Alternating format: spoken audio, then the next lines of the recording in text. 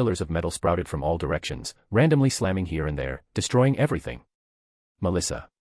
Midoriya shouted. Go for! With a boom, dozens of metal pillars landed on him, pinning him down on the floor, making him cough out blood. One of the randomly fired metal pillars went for Melissa as well. However, just as she watched it coming to flatten her with wide eyes, Pop Asterisk Step grabbed her and pulled her back, both barely making it out alive. Who are you? Melissa asked the masked girl.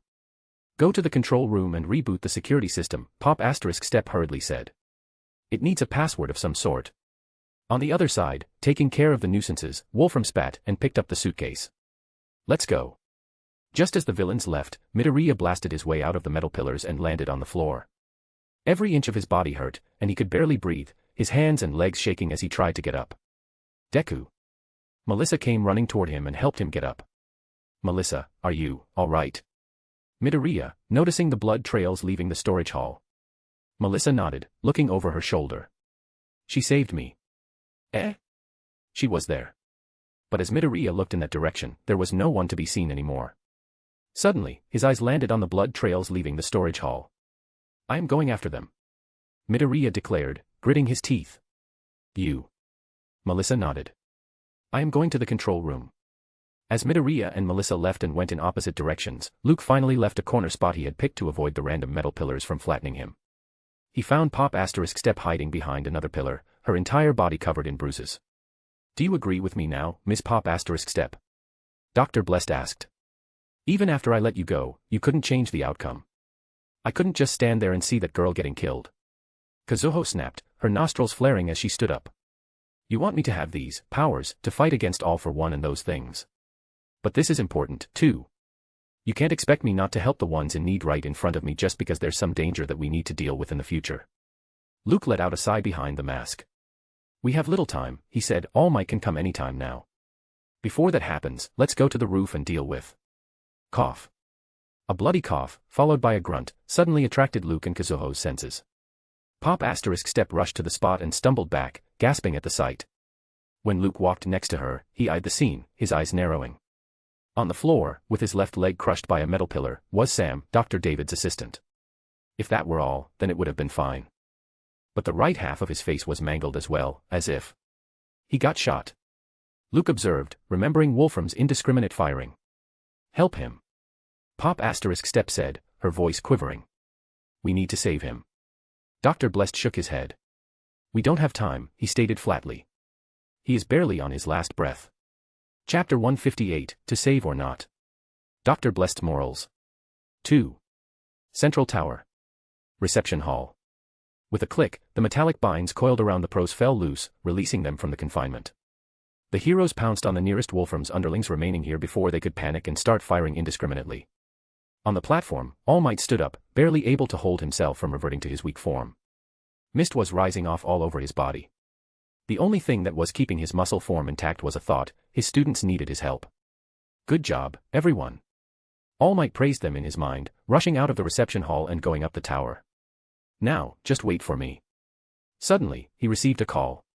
Melissa. All Might noticed the name, worry settling over his heart. What's wrong, Melissa? He asked as he heard her sobbing from the other side. Uncle Might. Melissa cried. Papa has been taken by villains, and Midoriya has gone after them.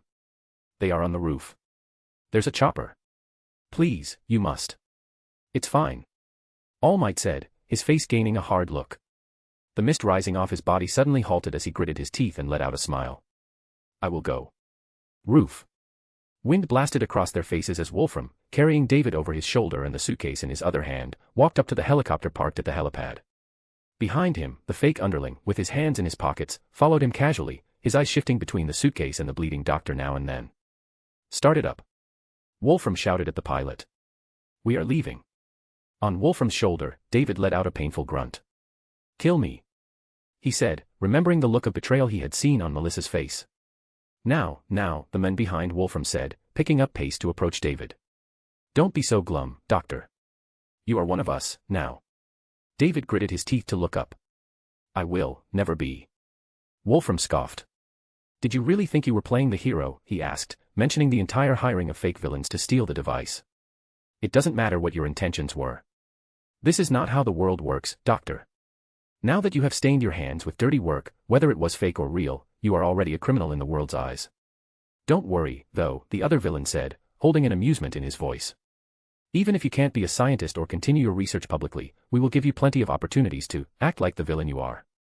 Ha ha. Wolfram laughed. Well said. Opportunities like mass-producing these devices for us? Never. David hissed. That might not be up to you. Wolfram began, but stopped, hearing steps behind him. Midoriya had arrived at the roof, his eyes going wide as he saw Wolfram, with Melissa's dad, standing next to the chopper. Let him go. Midoriya shouted before throwing himself forward. Came here to save a criminal. Wolfram laughed, putting his hand on the floor. Learning from experience, and given the wide space on the roof, Midoriya effortlessly dodged the incoming pillars of metal. Stop, the villain with the mask said, putting a gun against David's head. Or will I blast his brains out? Gasping, Midoriya came to a sudden halt. How convenient. Wolfram grinned. We didn't even do much, and you have already given up. Two pillars of metal slammed into Midoriya from either side before another hit him from the front, sending him flying. Tasting blood in his mouth, Midoriya lifted his gaze and, to his horror, found the chopper lifting, with Wolfram towering over David's body inside. Gripped by a daring feeling, Midoriya blurred and jumped toward the chopper, grabbing the chopper's foothold. Below him, on the roof, Melissa had arrived after rebooting the security system as well. You really are a hero, huh? Wolfram said, looking down at a struggling Midoriya. Then, he aimed his gun at the kid's head. Hate your kind. However, just before he could fire, David, lying next to Wolfram's feet, kicked him. A bang resounded as the bullet hit the full gauntlet on Midoriya's right hand, throwing him off the chopper. No. Midoriya fell, his eyes going blurry. From behind, Melissa's scream entered his ears, his heart thumping against his chest. What to do? What to do? I don't want to give up. Then, with a loud crash, Midoriya struck the roof, the chopper becoming a dot in the sky. Give him back. Midoriya cried. Give him back. Damn it. This is the time to smile. A voice echoed on the tower, seeping into the seams of space. Young Midoriya. With a single jump, All Might crossed hundreds of floors of Central Tower from the outside, leaving behind a storm of dust in his wake. In an instant, he crossed hundreds of meters of distance and towered above the chopper. It's fine now. Why? All Might roared, grinning against the black sky. Because I am here. Storage vault. Luke looked at Dr. Sam, who had all but died, with a bullet lodged in the side of his brain. He didn't say, but the appearance of that fake underling was weighing him immensely now. Luke had deactivated the drones before they could bind the students. So, they would be going to the roof as well.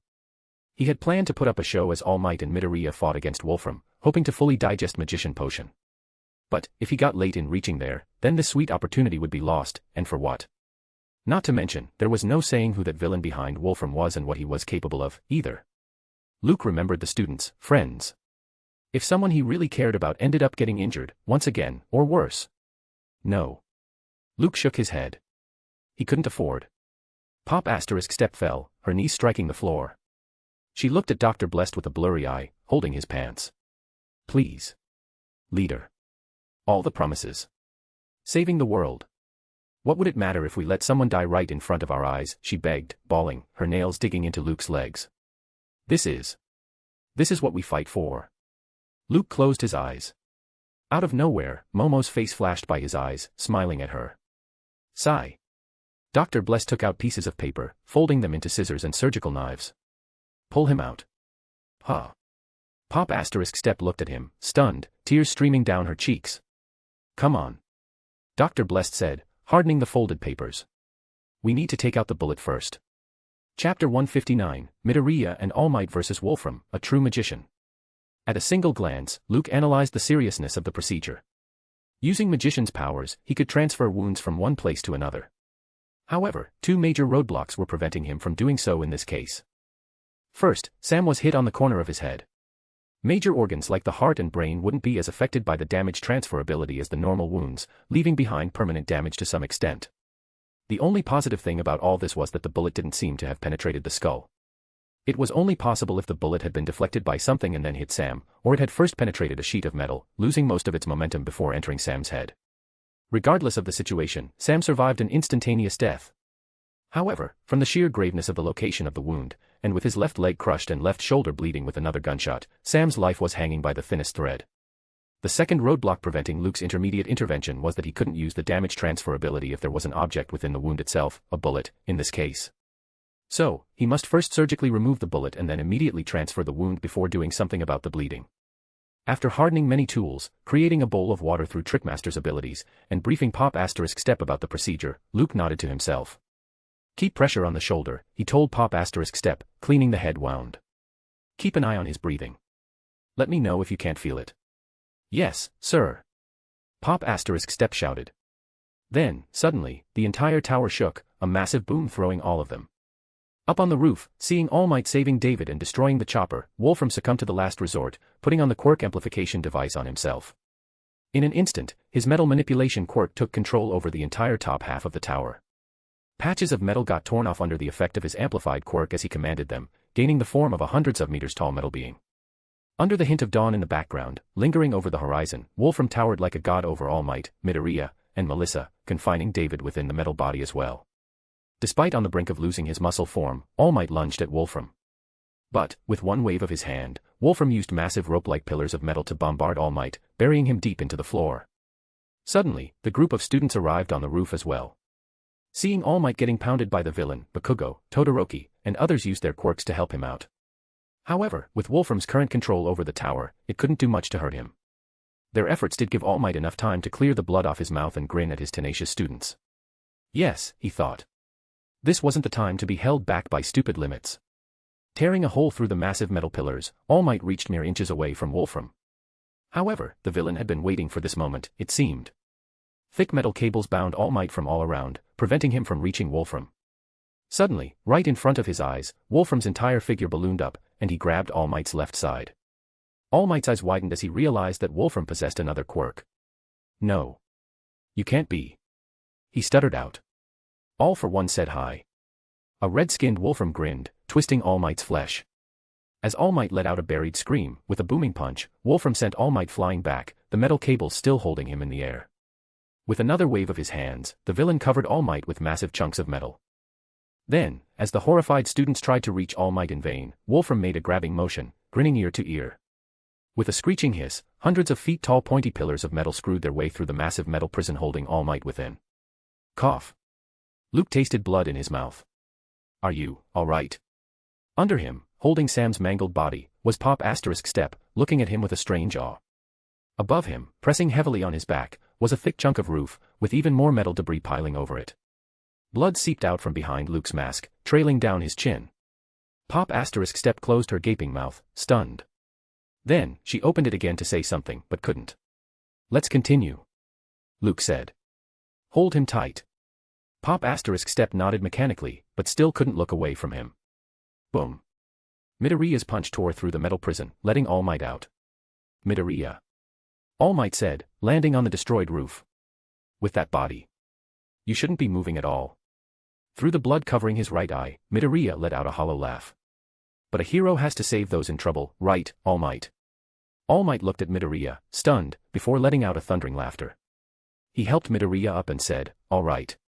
Give me your hand, then, Midoriya. Let's go. Thoroughly mad, Wolfram lost all reasoning, appending the entire tower, creating hundreds of metal arms that lunged at All Might and Midoriya. Todoroki and Bakugo froze and burned many of them, paving the way for the two. Dodging, blurring, and destroying all attacks that came in front of them, All Might and Midoriya covered the gap between them and the villain. On the other side, with veins popping out on his face, Wolfram created a titanic cube of metal. I will bury you all with this tower, he roared, sending it flying toward the two. In return, All Might grinned, making a fist. To overcome the crisis in front of you and to save people. With everything you've got. Midoriya gritted through the pain, making a fist of his own. Double Detroit. That is what makes a hero. All Might and Midoriya roared. Go beyond. Plus. Ultra. Smash. Surrounded by the shaking tower, Luke put his hand on Sam's head and swiped it to his crushed leg. Next to him, Pop asterisk Step's heart fell. I can't feel his breath. No. Luke uttered, shocked. The wound on the head could barely be seen now, other than a low dent. He had even stopped all the bleeding.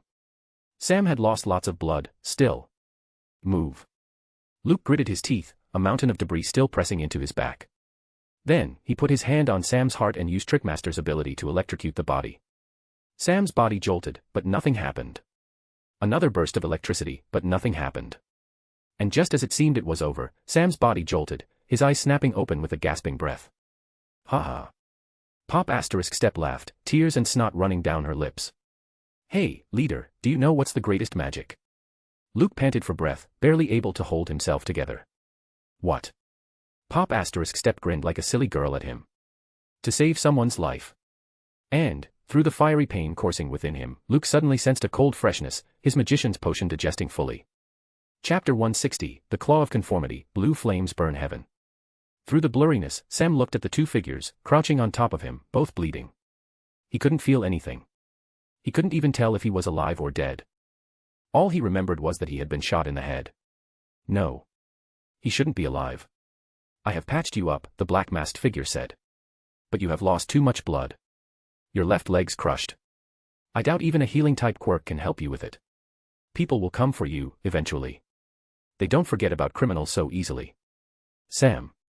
Despite being shocked because of coming out alive, Sam could see his fate in those words. I just didn't want it to go to waste. Sam stuttered with a dry throat, tears welling up in his eyes. I didn't want to hurt anyone. The black-masked figure shook his head. The world has always remained cruel to those who overestimate the legitimacy of their beliefs, he said, the masked girl nodding next to him. But it is much crueler to those who voluntarily open themselves up to evil, underestimating its influence. Evil. With that word, Sam seemed to realize what he was now. No, Sam realized what he had become the moment he betrayed his only friend. A villain. The two figures stood up, and the man put a white hat on his head, dusting off his suit. Who are you? Sam asked, sensing they were leaving him here, to be found by someone if he managed to remain alive till then. You will know soon, the man said. No matter what the future holds for you, I would like you to remember something, Sam. The man in the white suit put his right hand over his chest.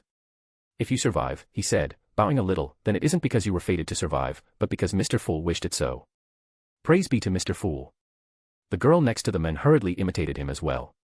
Praise be to Mr. Fool. Then, as the name Mr. Fool took root within Sam's mind, his two saviors vanished from his sight. On the roof, everything seemed to have crumbled, hills of metal debris strewn here and there. From a pile of rubble, Melissa pulled out Midoriya and helped him up. You did it. She said with blurry eyes. Uncle Might and you. Midoriya panted, trying to smile. Only because of the full gauntlet helping me out, he said, shaking his head. I am sorry I broke it. Melissa let out a laugh at that. Let's go and find Uncle Might and Papa. They must be on that side. Midoriya pointed at a metallic mound. As they reached the top, their eyes landed on All Might seated in front of a bleeding David near the mound's foot. Just as the two looked down, David and All Might looked toward them as well, both raising their hands to show they were all right. Slowly, All Might lost his muscle form, becoming Toshinori, his head and body covered in blood. "I heard from Melissa," All Might said, binding David's wounded shoulder. David's gaze fell in shame. "I was scared of losing your light, All Might. But I was blind. Even though hope was in front of me, I refused to see it." David looked up as Melissa and Midoriya waved toward other students beyond the mound. "Just as Melissa is trying to become my successor," David said, smiling. "You have him. All Might, Midoriya is your successor, isn't he?" "He is not ready, yet," Toshinori said. "But in him hides the possibility of a greater hero than even me." David looked at All Might, stunned, and smiled. "Yeah. I can see it, the light you are seeking, Toshi. The light of a hero." Clap. Clap. Clap. All Might's heart skipped a beat. At the top of the mound, as Midoriya heard those claps, a chill ran down his spine. He had been having a feeling that he had forgotten something. Just now, as the sound of clapping entered his ears, he realized what it was. "All Might!" Midoriya shouted, shocking not only Melissa, but all the children cheering from below as well. "He is here. Luke. Dr. Blessed." Nix's absence among the others. The fight against Wolfram had occurred so fast that none had the time to even think about something other than helping All Might. As everyone heard Midoriya's words, their faces fell, paling on the spot. On top of the mound, Midoriya spun around fast, but what he saw left him stunned. At the top of another, bigger, mound of debris, Wolfram was hung on a metal pipe, dangling like clothes. Next to him was a person, clapping as he looked down at All Might and David.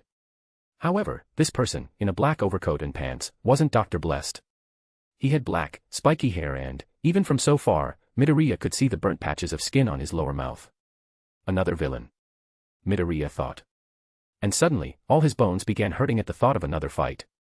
The black-haired villain put his hands inside his pockets and looked at Wolfram. "His flesh has dried up," he observed out loud. "Didn't you say that this device won't affect the user, Professor?" As the children climbed up, coming next to Midoriya, the villain took off the quirk amplification device and put it on himself.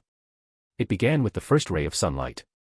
The ray came from behind the students lined up on top of the mound. The light David had talked about just a moment before didn't seem as bright as he had expected it to be anymore. Next to him, All Might, to put appearances, had regained his muscle form. But forget about fighting, if All Might even moved a muscle, he would pass out. So, when this light fell on the villain, and a blue fire flickered around him, even the symbol of peace found that light unpleasant. "I am Dabi of the Claws of Conformity," Dabi proclaimed, his eyes glowing red as the device activated. "So, All Might, are you ready?" With a gigantic hiss, blue flames raged around the villain, a fiery pillar of blue fire shooting up, burning the heavens. For round 2. An original image of Dabi with the quirk amplification device is available. Chapter 161, Flash Fire Fist, White Jet Burn. Note, last 2 days to avail 25% discount under Diwali Halloween sale. Dabi felt drunk on the power boiling within his veins, massive blue flames rising off him as if they had a life of their own. Still, unlike Wolfram, who had instantly begun using the advanced quirk, Dabi held himself back from succumbing to its influence. There were 3 reasons for Dabi's unnatural self-control, despite being surrounded by weakened heroes. First, his quirk, Blue Flame, wasn't like Wolfram's metal manipulation. The more he used the flames, and the hotter they went, the more he would injure himself. The burn patches on his body hadn't been caused by an enemy, but his own quirk. So, putting on the quirk amplification device and even thinking of letting it remain there to evolve his quirk temporarily was nothing but the greatest act of suicide for Dabi. He could already feel flakes of his skin chafing off as the blue flames became hotter and hotter. He gave it 1 minute, perhaps even less, before he ended up becoming a charred corpse. Then, soon, the entire world would know him as the stupidest villain who dared to stand up against All Might, a list that was already long. Second, the quirk amplification device itself contained some problematic issues, it seemed. Dabi had already been warned by Stain not to use the device for himself before coming here. That's why he had let Wolfram use it when All Might suddenly brought the chopper down. Now, Wolfram was like an over 100-year-old man, with his skin stuck to the bones, and barely alive. It couldn't be because of having an extra quirk, Dabi had reasoned. So, the only source left for Wolfram's abnormal condition was the device itself. Combined with Dabi's disadvantage regarding his quirk, this shortened the time for which he could use the device even more. Third, and perhaps the biggest, factor to not act out on his instincts was his mission. On the very night that Dobby had decided to follow hero killer Stain in his quest to end the fake heroes, becoming one of the claws of conformity, Rabbit Hero, Mirko had attacked them. Stain, using his strange new powers, had tried to minimize the damage, catching her by surprise. However, the pro hero had been too much of a wild card compared to other pros. Taking huge damage, she had mortally wounded many of the members before escaping. As a result, Stain had to ally with the League of Villains. Dobby didn't know much about the details of the alliance. But, in return for thorough treatment of their members, the Claws of Conformity needed to offer aid to the League of Villains in their missions. This was one of those missions, and Stain had given him strict orders. You must not engage any pro-hero directly, unless absolutely necessary, and must prioritize the retrieval of either the device or the doctor. But, as Dobby went through those thoughts, feeling the raw power he possessed now, he couldn't help but wonder. Why not get it all? All Might, David, Midoriya, Melissa, Todoroki, and others gawked as the blue flames reaching to the sky fell on the villain itself. For a moment, just for a moment, everything quietened. It felt like the device had failed, and the villain's plan, whatever it was, came to an early end. Suddenly, the burnt-skin villain lifted his hand and pointed downward at David. "Papa!" Melissa shouted, her heart skipping a beat. Midoriya activated full cowling, trying not to think about Luke. However, in that very moment, a snapping sound echoed within his body, making him fall face forward in unbearable pain, his body rolling down the metal debris. Todoroki and Bakugo shot themselves toward the villains as well. However, they had already used too much of their quirks against Wolfram. Tenya and others couldn't do anything, either, just gawking at the villain's finger with wide eyes. A whiteness was gathering at the tip of that finger. It was like they were seeing the first light of the day all over again. All Might had half of his body in a muscular form. That, too, was to just deceive the villain, hoping it would make him back down. However, despite being so far from the villain, as All Might felt the heat, he knew this villain was either too clever or too stupid to fall for the trick. Then, to everyone's absolute horror, the whiteness burned across space. As the mass of condensed flames passed over the mount of metal debris, going for David, it melted the metal in its wake instantly. Time felt to have abandoned them as the white beam of death came for David. All Might, defying fate itself, and with blood in his mouth, slammed himself into his friend, forcing David out of the way. HISSSSSSSSSSS. The beam of white flames burned a hole right through All Might's waist, exactly where All for One had injured him years ago. The villain grinned. "Knew you would do that. All Might. All Might." The students cried, horror manifesting in their gazes. Letting out silent cries, the students rushed toward the villain, madness gripping their hearts. Standing up on the slope, and with a pain like needles stabbing into his bones, Midoriya boomed across the space toward the villain, too. 100% One for All left his legs in a spaghetti state, turning them blue and black. But Midoriya couldn't even register the pain as he lifted his right hand to punch the villain with another full-power One for All. To their bad luck, to their utter terror, the villain was much faster than all of them. Leaving behind a patch of molten iron where he was standing, the villain appeared over David and threw him on his shoulder. Then, with a hiss, white flames came shooting out from the villain's saws as he flew up, reaching hundreds of meters in the air. Ha ha.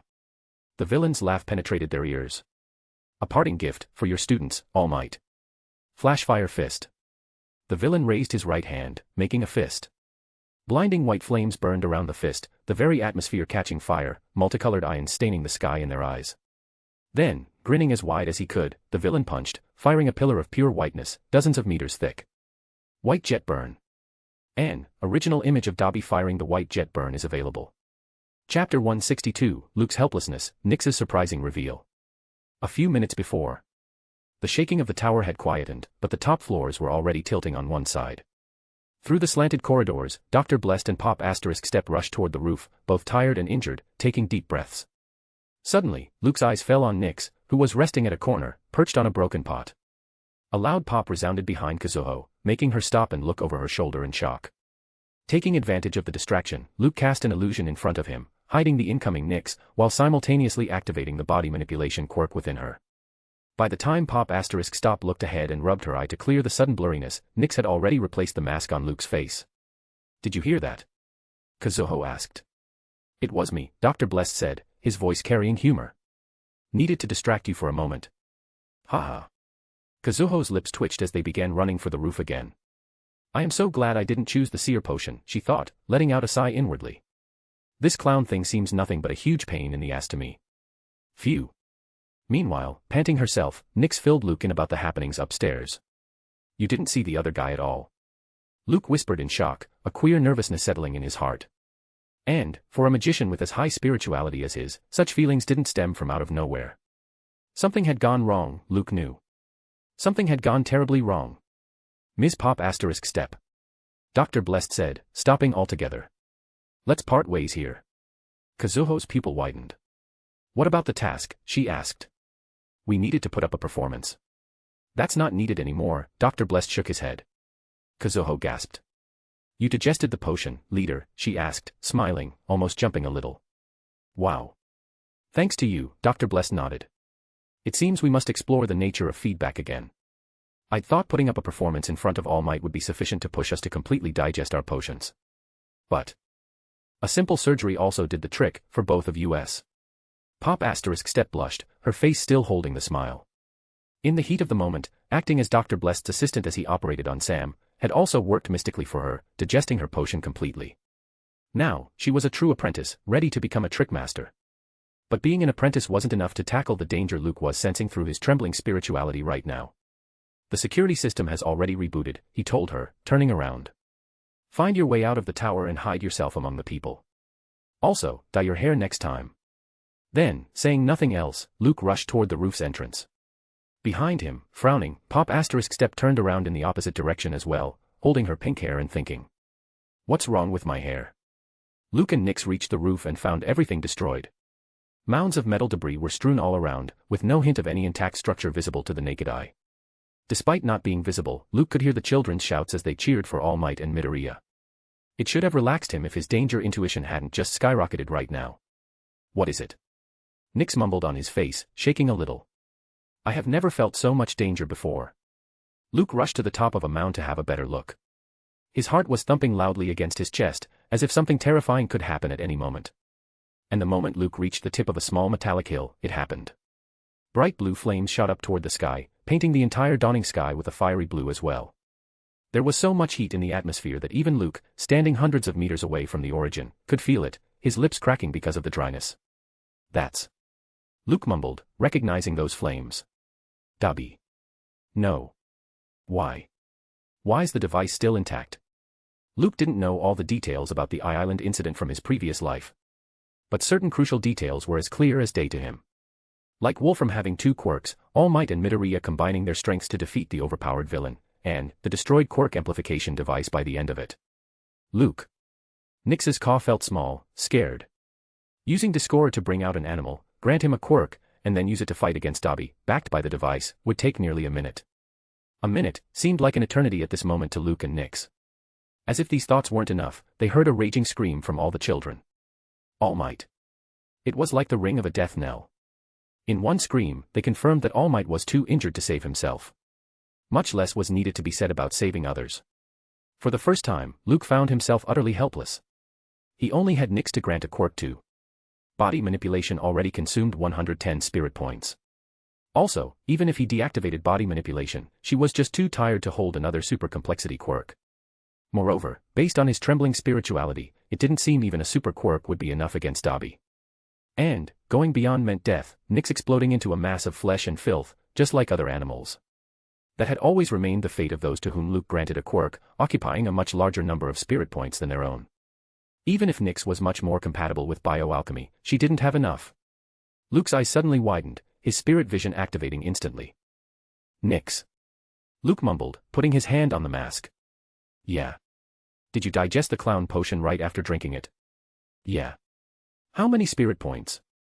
Miss Justice didn't wait for a reply. Nyx's stats. Spirit. Stamina. Enough. Nyx replied. Can you handle it? Luke asked. Through the mask, Nyx stared at the flaming horror flying up before stopping midair. I guess, we will soon find out. Ha ha. Luke broke out into a run, blurring over the metal debris. Ha ha ha ha. From the sky, a blinding white light erupted as Dabi fired the flaming punch, burning the atmosphere itself. There was so much heat in the air that the moment Luke's blurry figure reached into the range, he snapped his fingers, disappearing into a mass of flames. Then, under the shocked and terrified gazes of all students and All Might, he walked out of the flames midair, right under the dozens of meters thick pillar of burning death. Chapter 163, Frozen Time, Frozen Miracle, plus Ultra. 1. Note, last day to avail the 25% discount through Diwali Halloween sale. As the villain up in the air punched down a white band of fiery light, time froze for everyone on the roof. All Might's vision had gone almost black. The only thing he could see right now was a white dot, enlarging in his mind like a revelation. He would have even thought of it as a divine light, pulling him up after death, if it wasn't for the searing heat burning his skin. Things had gone beyond worse, he realized. There were times one could push himself beyond the realms of perceived limitations, and there were times when the only thing that waited for one beyond those limitations was death, not victory. All Might's organs on the left side of his waist were already damaged beyond repair. Because of this injury, he had to choose a successor for One for All so early. All Might had always known that if he kept using One for All's embers within him after passing the quirk to young Midoriya, all he would do was to pull his demise forward. But that was something the symbol of peace must keep doing, no matter what. As long as breath remained in his body, All Might would never let any injury, no matter how grave, stop him from standing up to people's expectations. Yet, feeling the burning hole in his stomach, taking his last breaths, All Might couldn't help but get disappointed in himself. He tried. He willed. He cried for it. Still, the embers didn't listen to him, couldn't listen to him. The only regrettable thing about all this was that his students were here as well. No. All Might's jaw hardened, a rare blue glow flashing across his dying eyes. There was nothing that could stop him from saving his students, saving anyone. Because he was a hero. Midoriya looked up, lying face first on the metal debris, terror flashing across his eyes. Was it the heat of the white band of light that he was feeling? Or was it the heat of the useless legs? Midoriya's legs below the knees had gone black and blue. His right hand had also gained the same color. In the last moment, after the villain had injured All Might, Midoriya had used 100% One for All. Despite that, the villain had turned out to be the faster one between the two. Midoriya cursed his body as his lips chafed. If he were a touch stronger, he could have used One for All again. Get up, Midoriya. He roared in his mind, trying to lift his body with his left hand. Get up. You can't give up, yet. You. Midoriya's hand slipped. The tip of a broken piece of metal jabbed into his left shoulder, blood spurting out from the wound. Brokenly, Midoriya looked at his shoulder, and laughed. Fire wouldn't work against something like this, Todoroki reasoned, trying to keep cool, ignoring the thumping of his heart. Ice. He needed ice. Planting his right foot, gritting his teeth, Todoroki pushed his quirk to the limit. However, the moment the pillar of ice rose a dozen meters up, it melted, before becoming steam. Hi-ya. Todoroki let out a roar, the corners of his eyes splitting apart. A layer of frost covered his entire body as he spewed out ice after ice, going for the extreme temperature. Still, one couldn't just surpass the limits when one's quirk was already broken. Not everyone could go beyond like All Might, creating miracles. Still, Todoroki wanted to try, just once. Uncaring for his arms, Bakugo shot up, using his quirk. In the very next moment, he fell as his arms twisted in pain, the explosions becoming sparks.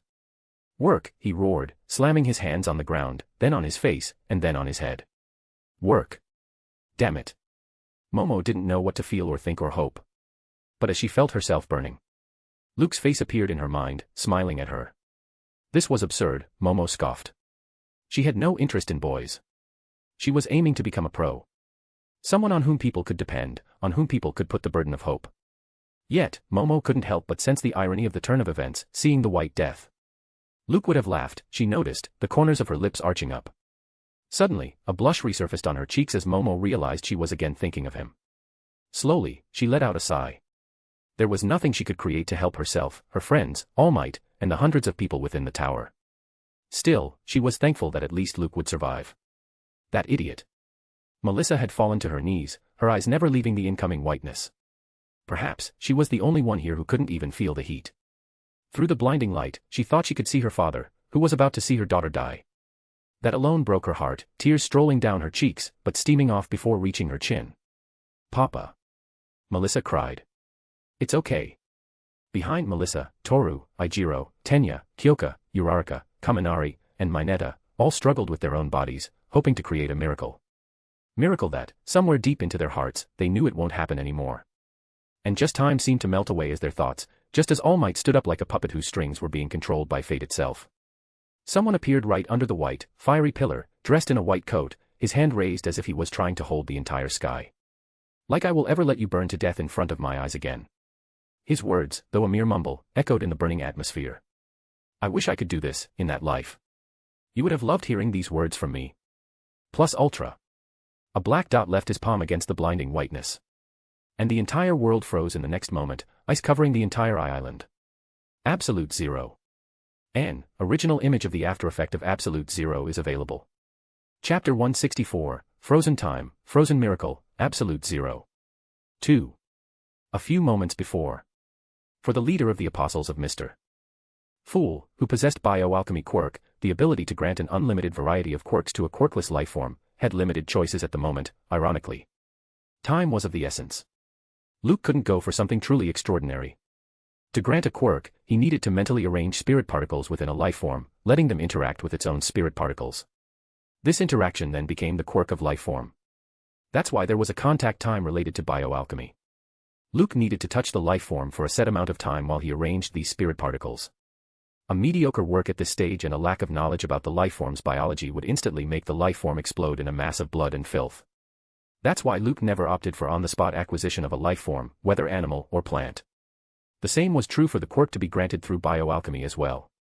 Despite the theoretically unlimited varieties of quirks he could bestow upon a lifeform, he preferred storing those quirks beforehand instead of granting them as per the situation. With so many complexities of quirks, Luke had always liked storing different, versatile quirks that he could use in a plethora of unknown situations. However, sometimes, these situations became too demanding and cruel, just like Dobby's sudden appearance. Thus, coming up with something entirely new and over the top, instantly, would take lots of time. That left Luke a much shorter group of quirks he was already proficient in. The very first one was Discorer. It would transfer the entire attack to some different point in space. However, the portal opened by Discorer, even after raising its complexity to plus ultra, wouldn't nearly be enough to contain even half the attack. That half the attack would kill everyone, including Nyx, Luke, and others, incinerating them to ashes, if not destroy the entire tower. So, Discorer was out of the option. Most of the quirks Luke thought that could work against White Jet Burn were related to space. However, he hadn't nearly practiced enough to know if they would actually be able to contain the entire thing. There was one quirk, though. A quirk he had practiced many times in his previous life, as demanded by his profession. Absolute Zero. Cryo storage was one of the most advanced and necessary methods for the scientists. It was especially so for scientists like Luke, who had researched on a cellular level almost daily. The cryo quirk he had used in his previous life had never gone beyond even moderate complexity, perhaps. Not only did it pose danger to the lifeform using the quirk, but it could also go out of control, damaging others nearby as well. Still, as Dr. Blessed felt himself burning, he knew he had no other choice. Quirk bestowal successful. Quirk, Absolute Zero. Complexity, S. Consumption. Spirit. Stamina. Contact time, 15 seconds. Activation time, 2 minutes. Even though Luke only confirmed his reasoning now, he had already made up his mind about his quirk right after seeing Dobby. With a snap of his finger, he activated the quirk within Nyx. Nyx's red pupils instantly gained a bluish tinge. A frosty appearance lingered on her black feathers as she took flight, her emotions resonating with Luke's words as he involuntarily mumbled them out. Carrying a plus ultra quirk within her was a queer feeling. Nyx could feel power. Strength on the scale that she didn't even wince, thinking about taking on the likes of All Might. There was something truly terrifying about all this. With each flutter of wings that took her up, Nyx felt like she could freeze fate itself. Suddenly, she realized why these feelings were so terrifying, because she felt like a god. Even if it would last for a moment, Nyx was perhaps the most powerful quirk user in the entire world. So, grinning ear to ear and laughing out her lungs, she slammed into the pillar of fiery whiteness, freezing the space itself. With a hiss, the plasma-like fire froze in the space. The entire plus ultra quirk had been directed toward the incoming attack. Even then, Absolute Zero covered the island below Nyx in a thin sheet of coarse ice, its effect surpassing the island's boundary and going to the sea. Nothing remained liquid within a mile radius for a moment. Of course, even now, there were some who had survived getting frozen. With a strange turn of fate, the sudden drop in temperature had worked out in Dobby's favor. First, he had used the flash fire fist with a mind to lose his hand altogether. Such a pure plasma-like attack had all but incinerated his entire arm. But that would have been a small price to pay to kill All Might. As his body gained a thick cover of ice, though, his hand miraculously survived that fate. Second, the quirk amplification device, on the brink of exploding because of heating up, survived as well. Then, with a brilliant blue flash, Dobby burned the ice from within, releasing himself from the prison with a shock on his face. On the other hand, knowing what kind of quirk Dobby possessed, Luke had already covered his body in a mass of flames. The moment he sensed Dobby coming out of the ice prison, he used Flaming Jump to teleport right next to him, using the villain's own flames against him. You are. Dobby's eyes went wide as he finally realized what kind of enemy he was dealing with. Of course, he couldn't finish naming Dr. Blessed. Still covered in patches of ice, and barely able to even move, Luke pulled back his hand and punched with all his power. A crack resounded as Dobby's jaw shattered, and unconscious, burned David slipping off from his shoulder. Luke reached out to grab the device as well, no matter how slowly. But before he could do that, with a booming flash, white flames came out of Dobby's feet as he ran away instantly, leaving behind a jet-like trail. An original image of Luke punching Dobby is available. Chapter 165, Todoroki's chilling encounter with Dr. Blessed. Luke lifted his hand toward Dobby as he flew away, relying on the insane power granted by the quirk amplification device. But Luke's limbs were moving too slowly. He was falling after landing that punch. In a fraction of a second, Dobby had gone out of his beyond her abilities range. Burdened by these factors, Luke couldn't help but accept the fact that Dobby would survive today, escaping with the device. Not to mention, Luke had a much important matter to deal with right now. As he fell, he slid down the massive pillar of ice, freezing the plasma within, using his fingers to restrain the speed. The moment he reached the spot where he had used the absolute zero, Luke's fingers dug into the steel-like block of ice. He couldn't see her anymore. But he knew, Nyx was here somewhere, frozen solid. Letting out a frigid breath, Luke snapped the fingers of his right hand, bringing out a mass of swirling flames. He couldn't have done this before and needed to depend on other sources of flames for even flaming jump. However, after digesting the potion, he could bring out a handful of flames out of thin air in a 50-meter range. Still, the fire Luke could bring out wasn't much. After repeatedly using it several times and punching the ice block, chafing off tiny scales, he still couldn't reach Nyx.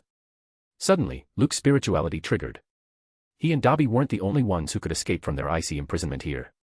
There was one more person on the tower who could use the innate fire to thaw the sheet of ice over him. Letting out a cold breath, Luke let out a little smile as he looked over his shoulder and saw Todoroki using the heat from his left side to melt the ice on him. Then, leaving behind a fiery spark, he disappeared. Todoroki wasn't unfamiliar with using heat to counter the cold.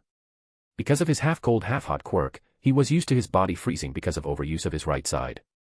In those times, he would use the left side of his body to unfreeze himself, gaining mobility. However, this was the first time in Todoroki's life that he had experienced such a thorough freezing of his body.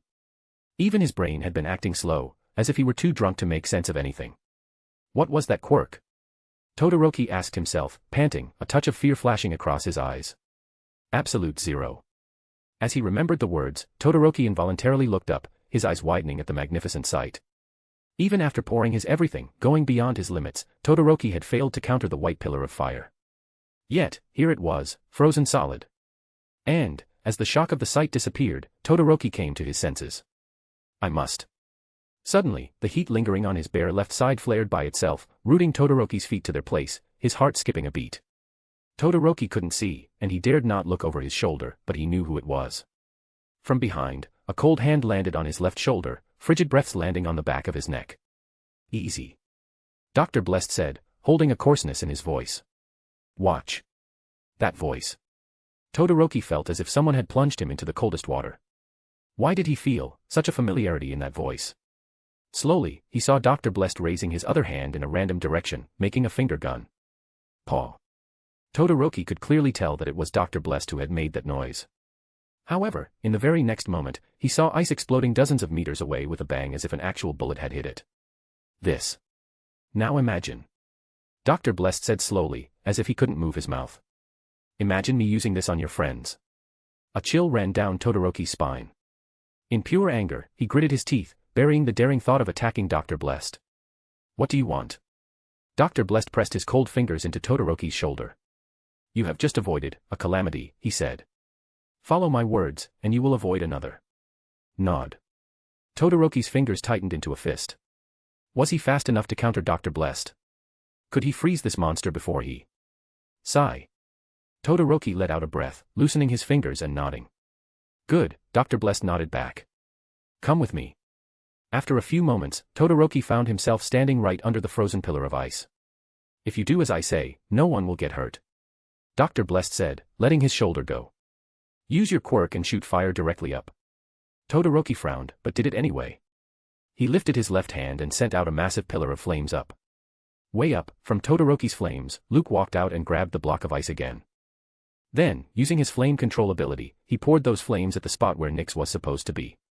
Because of the constant bombardment and Luke's precise control, a hint of blackness soon revealed itself. Luke's eyes stirred as a frozen Nyx fell in his hand. Even though the ice had melted over her body, she was still rock solid. It didn't need a scientist to tell that Nyx needed instant medical attention. If she remained like this for more than a few minutes, then there was no quirk that would be able to help her because unlike everyone else, she had come in direct contact with her own quirk. Luke looked at Nyx gently before reappearing behind Todoroki, putting his right hand on his left shoulder again. "You can stop now," he said. "Remember, a hero must not always play a hero. It's good that you learned it sooner than others." With a chill in his heart, Todoroki sensed Dr. Blessed backing away. And, even though he didn't want to, even though he hated to do it, Todoroki agreed with Dr. Blessed's words as he said, "Wait. Can you help All Might?" Chapter 166, An amusing favor to All Might, Luke's realization. Was Dr. Blessed a villain? Todoroki couldn't put his finger on the answer, no matter how much he'd thought about it. If Dr. Villain was indeed a villain, then why had there been no case of him acting like a villain? Every time he appeared, there was always a mystery around his actions, covering his tracks under a thick fog. However, even if Dr. Blessed's villainous nature could be questioned, Todoroki knew this man wasn't a hero. From the Jaku incident, where he had almost burned many people, to the USJ incident. From the Hosu incident, where he had wreaked havoc, adding confusion to the chaos, to now, on I Island. Kidnapping. Taking hostages. Threatening to kill people.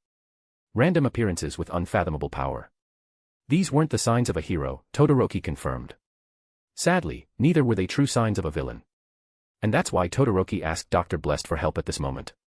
He didn't know why this man had come at the most opportune time to save them. Perhaps, he didn't even want to save them.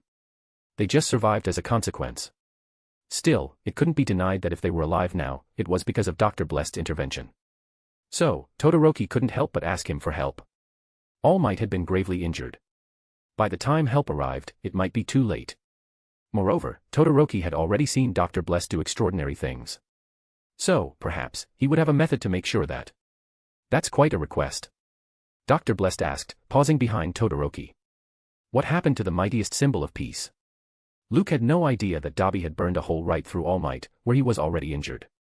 All he had heard was students shouting All Might's name. But that could have meant anything, and not necessarily the worst. So, when Todoroki, hesitatingly, told Dr. Blessed about All Might's state, Luke's eyes widened. Ha ha. Dr. Blessed laughed, a chilling breath escaping his mouth. Ha ha ha ha. For now, the frozen appearance prevented anyone from relating his face to Luke, in case someone chanced upon it. So, he had decided against using fire to melt the patches of ice off him.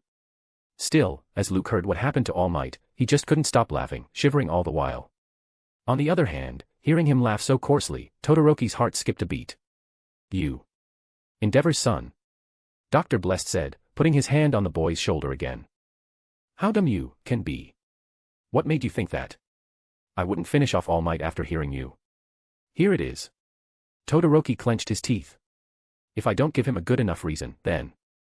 "All right," Dr. Blessed said. "A friend in need is a friend indeed, right?" Todoroki's jaw dropped as if he had skipped a step on the stairs. What? And then, suddenly, Todoroki remembered Midoriya once mentioning Dr. Blessed. He would do anything, Midoriya had said, that he finds amusing. You can't think logically when it comes to him. Midoriya was right, Todoroki gulped. Villain or not, this man is the most dangerous. It could have gone so wrong, at his mere whim. Turn around, Dr. Blessed said. Keep a constant output of flames on your left side. As Todoroki dutifully followed the instructions, carrying a frozen Nyx, Luke walked up to the ice block representing All Might.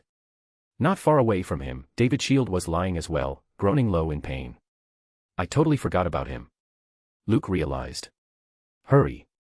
You are already running low on spirituality, Luke. Back-to-back use of his Beyonder abilities, combined with plus Ultra Quirk, had left Luke exhausted spiritually, mentally, and physically.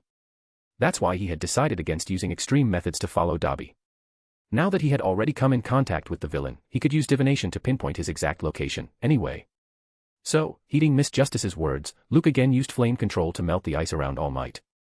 Soon, All Might's weak form revealed itself to him, and the man was staring right back at Luke. Luke's heart jumped. Still, using Clown's abilities, he kept a cool head, maintaining an aloof expression. With his current, frozen appearance, no one would be able to tell that he was Luke. Moreover, he had already cast little illusions on his face, making him look older than he was. You sure are something. Dr. Blessed said, grinning like a clown at All Might. To keep a hold on your senses even now. Had you decided to sacrifice yourself, if I hadn't intervened? Hearing Dr. Blest's words, Todoroki's eyes shook, daring not to look back. All Might couldn't speak anything as mumbles entered his mind, barely comprehensible. He couldn't see anything, either, other than a face, smiling at him, mocking him. Dr. Blest looked at the hole on All Might's waist and put his hand on the mangled flesh, making the hero wince. Do you regret it, All Might? Dr. Blest hissed slowly. Do you regret passing on the torch too soon? How long can you maintain your peak now? 90 minutes. After today. It would be even less, no. As long as. All Might grunted, his blue gaze hardening, people need me. In his mind, Dr. Blest was here to finish the job. So, as a dying defiance, with sheer willpower, he lifted his left hand and grabbed the wrist of Dr. Blest's hand, which was placed on his wound. For the first time, the smile on Luke's face vanished. People only need the strong ones, he said, transferring the wound to All Might's foot. Unless, you plan to stare villains to death. Ha. Even though Luke laughed, jerking his hand away from All Might's grasp, he couldn't help but realize something. I can't push it back any longer, Luke thought, eyeing a distant, frozen Midoriya. One day or another, I will not be around to counter the danger brought by the change in fate. He didn't want to make Midoriya stronger, as the boy could stand against him one day. Still, with his special nature, Midoriya was least likely to be influenced by conformity or singularity, just like All Might. So, when Luke used Flaming Jump to run away, leaving behind a shocked Todoroki and All Might, he had already decided. It was time to let Midoriya learn about vestiges. Chapter 167, International Criminal and Terrorist, Dr. Blest. They found Luke and Nix bound and frozen in the girls' bathroom of a hotel in the evening. Because of the sheer scale of the place, it took the authorities an entire day to return the island to normalcy. The thin sheet of ice had not only frozen buildings, machines, and communication devices, but also almost all the people. Those who didn't have an innate fire-type quirk needed to be rescued by the likes of Todoroki with careful thawing without accidentally injuring them. And that alone accounted for over 99% population of Island. Most of the students who were at the tower had been badly injured. So, along with All Might, David, and Dr. Sam, who they found miraculously alive in the storage hall, the students were admitted to the hospital as well. It was only in the morning of the next day that the police and investigators got time to go through everything that had happened the day before. And, through the recorded feed of the cameras, the truth began revealing itself slowly to everyone. Even though some parts of the footage from the tower had been deleted, with the help of eyewitnesses, the authorities managed to draw a clear picture of the series of events. This was what they told the media. David Shield and his assistant, Samuel Abraham, had planned a villain attack to retrieve the quirk amplification device. However, Samuel had then contacted real villains instead of the fake ones, hoping to sell the device at a great price. The villain, identified as Wolfram, had betrayed Sam and then kidnapped David. If it wasn't for UA's students and All Might's timely arrival, then the villain would have gotten away with the Nobel Quirk Prize winner scientist, using him for many villainous deeds in the future. At some point in time, near the end of it, one of the villains with an amplified fire-type quirk tried to destroy the entire tower, including the students, All Might, and David on the roof. To prevent that from happening, one of All Might's students, Shoto Todoroki, used his ice-based quirk. Unfortunately, because of the intensity of the villain's attack, the boy lost control of his quirk. He successfully held back the villain's attack, forcing him to run away, but also froze the entire island. Silence. In the morning, from their hospital rooms, when the students, All Might, David, and Melissa saw this playing on the TV screen, their thoughts abandoned their minds. It seemed the shareholders of Island had methodically removed Dr. Blest's presence from the picture, making All Might, Midoriya, and Shoto Todoroki the greatest heroes of the incident. And, right after this baffling announcement on the TV, as a completely separate event, Japan declared Dr. Blest a terrorist. Only later did the investigators, as a courtesy to All Might, reveal the true info to him. In a well-guarded secret room within the hospital, many black-suited investigators were gathered around a bed. Among those investigators, Naomasa Tsukachi from Japan was also present, as he was the lead investigator when it came to anything related to Dr. Blest. On the bed, All Might rested as Toshinori, his blue gaze planted on the TV screen. On the TV, they were watching a blurry image of Dr. Blest operating on Sam, a bleeding, pink-haired girl standing next to him. After reviewing the earlier footage, one of the investigators from America said, "We noticed that Dr. Samuel Abraham had been accidentally shot in the head. However, when he was found in the tower, there was no such wound on his head." If it were any other time, All Might would have frowned at the mere sight of this footage. Were they kidding him? Were they trying to make a fool of him? Were they really saying that Dr. Blest, one of the most dangerous, reckless, and mysterious men he had met in his hero career, had saved a man's life with abilities that no one could figure out? However, after what happened on the tower's roof, All Might didn't doubt that Dr. Blest had indeed saved a dying man. No. He had not only saved a dying man, but he had almost brought that man back from the dead. As if All Might still wasn't satisfied with his thoughts, he again corrected himself.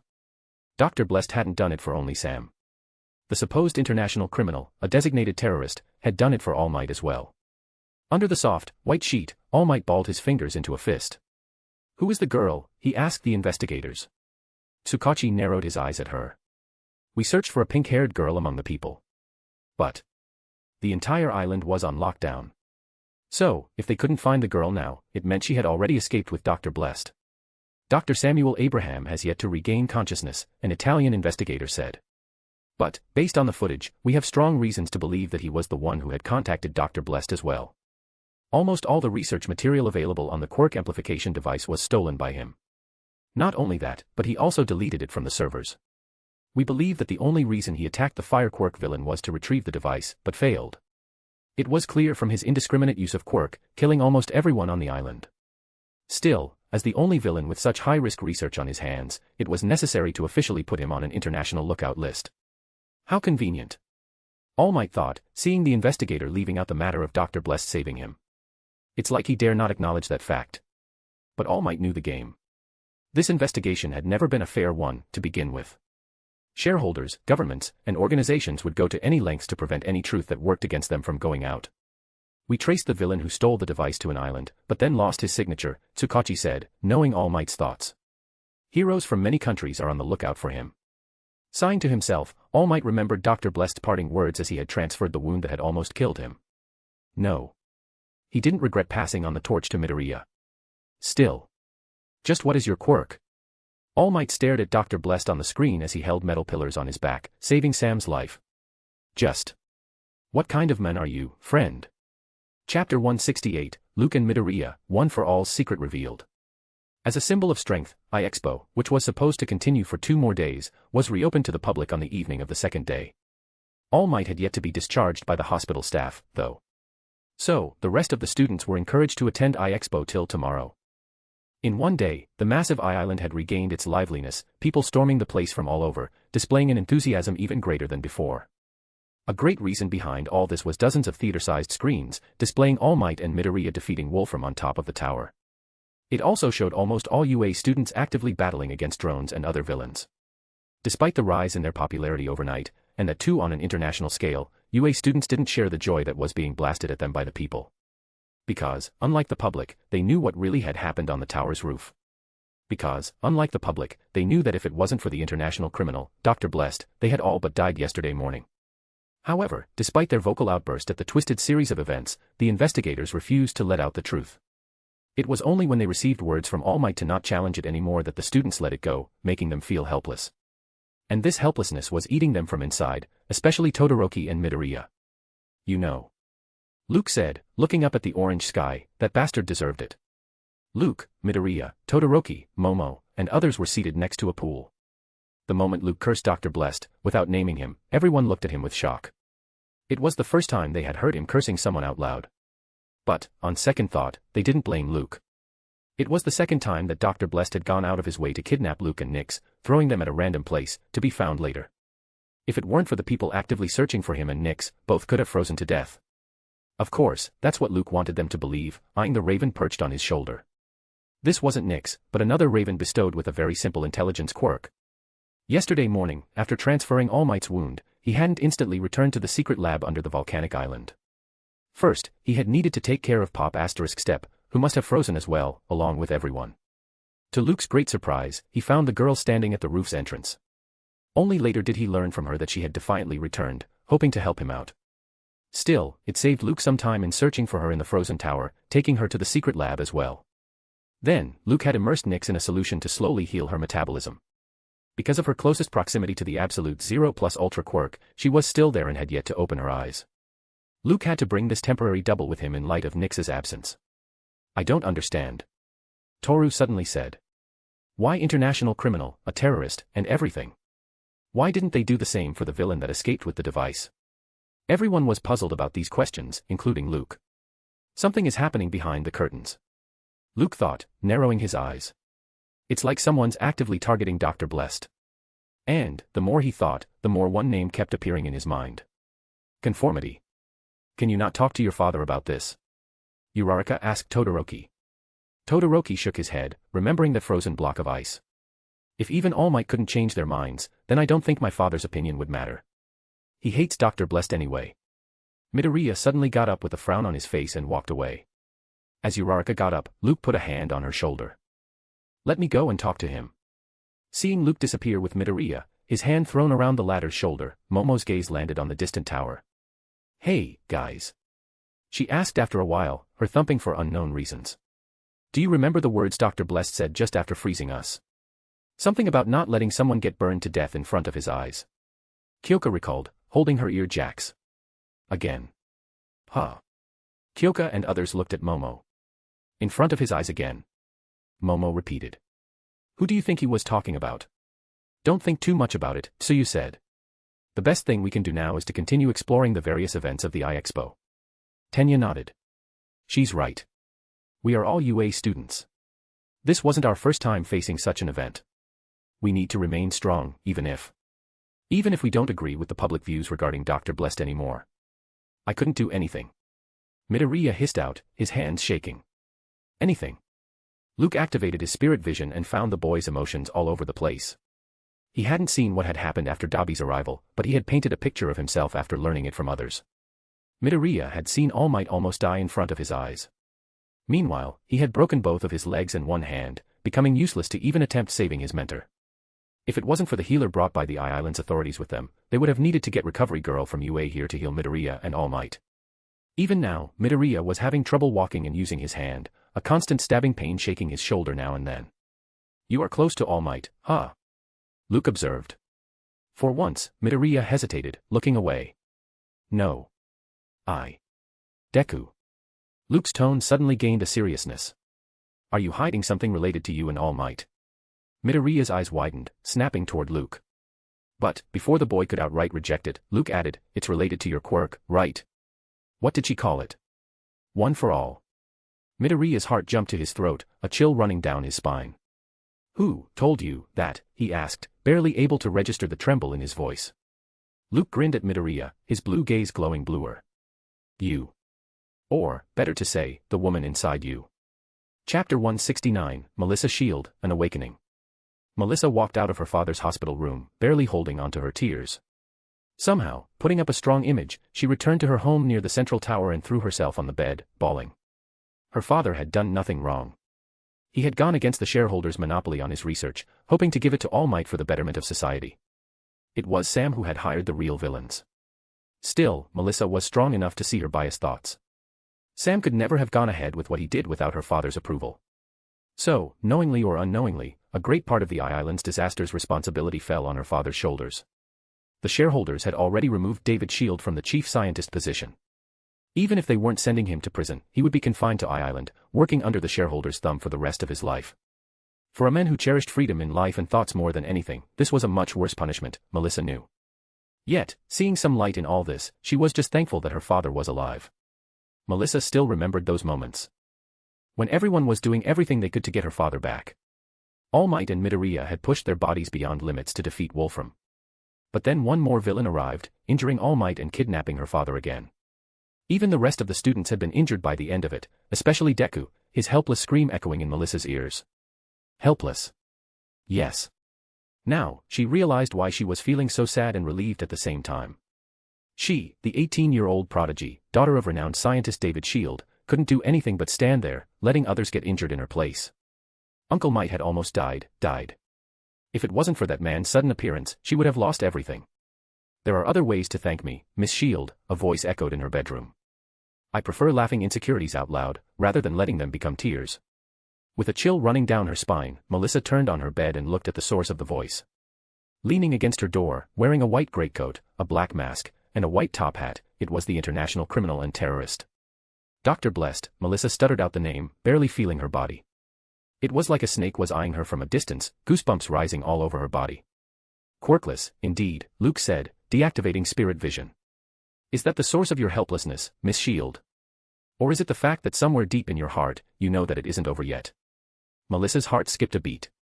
What? What do you mean? From the corner of her eyes, she spied her mobile on the table. But even she knew she wasn't nearly fast enough to call anyone before Dr. Blessed acted. Moreover, there was something about his words, about the feeling in her heart. What happened yesterday was just a trailer, Dr. Blest said. He casually walked over to the table where Melissa's mobile was and sat down. The villains have now gotten a taste of quirk amplification device, like an animal getting addicted to human blood. They will come for you, to get to your father, to make him their puppet.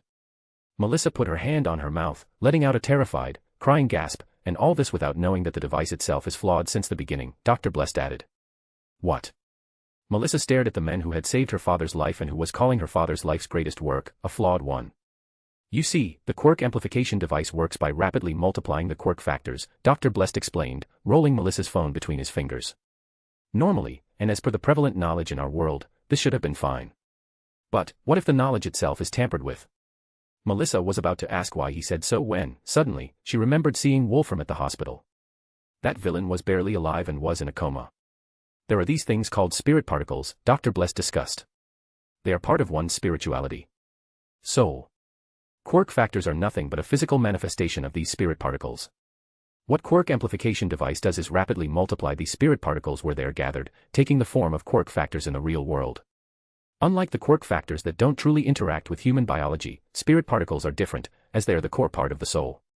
Do you understand what I am trying to say, Miss Shield? Melissa hated herself. She had just been crying over her father's fate. Now, she was sitting in front of a villain. Lunatic villain, if she were to believe Midoriya, completely understanding his ridiculous words. Cancer. Melissa uttered the word. Bingo. Dr. Blest said, beaming at the girl. What cancer is for humans, corruption is for spirituality, Miss Shield. So, in a way, your father and his assistant have created a device that grants unlimited strength, at the cost of permanently corrupting one's soul. Of course, the villains who must have gotten their hands on the device wouldn't take long to realize that it isn't a grand treasure as Mr. David had claimed to be. So, what option would they have left, then? The tips of Melissa's fingers throbbed. Peace is relative, Miss Shield, Dr. Blest said, getting up. When evil grins at one place, devils laugh all across the world. A war is coming, and it will begin by sacrificing your father. Yes. You are quirkless. But that doesn't mean that you need to be helpless as well. Barely able to see the masked man through the tears, Melissa stuttered. How? Dr. Blest put the mobile right next to the girl.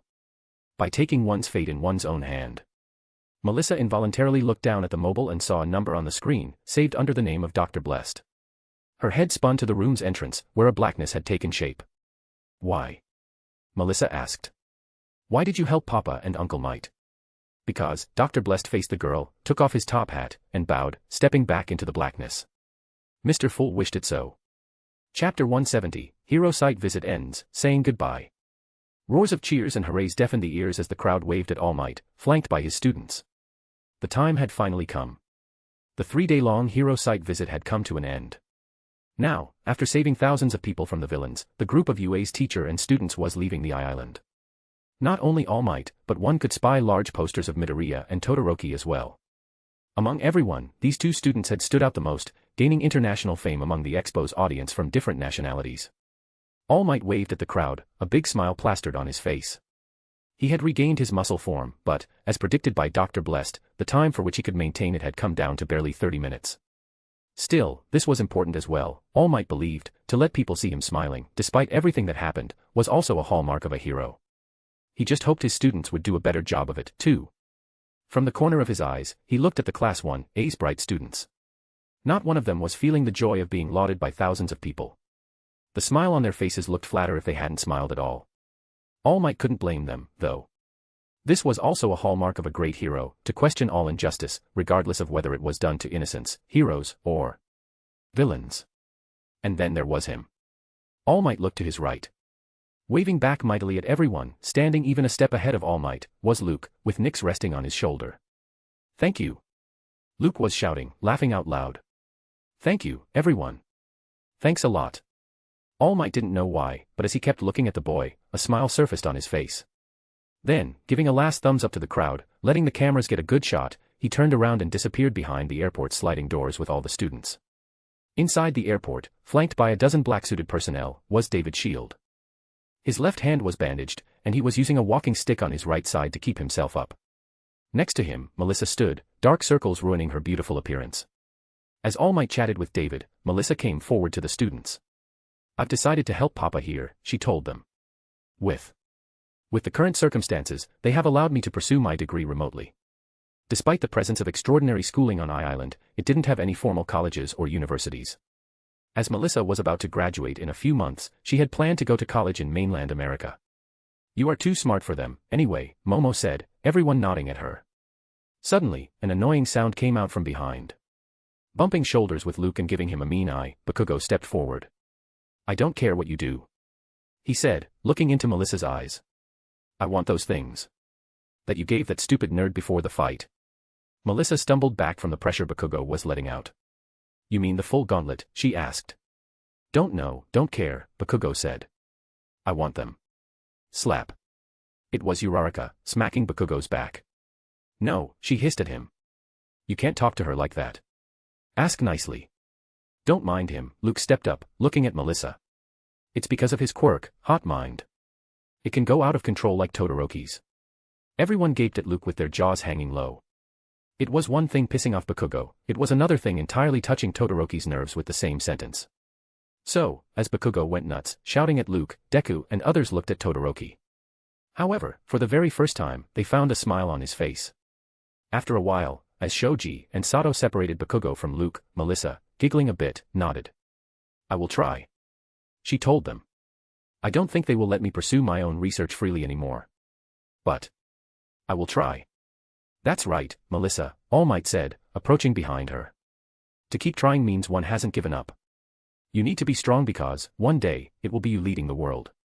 Just like your students, David added, smiling at everyone.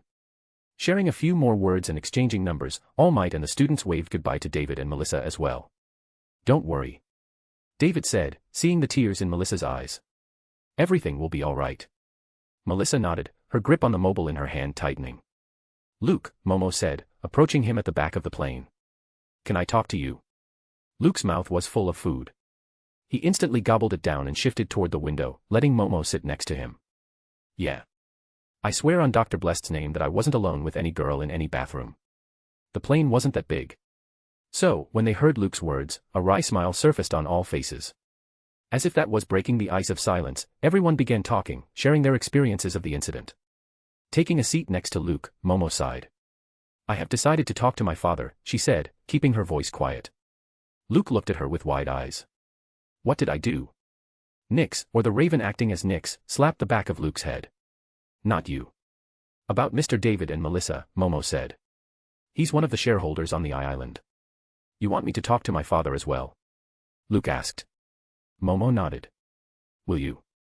All right. Luke smiled. Momo looked at him, stunned. She knew that Luke didn't have much say in the Sionji family, and his relationship with his father wasn't a close one. For him to just bite the bullet and accept it right away. Before she could thank him, though, Midoriya entered the students' compartment from the front. Luke, he waved. All Might's asking for you. It's time. Luke thought. Let's come up with a solid argument later, okay, he asked, sharing a nod with Momo. And, as he went with Midoriya to the front compartment, Todoroki eyed Luke's back with a chill in his eyes. Luke's alright ringing in his mind over and over. Chapter 171, Confronting Luke, Midoriya and All Might's shock. Luke entered the small compartment and found Toshinori Yagi staring at him, wearing a blue suit. Ever since yesterday, when he had left Midoriya stunned by uttering those 3 words, he knew this moment would come. He had preferred it if Nyx had been with him as well. All Might was too perceptive not to sense any discrepancy in her behavior. Still, as he had already decided, Luke needed to go ahead with the matter of vestiges. So, he had ordered the Raven on his shoulder not to interact overly with anyone, citing health issues because of almost freezing to death. Luke and Midoriya sat next to each other, facing All Might. As Luke already knew about All Might's true form, he didn't buff himself up needlessly for the conversation. Despite the casualness of the 3 present in the compartment, there was a tension between them, the kind even All Might could taste. Ha ha ha. Toshinori suddenly laughed, leaning back on his chair. Sometimes, I guess everyone underestimates Midnight. Midnight. Luke and Midoriya both looked at each other, puzzled. R-rated hero, Midnight was a pro hero and teacher at UA. Other than the time of the sports festival and when they were choosing their hero names, the children hadn't interacted with her. Not in the same way as they had with Erase Your Head, Sand, and All Might. Every time your name comes up on the table, Toshinori explained, smiling at Luke, she says, UA's treasure box is at work again. Luke's mouth twitched as Midoriya smiled wryly. We used to ignore her, over-enthusiastic comments, All Might said, the smile on his face flattening suddenly. Because, now, her words seemed to be the truest. And it was here, again, Luke observed, the razor-sharp nervousness. He could relate to All Might, though. One for All was a secret that the symbol of peace had kept to himself for tens of years, not revealing it to his closest friends. Even though many people knew about him having two forms, because of All Might's injury, the number of people knowing about One for All could still be counted on one hand. So, when Midoriya told him that Luke knew about One for All, it must have rung the loudest alarm bells in All Might's mind. The threat of the secret of One for All going out was nothing less than a country-level disaster. "Can you tell me how you know about One for All, Luke?" Toshinori requested. Midoriya had put his head down in shame. No matter how someone looked at it, it was clearly a matter of shame, tattling on one's classmate to a teacher. But the matter of not being able to help All Might against the second villain, coupled with Japan suddenly declaring Dr. Blessed a terrorist out of nowhere, had already been weighing heavily on Midoriya's heart. When Luke suddenly confessed knowing about his quirk, the quirk that was All Might's greatest secret, it spooked Midoriya so much that he just blurted out everything to his mentor, instead of talking to Luke first. So, as a red tinge came up on Midoriya's face, his thumbs twisting on each other, he waited for Luke's reply. No voice entered his ears, though. Finding something amiss, Midoriya lifted his head and, to his utter shock, found Luke's finger pointed at him. Midoriya's mouth fell open. Wah. No. No. I didn't. This time, it was All Might whose mouth twitched, seeing Midoriya's panicked expression. He knew Luke tended to joke around, something he did to compensate for his insecurities, as Mr. Principal had put it, but to outright. Not you. Luke corrected, putting a finger on Midoriya's chest. I told you, the woman inside you. There's a. All Might looked at Midoriya, dumbfounded. Woman inside him. Luke nodded, ignoring a flabbergasted Midoriya. Purple eyes, black hair, big breasts, well-built, like All Might, you know, when he means business, white cape. The more Luke kept talking, describing the woman, the more All Might's sunken gaze kept widening, a chill running down his spine. The tips of his fingers throbbed. His jaw felt heavy as his mouth went dry. Slowly, now knowing about his actions himself, Toshinori reached forward and grabbed Luke's shoulders, Nyx flying off to another seat. What did she say her name was? All Might asked. Midoriya had picked up on his mentor's strangeness as well. He had rarely seen All Might's face gain such a serious tone while mentioning someone. The last time he remembered something like this happened when All Might had told him about All for One, One for All's mortal enemy. Luke gulped as if All Might's reaction unnerved him a bit. Sure. Shimura. Nana Shimura. Purely stunned, Toshinori let go of Luke and slumped back in his chair, his gaze falling on Midoriya. Vestige. Yeah, Luke nodded. That's what she said she was. She also told me how One for All is something being passed down from one user to the next, with you being the last user before Midoriya. Don't know what a vestige is, though. Absolute silence had fallen in the plane's compartment, the sun setting, barely visible through the small window. A vestige is an imprint left by the user of a quirk. If the quirk is transferred to someone else, All Might explained, somehow calming his nerves. How long have you been talking to her? Luke licked his lips. I only talked to her once, he admitted. During the sports festival, when I almost killed Midoriya. All Might's brows rose. Midoriya's eyes went wide. You knew for so long. Well, I wanted to make sure if it was real, first, Luke said. What if some villain was behind this strange vision? Here it is again. All Might confirmed, looking at Luke. That cold rationality. So well hidden behind all that humor. Suddenly, hearing of the sports festival, Midoriya remembered seeing the shadows that had helped him come out of Shinso's quirk's hold as well. His head snapped toward All Might as he had told him about it. What else did she say? All Might asked, exchanging a knowing glance with Midoriya. Luke shook his head. Not much, he admitted. I couldn't stay there for long. She did ask me to take Midoriya to her in the end. But. I understand, All Might nodded. If he were in Luke's place, he wouldn't involve a friend in this without confirming the threat as well. And can you? Can you take Midoriya to her? Sighing inwardly and switching back to magician from swindler, Luke nodded. Sure, he said, looking at both All Might and Midoriya. We can try it right now. Chapter 172, One for All, The Awakening of Vestiges. In the plane's compartment, under All Might's expectant gaze, Luke and Midoriya sat facing each other. They were seated on the floor, crossing their legs and holding their hands to their elbows.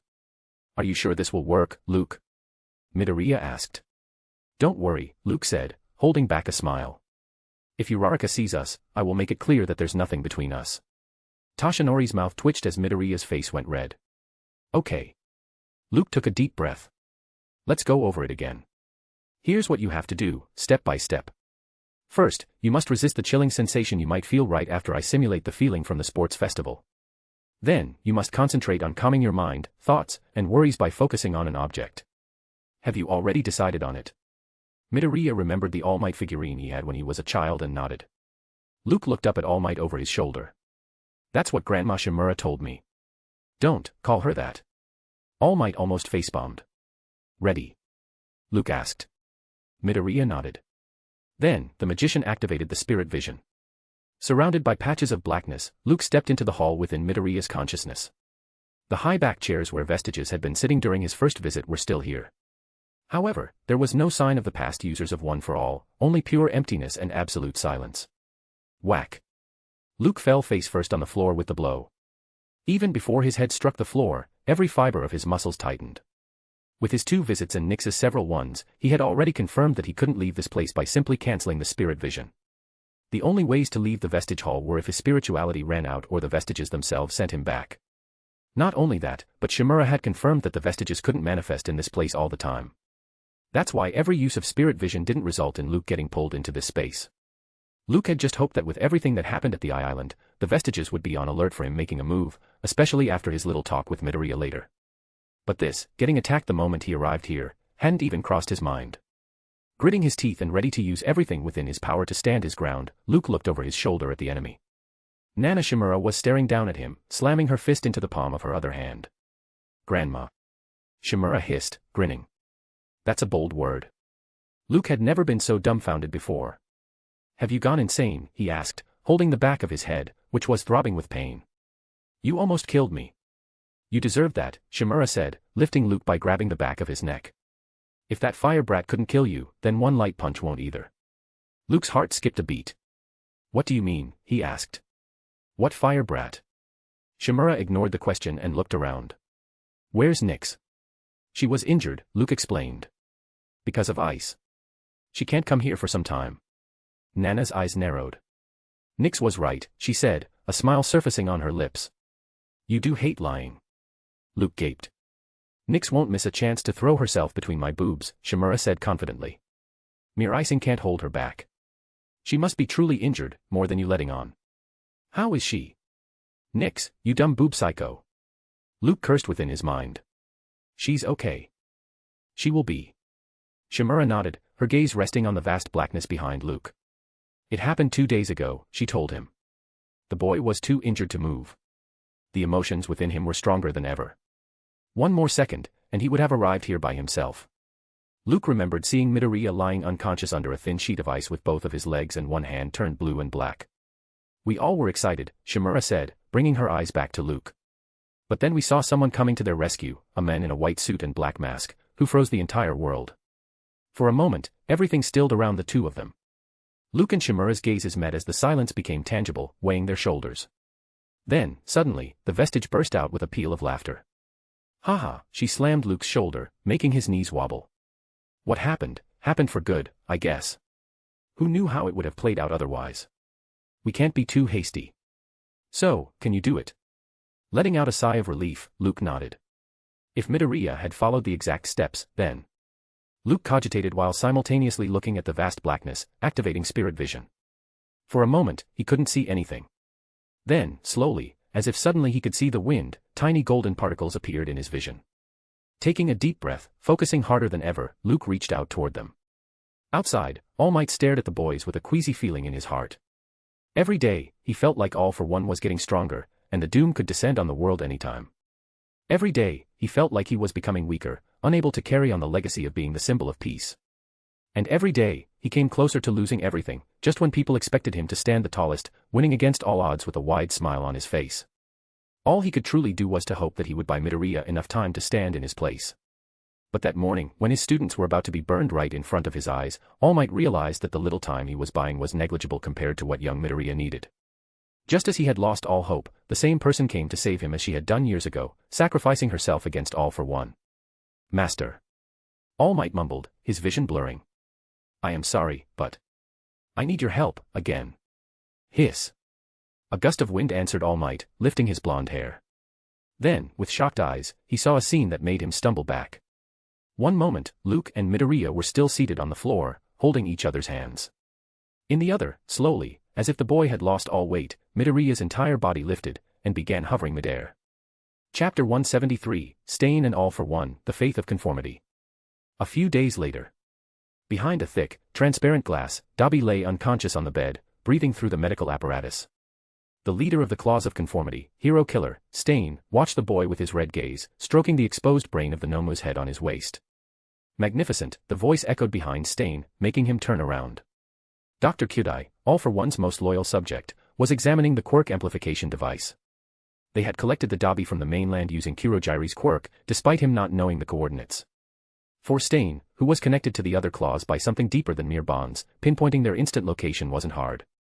However, the Dabi who had arrived here was barely alive. A few moments longer, and the boy would have met the same fate as Wolfram, whose picture was being circulated pompously to celebrate All Might's latest victory overseas. Is it really that fascinating, Dr. Ujiko?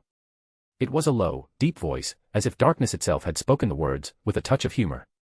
Stain turned around and stared at the shadowed region, far behind Dr. Kyudai, where many tubes were disappearing into, seemingly melting into the space. There, seated majestically on a high-backed chair, wearing a metallic helmet, was All for One. Oh, it is, Master. Dr. Kyudai lifted his face off the microscope. Wonderful piece of biotech. Once I reverse engineer it, perhaps we can do something about your... The scientist left the rest unsaid. Because of the coalition of so many quirks into one body, All for One's body was failing to keep up with the evolution. Mutation had become a core part of his life, now. With every passing day, the struggle between power and sickness was accelerating. Dr. Kyudai believed that with the quirk amplification device, they could reign in the stolen quirks as the device only amplified one's own quirk. With his masters All for One amplified, perhaps the control he had over them would strengthen even more. And these thoughts of Dr. Kyudai weren't foreign to Stain. Normally, and under different circumstances, he couldn't have cared less what Dr. Kyudai did with the device and to whom. However, things had changed. Now, he couldn't let anything happen to All for One. Hisses and incomprehensible mumbles bombarded Stain's mind, making him wince, nerves twitching on his face. Yes. Stain mumbled under his breath. I understand. He stepped forward and stood next to Dr. Kyudai, eyeing the device. It won't work, he said. This will only worsen your situation. Oh.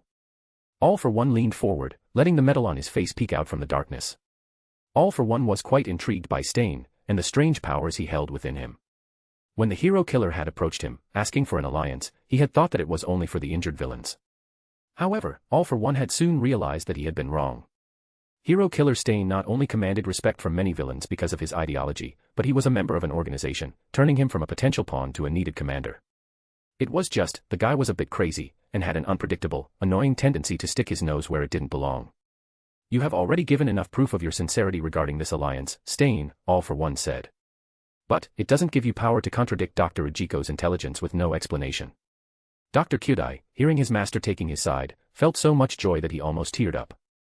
However, All for One hadn't done that to please his loyal subject. He was just interested in hearing out Stain. Despite the craziness he carried around him, Hero Killer was quite an interesting specimen. All for One was looking forward to the development if Stain kept providing his services to Shigaraki's League of Villains, despite him openly contradicting the men. That would certainly hint that Stain wasn't as crazy as he was letting on and had much deeper reasons to be here than a mere societal reform. Indeed, I have my own reasons to be here, All for One, Stain said, still looking at the device. All for One's smile hung on his lips as if someone had frozen it. Slowly, the smile flattened, the tips of fingers throbbing. No, Stain continued. I cannot read your thoughts, but I know men. Do you experience visions, All for One? Of people whose quirks you have stolen? Vestiges. Dr. Kyudai worded out. I have never minded those fools, All for One admitted, losing the humor. Well, Stain said, smiling. You would, if you were to put this thing on your head. It will not only amplify your quirk, but it will also amplify the vestiges, making them more real. All for One again sensed the oddness in Stain's words. Why was he having a feeling that Stain wasn't lying, but knew it as a fact? If we are to put this device to use, Stain said, then we need to somehow separate its ill effects. And how do you propose we do that? All for One asked. Stain grinned. I do not know that. Then, why? Before Dr. Kyudai finished his angry remark, Stain added, but I can figure it out, the same way I knew where to find Dabi. All for One stood up and walked out of the darkness, towering over Stain. What do you want? Stain remained unfazed against the thickening air pressure. That ice, he said, his voice suddenly gaining a targeted vileness. It didn't belong to Endeavor's pawn. It was him. Dr. Blessed. Dr. Kudai gasped. That can't be. All for One raised his hand, quieting the scientist. Continue. The world is changing, Stain said, looking up at the metal mask. The sinner is getting stronger. Soon, Dr. Blessed will have enough power to barge through those doors and rip your mask off. If you want to defeat him and claim the world for yourself, then there's only one way. All for One could ignore the full-named All Might, but he couldn't ignore the redness staring back at him. What way? Faith. Stain hissed. To make the world bend its knees in front of you, you must accept the faith of my lord. Conformity. Chapter 174, Ryujuru Saionji's Influence, Approaching Final Exams. Live from Morning Palette. The TV anchor roared. Today's topic is sexiness necessary for hero work? Luke, Rikuya, Aina, and Nick sat on a long table, having their breakfast. No one said anything or made any comment as Midnight and MT Lady arrived on the TV screen, representing the sexiness among the hero industry. Rikuya's eyes kept shifting toward the TV screen, though. Something that Nyx would have never let go without passing a taunt, if she weren't feeling so tired. 1+ Ultra had left her almost dead. Even after recovering from the frozen state, she continuously felt exhausted. It was like someone had tied heavy, metal chains to her legs and then dared her to fly above the clouds. Her stamina was down by 50%, and it was rising extremely slowly. One quirk above moderate complexity anytime soon, and she would have to say bye-bye to this life as well. Suddenly, Rikuya sked, seeing Midnight chiding MT Lady live on the TV. That was the last straw. Nyx couldn't keep it in anymore. Have some shame, she cawed, looking at Rikuya. She's of your mother's age. Not even old enough to be called a MILF. Food splattered out of Luke and Aina's mouths as Rikuya's face went red in anger and shame. Nyx. Luke gasped, gaping at her. Can you not? I am keeping an eye on TV because it's a lesson for all heroes on how not to act in public, Rikuya countered, fuming. Only your brain is so rotten that you can't think straight. Perhaps that's why they call idiots bird brains. Nyx's feathers twitched. And you know what they call morons who think they stand a chance with women twice their age, she hissed, grinning. Virgins. I am gonna. Come at me, you bastard. By the time Luke separated Nyx and Rikuya, Aina was picking her feathers off the breakfast table. Rikuya fumed as he noticed tiny, bloody scratch marks on his face and hands. Opposite him, between Luke and Aina, Nyx panted as if she had just flown around the earth. Look at you two. Rikuya hissed. Wherever you two go, a tragedy happens. But the real tragedy is that every time you, and this idiot, are out of the picture and others are praised all over the world. Hey. Aina snapped. You leave Luke out of this. He acted like a real hero should. Didn't you see him on TV? Everyone was shouting his name. Rikuya, Luke, and Nyx's lips twitched as they saw Aina's dreamy expression. Around a week had already passed since they returned from the hero site visit. The incident from the island had gone viral since then, with All Might, Midoriya, and Todoroki's faces trending all over social media platforms. That hadn't surprised Luke. What did surprise him was his father's reaction. This Dr. Blessed is taking an odd liking to you, Mr. Ryujuru Saionji had said with Sand by his side. After having a meeting with the police and other hero agencies, we have decided to put you under surveillance. Now that he is an international criminal, the sooner he's behind bars, the better it would be for society. And that's how Luke learned the most bitter truth. It hadn't been Conformity who had made Dr. Blessed an international criminal and a terrorist. It was Ryujuru Saionji, the chairman of the Saionji group, single-handedly flaunting his influence across the world. That's why Luke had decided to lie low until the final exams, despite Knuckleduster and Pop Asterisk Step contacting him daily. Luke couldn't afford to even go to the secret lab using Discorer. Even now, his spiritual intuition was telling him that there were eyes on him. You have a midterm today, right? Aina asked, finishing her breakfast. Good luck. Luke nodded with a smile. You were with father last weekend, no, he asked suddenly. Did you hear where they are shifting Dr. Samuel Abraham? Saionji Group didn't have the highest shares on I-Island, but it was still among the top 5. Dr. David Shield had already been confined to the island for the rest of his life. But Sam was sentenced to jail time because of direct involvement with the criminals. Aina furrowed her brows. I did hear something about an American prison facility. Luke nodded as if he had just asked about it casually. Opposite him, Rikuya's eyes narrowed. Oi, you nutcase. He hissed. You aren't thinking what I think you are thinking, right? Huh. Luke and Nyx looked up, both stunned. Even Aina frowned at Rikuya, not getting his meaning. Realizing that he had blurted out something he shouldn't have, Rukia suddenly threw himself off the chair and walked off, grumbling under his breath. What was that about? Aina asked. Luke shrugged, returning to the steak. Okay, that's it for class, Erase Your Head said after distributing the answer sheets. There's only 1 week left until the final exams. You are studying properly, right? I know you all had a hard time during the hero site visit, but you are aiming to be pros. You can't let such stuff hold you back. I am sure you already know that it wouldn't be just a written exam. You have grown a lot since the last term. So, expect a tougher practical exam as well. Make sure you are mentally prepared. That's all. As Aizawa walked out of the class, the entire classroom erupted. Kaminari fell to his knees, holding his head, while Mina laughed hysterically. There was just too little time left to prepare for the final exams. Because of the hero site visit, many hadn't even studied well for these midterms as well. It wasn't just the low scorers, though. Even Midoriya, known to remain in the top 5 in the exams, had slumped to the double digits, but for an entirely different reason. Luke stared at his third rank, thinking of how to ditch the surveillance on him. Suddenly, a hand landed on his shoulder, making Luke and Nix look up. It was Todoroki, eyeing him with a serious gaze. We need to talk. Chapter 175, Todoroki's Insanity, Help Me. Luke sat opposite Todoroki at the cafeteria during lunchtime, a touch of nervousness speeding his heartbeat. It was like experiencing a déjà vu. The way Todoroki had approached Luke made him remember the time when Toru had confronted him after the USJ incident. So, as they began eating, he couldn't help but wonder if Todoroki had realized or chanced upon something as well. No, it couldn't be. Luke thought, chewing the food. First, I never faced him. Second, my voice was different as well because of the frost. There is no way or reason for him to compare Dr. Blessed to Luke, other than some similarities in the speech pattern. That similarity between Dr. Blessed and Luke's speech patterns was something he had deliberately added upon Miss Justice's recommendation. It was related to psychology, she had said. By hinting at the truth, it would make them willingly ignore it, instead. Luke hadn't truly understood the concept, but he trusted Miss Justice enough to go ahead with it. Miss Justice, he asked within, did you sense something odd on the tower's roof? No, the system flatly replied. Let's wait for him to say something. Perhaps, it's not even about you. Reasonable, Luke nodded, resuming the lunch with a slightly relieved heart.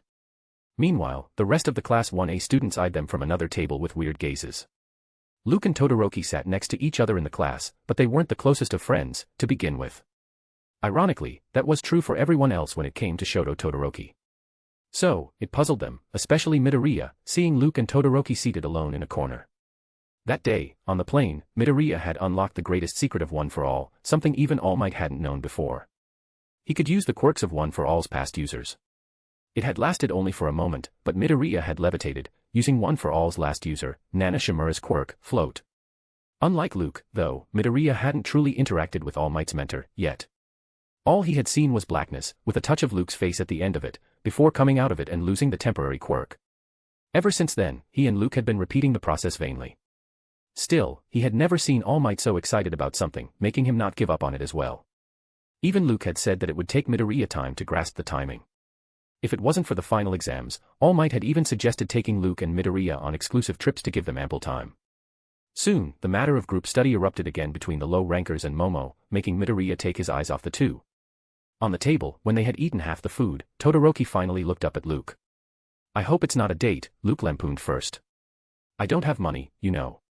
Todoroki's lips twitched. He put the chopsticks down and sighed. I got my ice quirk from my mother's side, Todoroki began. Fire from, well, you know about that. Luke raised his brows at the sudden confession. Through Nix, he knew about Todoroki's parents' Quirk marriage and how the boy hated his father, blaming him for his mother's ill condition. But he had never thought himself close enough with the boy for Todoroki to say these words to him. Something's off about Todoroki's behavior, Luke observed, and stopped eating as well. If I use ice from my right side continuously, at the same or high output, it gives me frostbite, Todoroki continued. And if I use fire from my left side, it burns me. I can mitigate the effect of the prolonged usage of both halves of my quirk by switching between them alternatively. But it limits your output, Luke finished. Todoroki nodded. Did you see ice on the tower's roof? He asked, his eyes losing focus, remembering that deep, frozen color. The one Dr. Blessed used to freeze the plasma. Luke shook his head. Where's this going? They still haven't succeeded in melting it, Todoroki said. I knew there was something wrong about the ice the moment I saw it.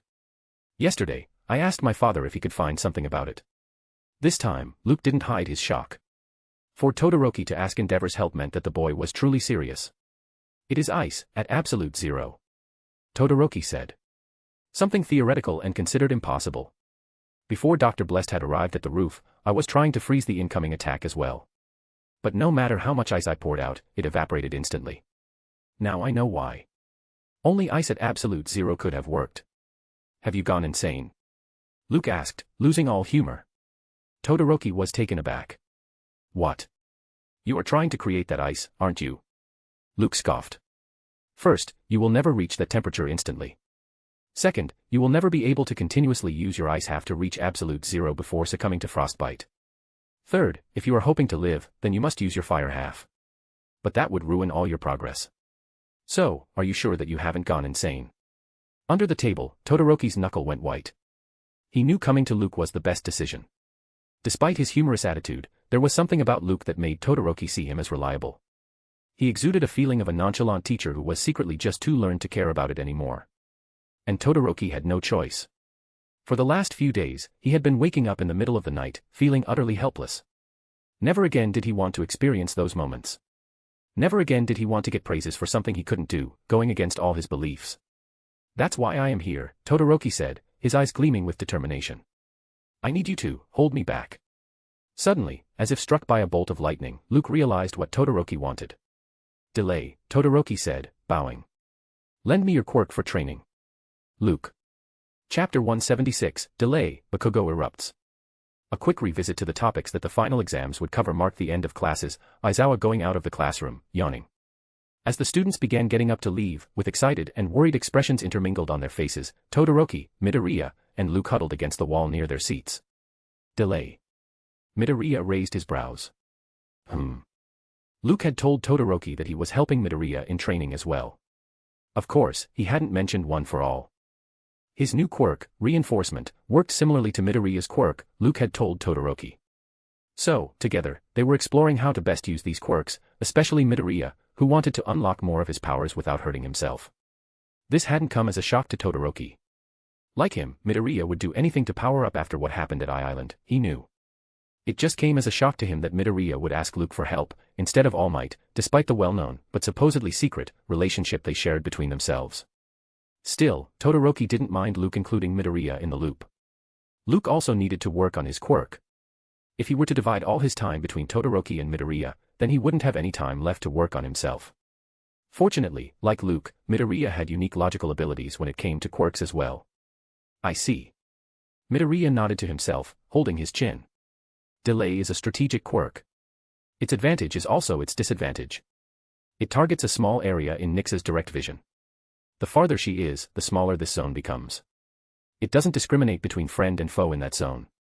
Also, despite locking onto a target, it not only delays the flow of time for only that target, but also for everything else, like clothes. But, in your case, delay can be a game changer, Todoroki. The only way to make your ice colder is to not let it expand right after releasing it from your right side. That's why you are insanely fast when it comes to freezing. The lower the temperature, the faster and better the control. But if you are to focus on lowering the temperature of ice even further, then it can become an issue. The more you gather the ice on your right side, without releasing it, the more you will be in danger of harming yourself. Also, if you use your left side to mitigate the effect of ice, then you will only increase the ice temperature, making your effort pointless. So, the only way you can train yourself to lower the ice temperature is by somehow changing the flow of time around you, restraining your ice output. Then, you can go all out, fighting the time constraint instead. Delay will keep your ice from expanding, making you reach the temperature you want, while simultaneously making you figure out how to do that without Luke's help later. Still, it can go wrong very fast. One wrong move, and you will be frozen so badly that you wouldn't be able to use your fire side in time. Luke and Todoroki stared at Midoriya, their mouths slightly open. This was the first time they had actually tried to hear Midoriya's mumblings in detail. First, Luke had never used delay that much, despite unlocking it as Nyx's core quirk during the sports festival. It was exactly because of the reasons Midoriya mentioned. The moderate complexity quirk was insanely limited, making it best for Luke's student-slash-hero persona. Despite its limited use, for Midoriya to figure out delay so thoroughly came as quite a shock to both Todoroki and Luke. It was especially so for Todoroki, who hadn't even told Midoriya how he was hoping to use delay. "I guess that constant scribbling in your hero notebook isn't just for show, huh?" Luke joked. Realizing how he was babbling for so long, lost in his thoughts, Midoriya's face gained a red tinge. Anyway, Todoroki said, looking at Luke, Midoriya is right. It will not happen in a day or even a week. I know I am asking too much, but... Luke grinned. It's all right, he said. Let's start right after final exams. Midoriya and I decided to put the term break to use, anyway. Todoroki looked at Midoriya, who nodded at him. Inwardly, Luke sighed. He just hoped that through the two boys, and Endeavor and All Mights behind them, he could deter the surveillance on him. Suddenly, a slam rocked through the class as the rest of the students were about to leave the classroom. Luke, Todoroki, and Midoriya twitched a bit before looking at the source of the noise. It was Katsuki Bakugo, glaring murderously at them. Oi, Deku. Bakugo hissed, looking at the three of them. I don't know if you have figured out how to use Quirk or what, but you are seriously rubbing me the wrong way. Midoriya stuttered. Shut up. Bakugo glared. And you, Bird's hit. Now, you are on the same list as this nerd. Toru neared Uraraka and whispered, what's he on about? I think, Momo, standing next to Uraraka, mumbled, it's about Midoriya's moves. He couldn't move like that before. Also, Luke's new quirk is similar to Midoriya's. Both are using Bakugo's style as inspiration now. But that should make him happy, no? Toru said slowly. Sadly, not that slowly, it seemed. Shut up. Bakugo roared. Or I will kill you. Taking deep breaths, Bakugo narrowed his eyes at the three boys. I don't need lame excuses to keep myself motivated. I was there, too. On the tower. And, instead of crying like babies over it, I have already improved. In the final exams, I am going to take you two down. Todoroki. You, too. Perhaps, losing against me will give you a new reason to sulk over. Hey, that's... Mina stepped up as Bakugo mentioned Todoroki taking the credit for saving everyone. That's not something he... Shut up. Bakugo hissed, going out of the class full of stunned students. Like I care. It's been a while since I saw him this intense, Ijiro said, smiling wryly. Outside, hiding behind a corner, Erasure Head held his head. Bakugo's gotten worse than I thought. But... Luke, Todoroki, and Midoriya just gave me a good idea. Chapter 177, Visiting Yaoyorozu, Advancement. Note, Volume 4 is now fully available in the Glitch Plus Ultra tier, if you would like to read it in one go. A massive black marble showcased the words, Yaoyorozu, blatantly oozing class and richness. The black marble was on the side of the massive gate of iron bars. Behind the gate, a grand mansion could be seen, with lush gardens between them. And, eyeing this grandness, from the other side of the bars, were the class low scorers, Kyoka, Mina, Kaminari, Hanta, Ojiro, and... Luke. Luke. Wait. Mina stared at the tall, blonde boy with the bird on his shoulder. What are you doing here? Luke's mouth twitched at the obvious tone of betrayal in Mina's voice. Before going to Momo for help, she had come to him, asking him to help her with her studies. Of course, Luke had rejected her. If she had come to his home, then it wouldn't have benefited him at all, piling up eyes over him even. In the name of Dr. Blessed's threat, Ryujuru Sionji had doubled down on Luke ever since he had returned from I Island. If Luke remained absent for even 5 minutes from a guard watching him, then people would storm the place where he was. That Dr. Blessed had the means to teleport wherever he wished was pretty common knowledge among the pros now. Even now, 2 men in black suits, wearing black glasses, were standing on the opposite side of the road behind the children, eyeing Luke. So, he had been looking for a chance to ditch these eyes to get a much-needed breather. Using Discorer to disappear, and then making an excuse later, wasn't worth the trouble of making all pros panic. Also, it wasn't a permanent solution, anyway. Just as Luke had been worrying about his advancement, he learned that Momo had invited the low-rankers for a group study. This was the exact chance he had been looking for. Given the Yaoyorozu status, for the guards to follow him inside the mansion would be equivalent to looking down on their security. And, once inside, Luke could think of plenty of reasons to take out the time. Nyx forced me. Luke said, smiling wryly. Yeah, sure, Nyx rolled her eyes. Let's go with me again. Mina pouted and looked away, pressing the ring button heavily. Oh, you guys are here. Momo's excited voice rang out. I have been waiting for. Luke's here, too, Kyoka suddenly said. A strange silence lingered on the other side. Hello, Luke, Momo's voice came out oddly this time. All right. Please, come in. Bet it's not the first time you hearing that, Nyx slyly remarked. Nyx. Luke screamed, his eyes popping out. The good thing was that because of the iron doors opening with a metallic, ringing sound, others didn't hear Nyx. Realizing that, Luke sighed with a frown on his face. Nix laughed on his shoulder, holding her stomach, making him even madder. In a grand hall, on either side of an oversized table, the group of students sat, gawking at the rich designs on the wall. "Man." Kaminari gasped. "I thought Luke's folks were rich." This. Suddenly, Momo entered the hall, rolling a tray of exquisite teas. "I didn't know you would be coming today. Did you like the cookies? I baked them this morning." Momo looked at the table and found Luke missing. "Where's Luke?" "He's gone to the bathroom," Ojiro said. "Again?" Momo asked. "Did the cookies not suit him?" In the bathroom, Luke sat on the toilet seat and let out a breath. "If I had known this kidnapping myself for an alibi would come back to bite my ass," he complained, shaking his head. "We need to kidnap someone else next time," Nix nodded. "If we keep going on with this pace, then I will not become a magician even after the next term."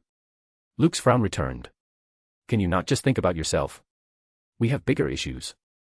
Like taking a shit." Nix fired back.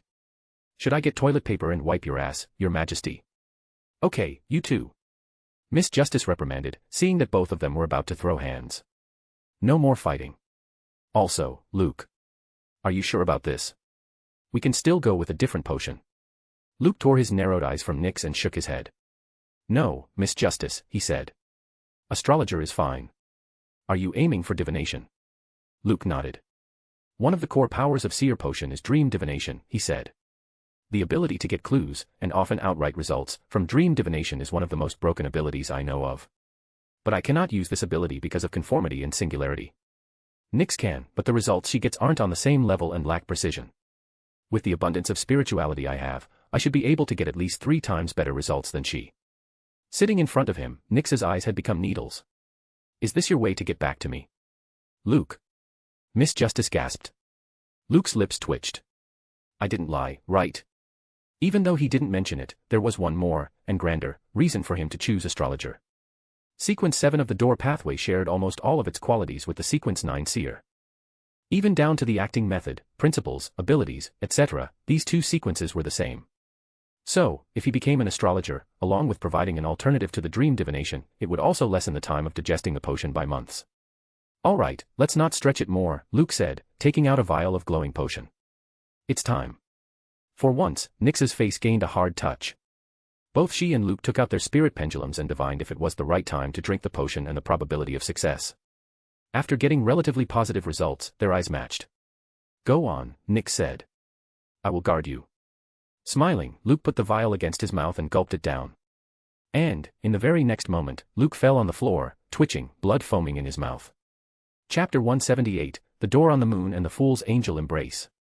The creaking of a door rubbed against Luke's ears, as if the hinges had been gaining rust for centuries. The windows were banging against the frame, the window panes rattling against the storm.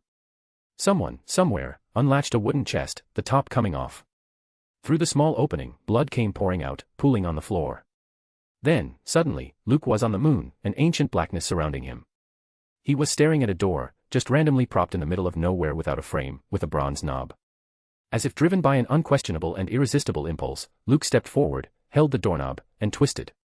And thin, wrinkly fingers came slithering through the gap from the other side, the entire cosmos whispering madness, chilling Luke's soul with a primal terror. Gasp. Luke's eyes threw open with a gasp, his hands flapping in all directions as if he was trying to close the door. But all he found was a terrified Nix, cawing out his name in hushes, slamming his chest with her wings. "What the fuck, Luke?" Nix hissed, scared beyond imagination. "What the fuck?" Knock knock. Luke and Nix's heads snapped toward the bathroom door. "Luke, are you alright?" Momo asked from the other side. Luke and Nix shared a glance, trying their best to regain their composure. Then, Nix flew to the bathroom door and reached out to grab the knob, hoping to see if Momo was alone or with bodyguards on the other side. Suddenly, in Luke's mind, the vision he just had replayed itself. With a great urgency, as if gripped by madness, he rushed and pulled Nix away from the door. "Yeah," he stuttered, noticing the quiver in his voice. "I think I ate something bad in the morning. Sorry." "Alright," Momo said. "We are in the hall." "Okay," Luke said, holding Nix away from the door. When they heard Momo going back, Luke finally let Nix go. Before she could explode on him, though, she noticed Luke was sweating a bucket, his eyes losing focus now and then. "Oi, are you alright?" Luke returned to the toilet seat. "Come on, Luke. Tell us what happened." Taking a deep breath, Luke began telling them the vision he had right after drinking the astrologer potion. The more he talked, the more Miss Justice and Nyx lost their curiosities, both quieting with horror. Combined with Luke's first meeting with Singularity, while manipulating his father's dream, and then conformity, while using dream divination, this was the third time he had experienced the true scale of a cosmic horror. Miss Justice? Luke asked, trying to cogitate. But the moment his eyes landed on the doorknob, he lost even Momo's image from his mind. Am I still dreaming? No. No. This shouldn't be. No. Luke. Hurry. Pray for Mr. Fool's blessing. As a precaution, to not alarm anyone in case something went wrong, or attract any unwanted attention, Nyx had already covered the space within the bathroom under a wall of spirituality before Luke had consumed the potion. So, licking his lips and sensing the blatant hesitation in Miss Justice's reply, Luke and Nyx hurriedly set up the ritual. The fool that doesn't belong to this era. The mysterious ruler above the gray fog. The king of yellow and black who wields good luck. I pray for your help. I pray for your loving grace. Luke briefly mentioned his dream and asked for Mr. Fool's blessing. However, neither Luke nor Nyx nor even Miss Justice was optimistic about getting Mr. Fool's reply. In the last Tarot Club gathering, the members had exclusively mentioned that because of Mr. Fool's unusual state, he might not reply as fast as before. So, when the space exploded with an unmatched brightness in front of Luke, his blue eyes almost exploded out of his skull. From the burgeoning flame, a titanic, flaming, 12-winged angel descended and embraced a shocked Luke within its arms and wings. Even Nyx, watching from the sides, just gawked at the sight with pure disbelief, her beak remaining open. Then, slowly, the heat within the bathroom lessened, and the angel disappeared, leaving behind a thin, flaming layer over Luke. And, for the first time after waking up, Luke finally gained comfort, the unknown whispers rocking his brain quietening before vanishing altogether. Luke and Nyx stared at each other for a moment. Then, together, they put their hands on their chests and thanked Mr. Fool. A few moments before. Moon. This can't be, the mysterious existence next to the black-haired man mumbled. It's coming from the planet. The man with curly, black hair, a pointy hat, and a black coat was casually seated at the top of a moon's hill, eyeing Earth with a deadpan expression. Hearing the mysterious existence's words, which came out of nowhere, the man's expression changed. No. Amon. Wait. The existence cried. Ignoring him, the god of mischief pinched his right eye. In the next moment, he appeared in front of the boundary between the moon and the planet. The boundary, though invisible, was not intangible. It was like an invisible sheet of a balloon, covering the entire planet from all directions. So, as Amon put his hand on the boundary, the entire space caved in, a massive handprint appearing on the other side. It was like a giant, the size of the moon, was pressing into the space, bending the starlight around the tips of its fingers. Hurry. The existence urged. You cannot. Tiny hands of a clock appeared in Amon's eyes, a massive clock manifesting behind his back as well. The minute hand of the clock suddenly went back, a metallic thud echoing in the emptiness of the space. Simultaneously, a gigantic door with rusted hinges appeared behind the clock as well. With a creak, the knob of the door twisted, and the door opened. The existence gasped. You. The boundary that hadn't budged for thousands of years suddenly gained a faint outline of a similar door, similar, but incomprehensibly smaller, barely a millimeter wide. And the moment that opening appeared, it vanished, a massive force pushing away Amon. Like a bug going at the speed of countless times of sound, he slammed into the moon, raising dust. In the next moment, his entire body caught fire. When the dust settled, Amon, perfectly fine, was seated on the moon's surface, eyeing the planet once more. However, something had changed. Slowly, Amon lifted his right hand and pinched his right eye once more, smiling. An original image of Amon opening a door in the boundary is available. Chapter 179, Astrologer. Luke and Nyx let out a breath of relief, still in the bathroom. If we spend a minute longer in the bathroom, Nyx quipped, we will have to spray shit on ourselves to make it believable. Luke's lips twitched. I don't know. He lampooned. I have already lost all my social cred, I think. Despite the two clowns comforting each other with odd remarks, the touch of fear of what happened moments ago still lingered on their faces. I still can't believe it, Luke mumbled. Mr. Fool sent an angel. That's how Mr. Fool is. The most benevolent god. As long as you don't harm innocents and stray on an evil path, he will look after you. If he was being honest with himself, Luke had never considered himself Mr. Fool's true follower. However, recently, especially after the meeting with the other Tarot Club members and hearing about him from them, Luke's beliefs had begun changing. When he used to promote Mr. Fool's faith before, it was all because of the condition. Now, after experiencing his blessing, Luke felt a spark of true reverence in his heart. What was it, Miss Justice? Luke dared to ask after a moment, Nyx losing her smug smile instantly. What happened to me? The system didn't reply, an odd silence filling the gap. I don't know. Miss Justice answered, as if collecting her thoughts. What you experienced is a common event among the Beyonders from Mr. Fool's world. Luke and Nyx's eyes widened. It's common in Mr. Fool's world. When a Beyonder consumes a sequence potion, he is susceptible to strange murmurs and visions left by high-sequence Beyonders of the same pathway. It is part of the corruption, and such Beyonders are advised not to explore the matter shown or conveyed to them by these corrupt entities. Luke's eyes narrowed. Then why didn't I experience the same before? He had already consumed 7 potions till now, including 2 from the door pathway, apprentice and trickmaster. Yet, other than some mystical sensations, he hadn't experienced any terrifying vision or murmurs, not to this extent. That's the thing. Your corruption directly comes from Mr. Fool himself. So, normally, you shouldn't have experienced anything. Luke's heart skipped a beat. What do you mean, normally? Well. Cough. I don't know. It's related to Mr. Fool's unusual state and his past. I don't have access to that knowledge. Luke and Nyx's eyes narrowed. That was the worst-case scenario for them. Without knowing what was going on, how would they take precautions against it?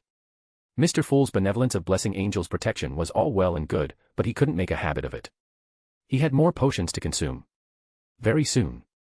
As predicted, because of its similarity to Seer, Luke had already digested over half of the astrologer potion right after consuming it. If he wasn't wrong about it, then he stood a great chance of digesting it before the beginning of the second year at UA. What if, while consuming the sequence 7 of the error pathway, he again experienced something like this?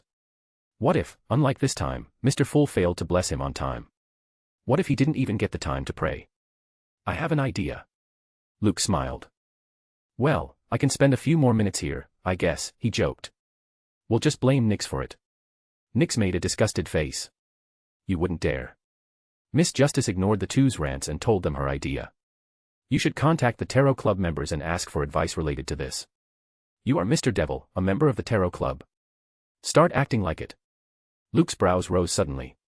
Yes. Why didn't he think of it? All the Tarot Club members were from Mr. Fool's world, to begin with. So, logically, if he mentioned everything to them, they might shine some light upon it. I will recommend Miss Magician. Miss Magician. Luke frowned.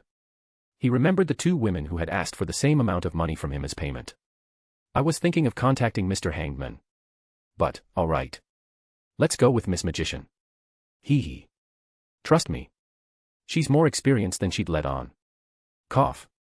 Are you contacting her now? No. Luke shook his head, getting up. Let's end it here for now. Can you show me my stats? Coming right up. Blessed stats. Quirk, Bioalchemy. Sequence. Seer, Clown, Magician. Apprentice, Trickmaster, Astrologer. Marauder, Swindler. Stats. Spirit. Stamina. That's a massive boost in spirituality, Luke noticed. Like Seer, the astrologer sequence was spirituality-oriented, too. So, for it to grant 50 spirit points right away didn't come as a great surprise to him. Did you get new powers? Nyx asked. Luke contemplated getting the knowledge from mysticism instead of asking Miss Justice for it. All my Trickmaster abilities have strengthened. Also, I can now create small doors, instead of full-sized ones, using the door opening ability. I can take other people through the door as well. Whoa. Nyx landed on his shoulder. That was a real pain in the ass. Luke nodded. My spiritual intuition has greatly enhanced, along with my anti-divination abilities. This will come in handy if conformity and singularity try to find you through divination like Quirks. Miss Justice pointed out. Indeed, Luke agreed. However, for me, the greatest benefit of an astrologer is still the use of the crystal ball. If I hadn't been a seer, then I might have only been able to use the crystal ball to go through my memories. But, with seer and astrologer combined, I can use the crystal ball to fill the gap of dream divination. And Luke had already created a crystal ball using blood creation. It was just a matter of getting his hands on it by teleporting to his secret lab on the Sowanosejima Island. So, with upgraded stats and with a plan in his mind, Luke stepped out of the bathroom. And when he reached the hall where the students were studying, he found a team of doctors waiting for him, a worried Momo standing next to them, making Luke and Nyx's mouths twitch. Chapter 180, Aizawa vs. Sand, A Fallout. A training camp. The 3 words echoed across the conference room. To finalize the process of the final exam's practical part for various classes of the first year, Mr. Principal, Nizu, had called a meeting of the teachers. Almost all teachers who had been a part of Class 1A's curriculum were here. Hearing Aizawa's proposal, which came out of nowhere even before they began discussing the practical exams, left them shocked. "I don't think that's a good idea," Sand said. "First, it's not right to arrange an exclusive training camp for only Class 1A. Second, Dr. Blessed has taken an odd liking to Class 1A's students, always appearing next to them. If something like Hosa City happened again, who would be responsible for all that?" Of course, Sand couldn't say outright that he didn't want Luke to be part of this, taking Dr. Blessed's help to rile up others' emotions. From what he had heard, Luke had already unlocked one more quirk, reinforcement. And, by unlocking, Sand knew that the boy must have practiced bestowing the quirk upon Nyx enough times to let it come out in the open. As far as Luke's training was concerned, the best way was to just let him be, Sand believed. That boy wasn't like other students. Luke just needed time to familiarize himself with his quirk, bioalchemy. And that wouldn't happen if the kid kept attracting unwanted eyes to himself. That's why the Scion G group had pushed the Japanese government to declare Dr. Blessed an international criminal and state terrorist. Also, unknown to Luke, it was Sand who had recommended to Mr. Ryujiro Scion G about putting an extensive surveillance on the boy. Luke was getting too wild, taking risks that he didn't need to take if his life wasn't on the line. It was time to make him remember that even though he had enrolled at UA to become a hero, it didn't mean he could do as he pleased. He couldn't just throw away all the efforts, money, and emotions that others had put into him, on his future. Sure enough, a grave expression settled on everyone's faces, hearing Dr. Blessed's name, Aizawa's eyes narrowing at Sand. A similar, but conflicted expression, materialized on All Might's face as well. But, as he was in his weak form right now, it was hard to read the subtle changes in his gaze. Mr. Principal's eyes caught the look on All Might's face anyway. "Let's hear out Aizawa first," he suggested. "I am sure he must have a reason to suggest it." "I have been observing Class 1A students ever since they returned from the hero site visit," Aizawa said. "I am sure all of you must have sensed it as well. They are blaming themselves for not being able to help and contribute as much as they think it was expected of them." "Then just arrange counseling sessions for them," Sand countered. "All the more reasons for the training camp," Aizawa said, cutting Sand off. "They don't need someone to lecture them about their feelings. They need a chance to let out those feelings, a platform to work on themselves, and a confirmation that they are walking forward, getting stronger. And they are willing to help each other out. It's better if we are there to guide them, instead of letting them do it behind our backs. They aren't children anymore. They don't need constant eyes upon them, like an overprotective, crazy mother. You'd know if you just look at them." Sand's face gained a blankness. "What's that supposed to mean?" "You know exactly what." Aizawa stared at the men. "All right," Mr. Principal said. "Sigh. I agree with both of you. On one hand, the villains are indeed getting stronger, posing a threat to not only civilians, but all of us. On the other hand, we are cultivating heroes. One day or another, they need to face these threats by themselves. And it won't happen if they aren't growing at the same pace as villains." "Right, All Might." Toshinori closed his eyes for a brief moment. When he opened them up, his gaze had stabilized. "Times are changing," All Might admitted. "There's nothing better than letting the children exhaust themselves with training to fight their insecurities." "I agree with Aizawa." As soon as All Might voiced his opinion, the others nodded as well, Sand's face gaining a frown. "Good," Nizu smiled. "We will decide on an apt location later, but I will also include 1B in this. Let's finalize the pairs for the final exams of Class 1A. Last term, focusing on their close combat classes, the school had gone with testing out the students against Sand. This time, raising the bar and keeping the real-world scenarios in mind, Nizu had decided to put the students against all teachers in pairs of 2. "I recommend Midoriya and Bakugo to be a team," Aizawa said. All Might's lips twitched, knowing exactly what Aizawa was talking about. "I will take care of them." Erasure had nodded at him. "Then, let's go with Luke and Nyx with Momo." "No." Everyone looked at Sand. "What do you mean, no?" Aizawa asked. "Luke and Momo suit each other the best. Both have extremely high IQs with strategic minds. Luke suffers from social awkwardness despite his clownish behavior, which Momo counters with her extroverted personality. And she lacks confidence when facing tough decisions that involve others, where Luke can help her out. They also suit each other as a couple," Midnight said, smiling. Of course, the other teachers ignored her, their gazes passing between Aizawa and Sand. "I have known Luke for 7 years, Sand said, looking dead into Aizawa's eyes. "No matter who you pair him with, he will match his personality to help out that kid. That's how he is. That's how he has always been. It has nothing to do with social awkwardness. The only way to test what he's truly capable of is by letting him face one of us alone." "And you think that person should be you?" Aizawa asked. Sand nodded. To be honest, you are too weak. If Luke snapped. A wide grin planted itself on Aizawa's face, his eyes glowing, the white, binding strips flailing around him, along with his hair. How about we find out how weak I am right now? Strings of sand lifted off Sand's shoulders as he grinned back. Took you long enough. Chapter 181, Final Exams, begin. Afternoon. The day of the final exams. Class 1A students, all in their hero costumes, gathered in front of the entrance that led to the various battle sites. In front of them, standing tall, were the pro-heroes of UA. Now, we will begin with the practical exam, Erasure Head told them. Of course, it is possible to fail the exam. Standing among the students, Luke looked at the teachers, Nyx perched on his shoulder. Momo had mentioned it once to him, he remembered. This day, she had overcome her anxiety during the practical part of the first term's final exam, where she and Todoroki had paired up to take on Aizawa. During last term's final exams, everyone had to go against Sand, and he hadn't even used his quirk, focusing on the close combat only. It would be different this time. Not only would there be different teachers, but, given the seriousness of villainous activities outside, they would be using their quirks freely as well. But Luke wasn't overly worried about it. If his reasoning wasn't wrong, then Sand must have volunteered to test Luke alone. With Sand, Luke could go all out in using his quirk without worrying about holding someone back, preventing them from unleashing their full potential.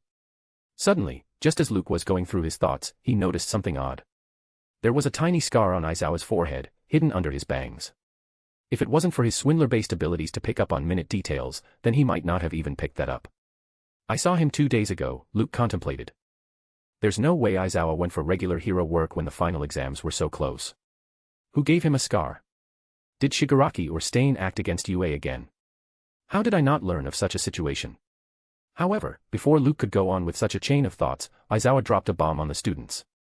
Also, UA has decided to organize a training camp for you all during the term break, Erasure Head, smiling slyly.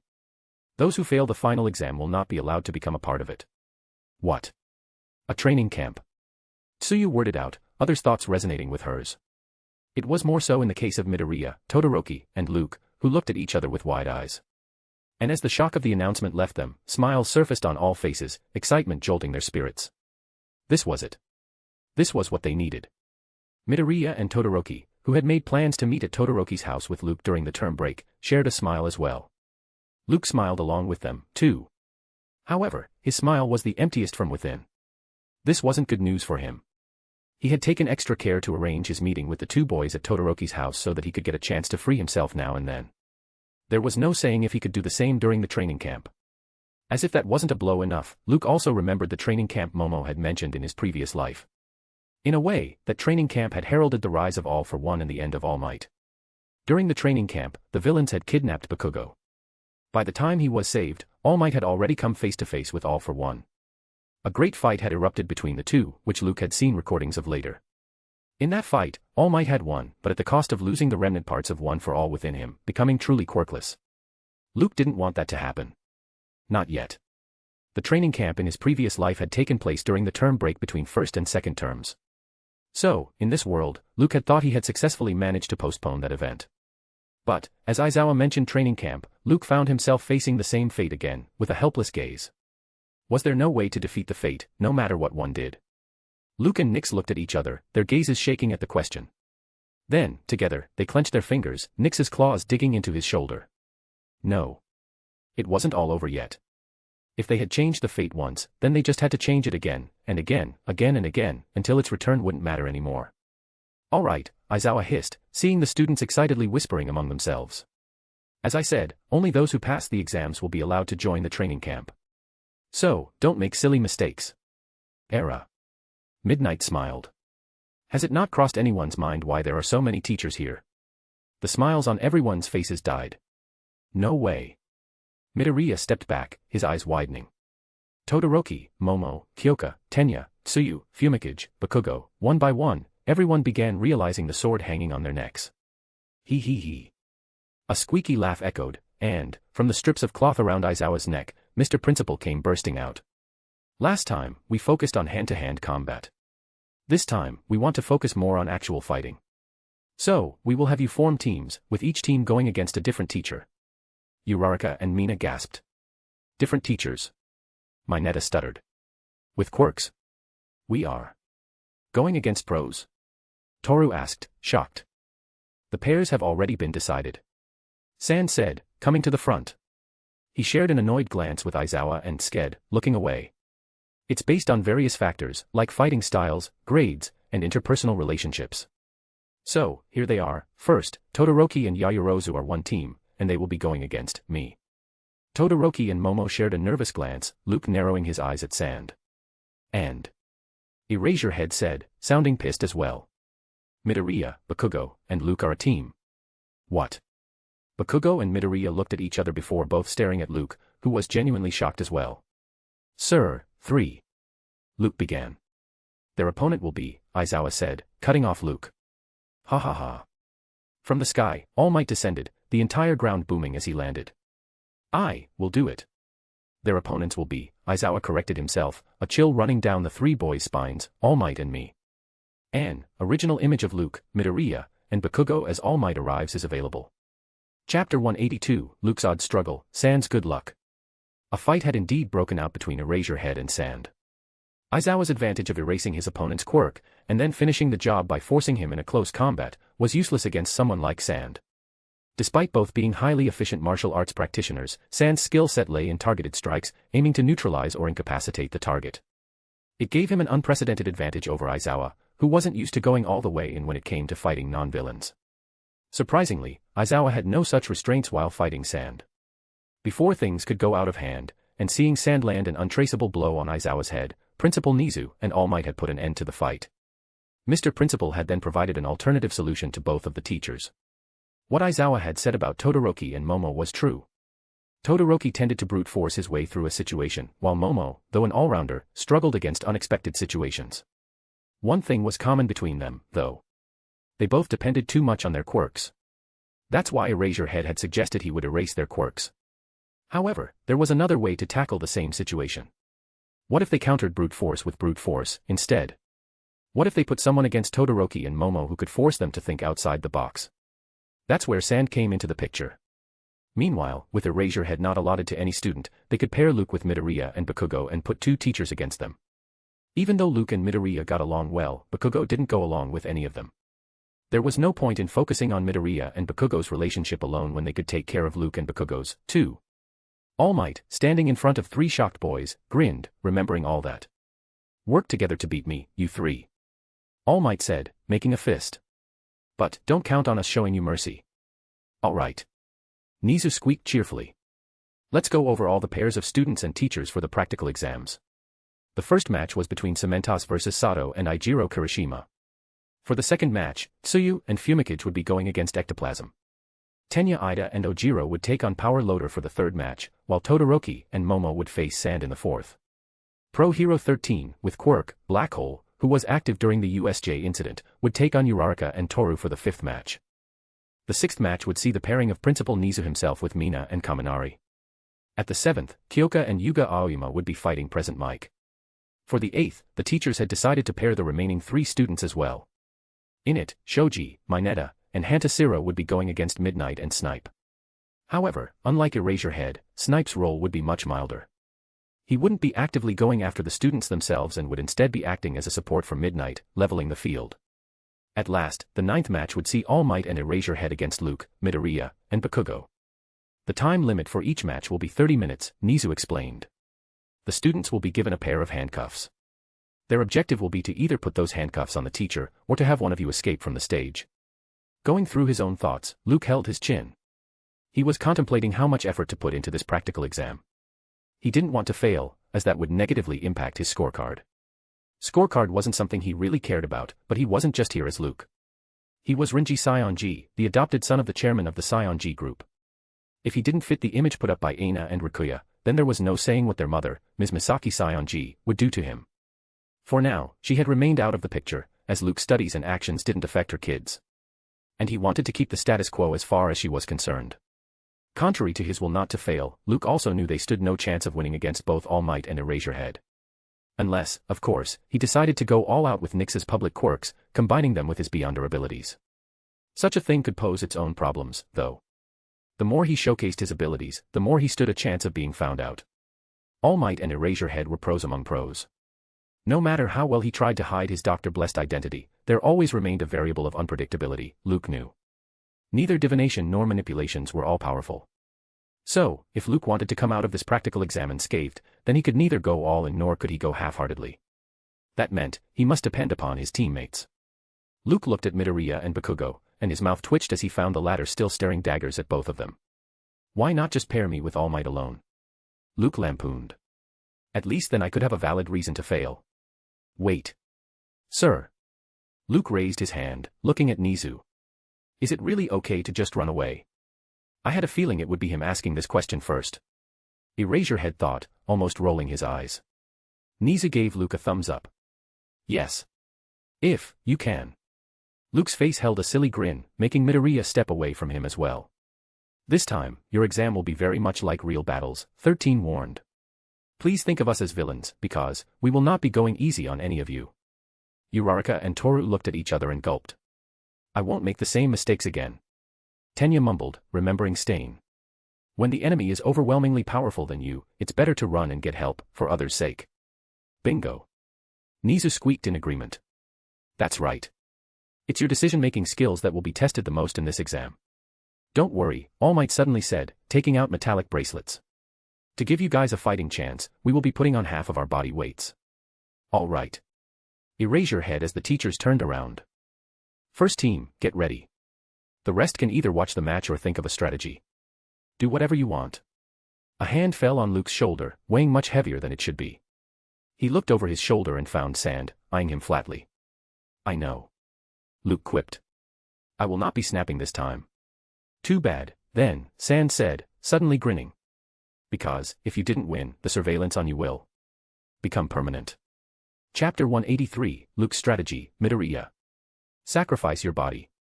In the monitor room, Luke, Nyx, and Midoriya watched the TV screen, showing Kirishima and Sato lying on the ground.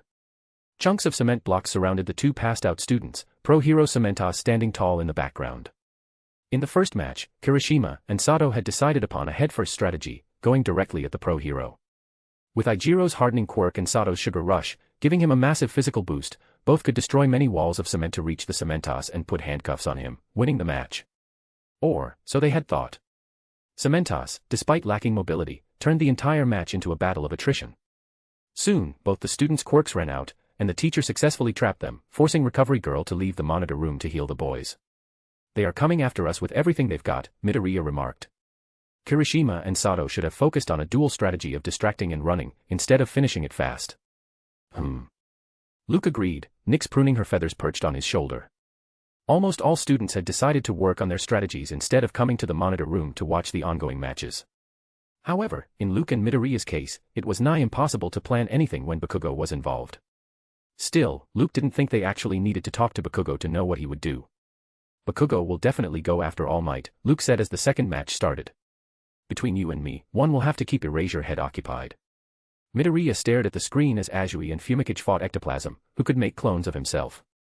Fumicage's Dark Shadow was well suited for long-range attacks. Using clones, the pro hero could instead attack Fumikage himself, going after his weakness. However, when a few of the clones slipped by the Dark Shadow, Fumikage used the martial arts he had been practicing since the first term to defend himself. In return, Ectoplasm just increased the number of clones from 15 to 30, overwhelming the two students. I will use delay on All Might, Luke said, narrowing his eyes as Ectoplasm created a massive clone, trapping both Azui and Fumikage. Then, using reinforcement, I will focus on leaving the battle site. Even if Eraserhead cancels your quirk, you should go after him anyway. Keep him involved in hand-to-hand combat. Throw sand in his eyes, if you have to. But don't let him cancel my quirk because delay will be cancelled, too, then. On the screen, the trapped Azui vomited out handcuffs before masterfully handing them over to the Dark Shadow. The creature then attacked Ectoplasm, who couldn't make more clones because of the giant clone trapping the students. As they fought, the Dark Shadow cunningly put handcuffs on Ectoplasm's leg, making Azui and Fumikage the winners of the second match. In the monitor room, Nyx patted Luke's shoulder and nudged her beak toward Midoriya. Luke, who was too buried in his thoughts about the upcoming fight, looked in Midoriya's direction and found the boy looking at him with an open mouth. What? Luke asked. Midoriya closed his mouth, blushing. No. No. Just. First time seeing you so serious. Luke let out a chuckle, despite not feeling like smiling at all. At first, he'd thought that it was his father who had put this surveillance on him, turning Dr. Blessed into a terrorist. The terrorist matter might indeed be Ryujiro Sayonji's idea, but now Luke knew that the heavy surveillance on him wasn't. Luke knew Sand well enough to know the guy wasn't joking around. The assassin wanted to see if Luke was strong enough to escape villains on the level of All Might and erase your head, using his quirks and depending on his friends. Dr. Blessed had already kidnapped Luke twice, as far as Sand was concerned. A third time could be throwing Scion G Group's years' worth of investment down the drain, playing with the future of the entire world. So, in Sand's eyes, the best way to tell Luke to stop fucking around was this. Luke might not care about training camp. He did care about his freedom. Without Sand lifting the eyes off him, he wouldn't be able to resume his investigations as Dr. Blessed. Not to mention, the other members of the Apostles of Mr. Fool were counting on him, too, now. Luke took a deep breath, nodding to himself. There was only one option, only one outcome, in front of him. He walked up to Midoriya as Tenya Ida and Ojiro won against Power Loader Pro Hero on the screen, winning the third match. Seeing Luke approach him with a dead serious face unnerved Midoriya. The only time he remembered seeing such an expression on Luke's face was during the sports festival, and that hadn't ended well for either of them. Luke put his hand on Midoriya's shoulder, making the boy jump a bit. Yes. Midoriya asked. Have you? We need to win this, Deku, Luke said, looking flat into the boy's eyes. Do you understand? We need to win it at any cost. Even if, we need to sacrifice your body. Nyx gave a hard nod, agreeing with Luke as well. Midoriya. Recovery girl, standing at the entrance. Why only my body? Midoriya's lips twitched as Luke returned to his position and began watching the fourth match. The fourth match was between Todoroki and Momo against Dust Hero, Sand. For the first time, Luke, Nyx, and Midoriya dropped all their thoughts to focus on the match instead. Sand had taught them for the entire first term. But, as a teacher of close combat, he had limited himself to that only. Even during the USJ incident, Sand hadn't unleashed his full capabilities because of the disadvantageous terrain. This would be the first time they would see the pro hero in full action. If Todoroki and Momo play it out carefully, Midoriya said, holding his chin, then they can beat Sand. He can control Sand, but Todoroki's ice can counter it. Meanwhile. No. Midoriya, stunned, looked in Luke's direction and found him shaking his head. Todoroki and Momo. Luke said, looking at the two students, have already lost. Chapter 184, Todoroki and Momo vs. Sand. 1.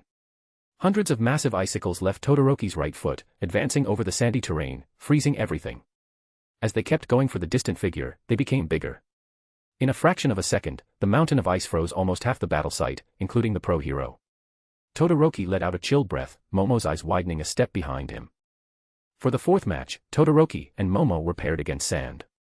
The battle site was similar to Tenya and Ojiro vs. Power Loader 1, but it also had many broken buildings along with a sandy field. The entire site was big enough to hold many football fields inside it. Todoroki and Momo had entered the battle with a plan in their mind. And freezing Sand with an avalanche of icicles in the very beginning was the first move. Let's go. Todoroki hissed, already turned around. Run. As they were in the center of the site, to run out of the site, they needed to cross at least 150 meters of distance. Sadly, they had just begun running when a massive tremor paled their faces, the entire ground shaking under their feet. Crack. Boom. Tearing through the massive ice structure, Sand came out, riding a gigantic wave of sand. He was wearing a brown jacket over brown pants, a small smile planted on his bearded face. His brown hair was flailing as he guided the wave of sand forward with the speed of a train. Todoroki and Momo's hearts gave out. They knew that the weight band Sand was wearing on his hands wouldn't matter in this battle. They also knew that Todoroki's quirk, which could overpower the toughest villains, wouldn't matter against Sand. Not here on the sandy terrain, at least. Sand could control all the sand within a 50-meter range around himself. Also, he could extend his range to 100 meters if he focused on controlling the sand in one direction. Todoroki had seen Sand's masterful control over the thinnest strands of sand during the USJ incident. So, they had considered all this as well. But they hadn't considered that Sand would be able to break through the ice so fast. They had barely taken a few steps to run. If it kept going on like this, then they would never win the battle. Sharing a glance, Todoroki and Momo knew they must go ahead and begin the second phase of their plan, right now. Momo turned around and began running toward the exit again. Meanwhile, Todoroki gave up on running and faced the incoming wave of sand. Tell me you aren't that much of a fool, Sand mumbled, the smile on his face flickering. However, Todoroki did exactly what Sand had guessed. A burst of frost exploded out of his right side and boomed toward Sand, taking the shape of another mountain of ice. Sadly, it couldn't hold Sand for even a fraction of a second. The wave of sand he was riding suddenly enlarged.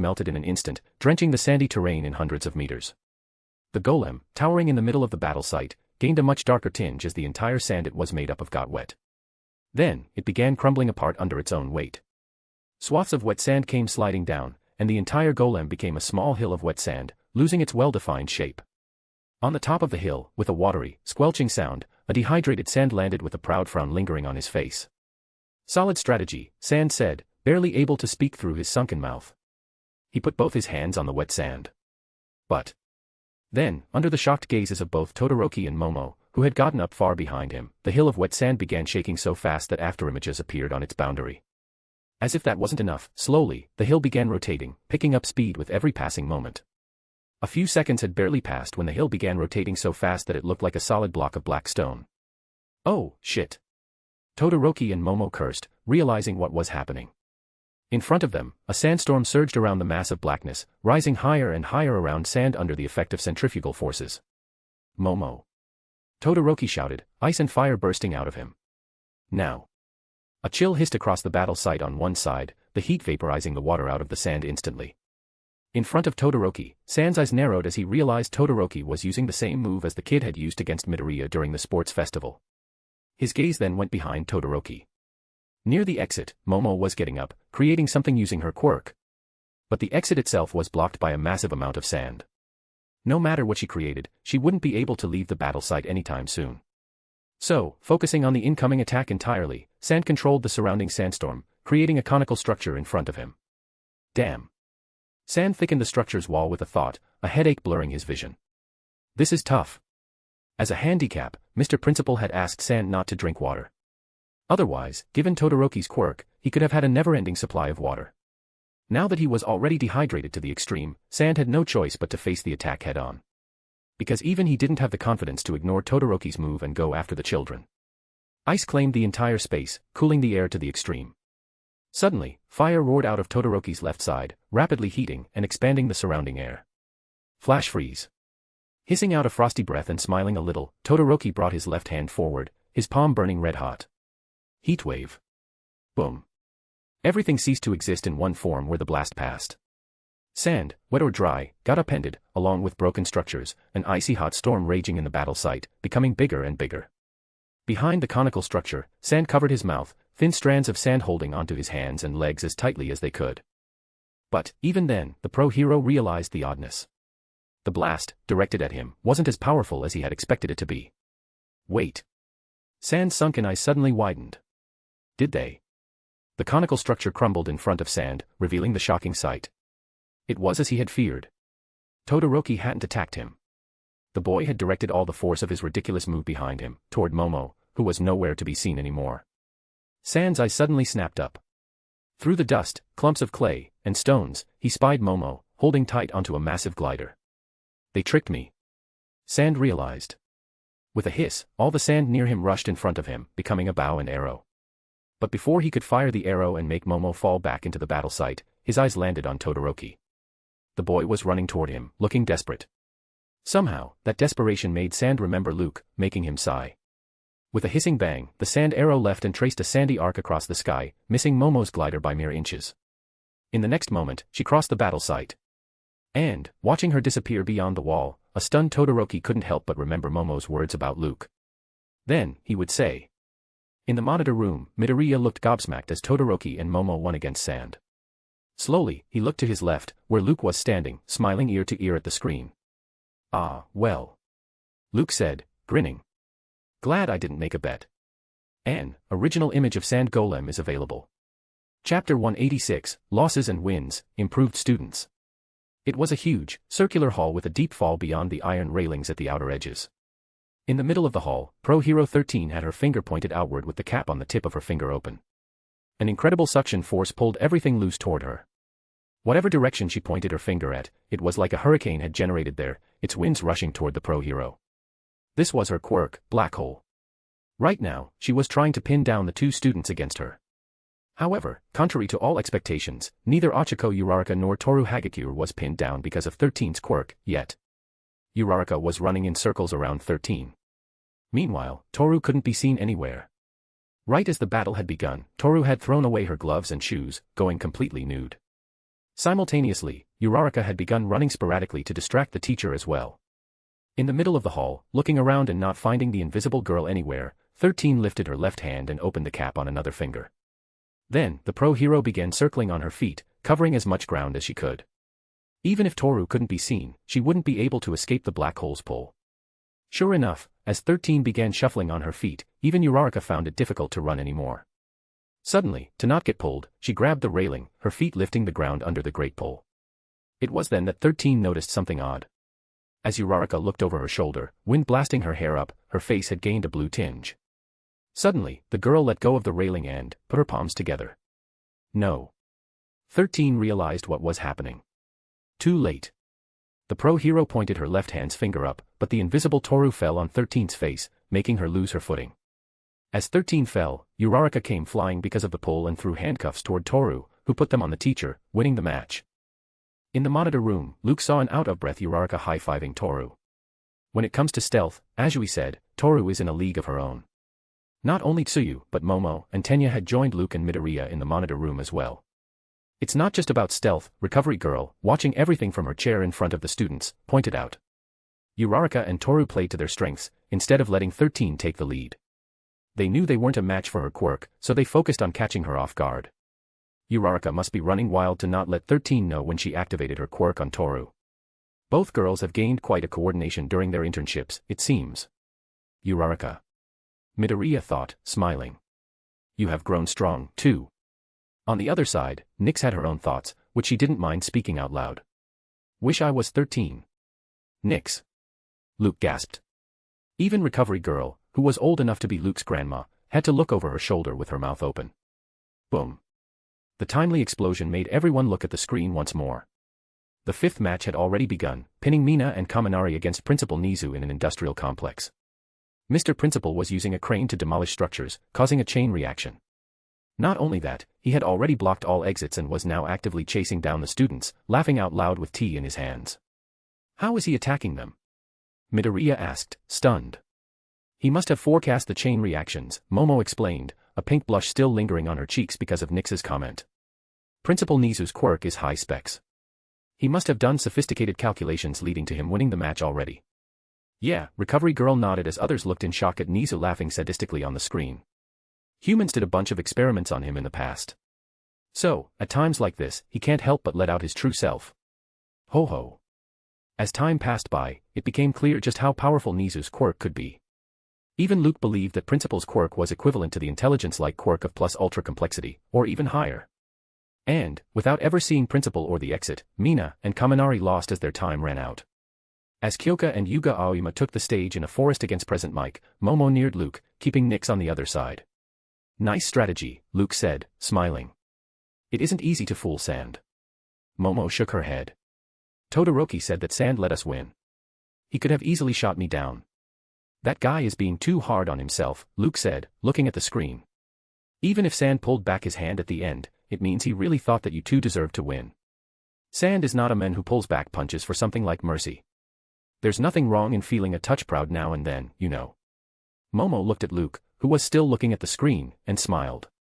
Momo.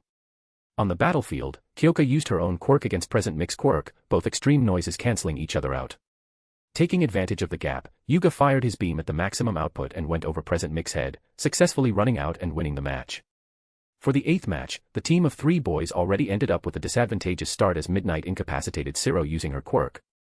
Meanwhile, Pro-Hero Snipe kept sniping at them from afar, preventing them from rescuing Siro, too. Seeing a dense purple mist surrounding Midnight coming at them, Shoji looked at Mineta, who was cowering in fear. Why us? Mineta complained. Damn it, Luke. Shoji's mouth twitched. We can still win this, he said. Mineta, use your sticky balls on me. Mineta didn't know what Shoji was planning. But one glance at Midnight's sadistic smile was all it took for him to agree, plucking out dozens of balls off his head, going as far as to make himself bleed. Go. Mineta roared, blood covering his face.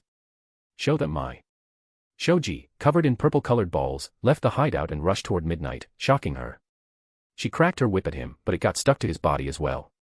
Meanwhile, Snipe fired bullets at his leg. These weren't rubber ones, but real.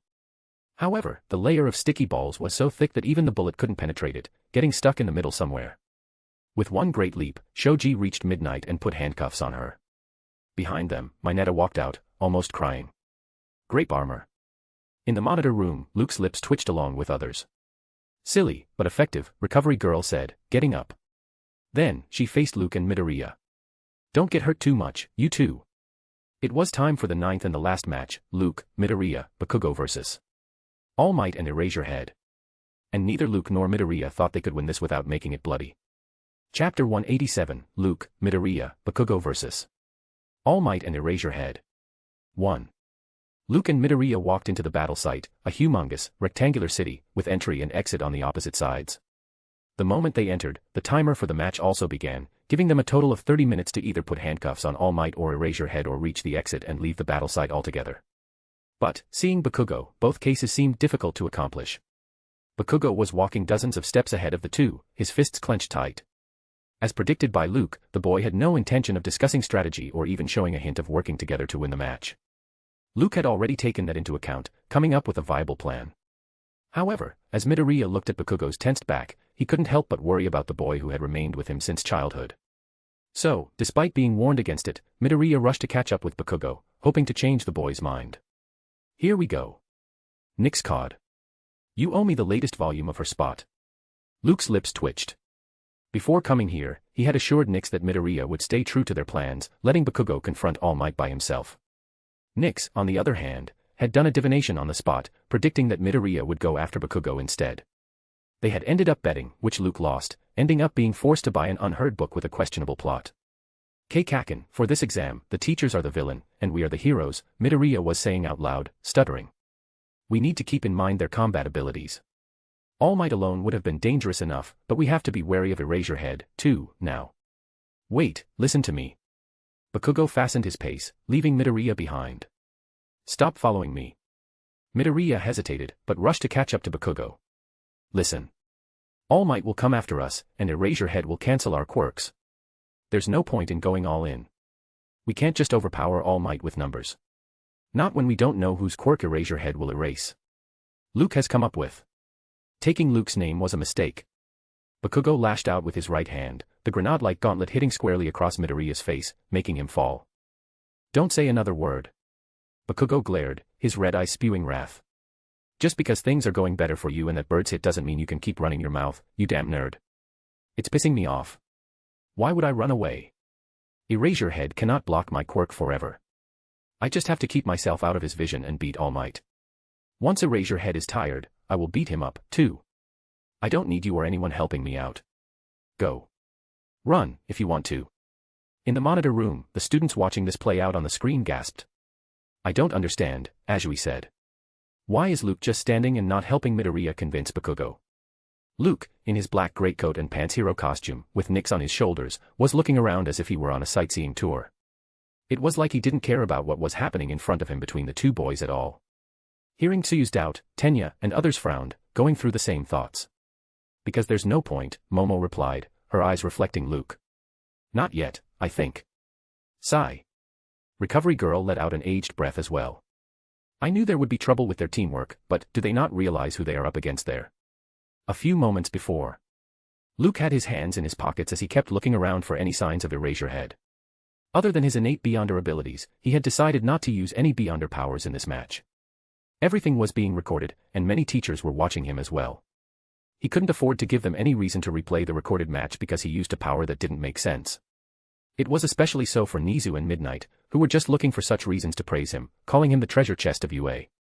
There was a thin line between praises and suspicions, Luke knew. This wasn't a moment to test out how thin he could make this line. For now, the best was to. Luke and Nix's eyes suddenly widened. Not because of Bakugo hitting Midoriya, making the boy fall. But because their danger intuitions had gone haywire, wreaking havoc in their minds. The last time they had felt such a dangerous premonition was when they had faced Dobby's enhanced plasma attack coming for them with the students behind their backs. Every inch of Luke's muscles cried for him to run. Every feather on Nix's body screamed for her to flutter away. Yet, at that moment, they both knew that it was already too late. Deku. Luke shouted out his lungs. Bastard.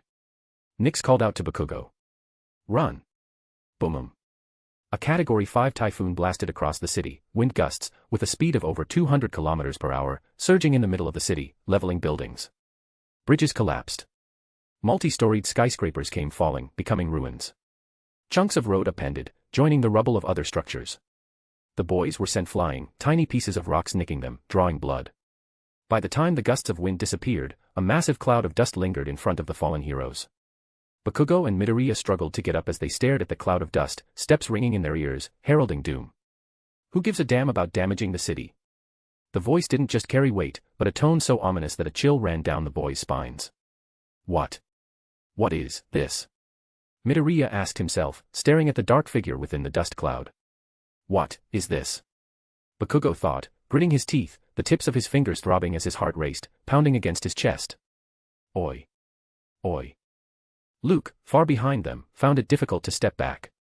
What is this? Intimidation. From the dust, All Might walked out with a wide grin on his face. He planted his foot and came to a stop, clearing off all dust with another gust of wind. Thinking of this as an exam will be a mistake, All Might said, his blue gaze glowing bluer. I am a villain, heroes. Come at me. With everything you've got. Chapter 188, Luke, Midoriya, Bakugo vs. All Might and Eraserhead. 2. All Might's gaze wasn't feigning the murderous lust they carried at this moment. They had become the epitome of all the evil, ready to squash all joy and hope. For decades, All Might had fought villains, protecting innocents, and making things right. However, to take down the most heinous villains, he had also needed to learn how they thought. So, ironically, the greatest hero could also be the most dangerous villain, at his whim. We can't take him head-on. Midoriya shouted, turning around and remembering the plan. Let's run away. All Might took a step forward, making the boys' knees wobble. Then, with another step, he threw himself forward. As if that was a cue, Bakugo grinned like a maniac. Don't tell me what to do, he shouted, pointing his right hand's palm forward. Come at me, you said All Might. Even if you didn't say anything, I was gonna do that. Kaken. Midoriya gasped. Stun grenade. Bakugo roared, activating his quirk. Sadly, to Bakugo and Midoriya's horror, no blinding light erupted from Bakugo's palm.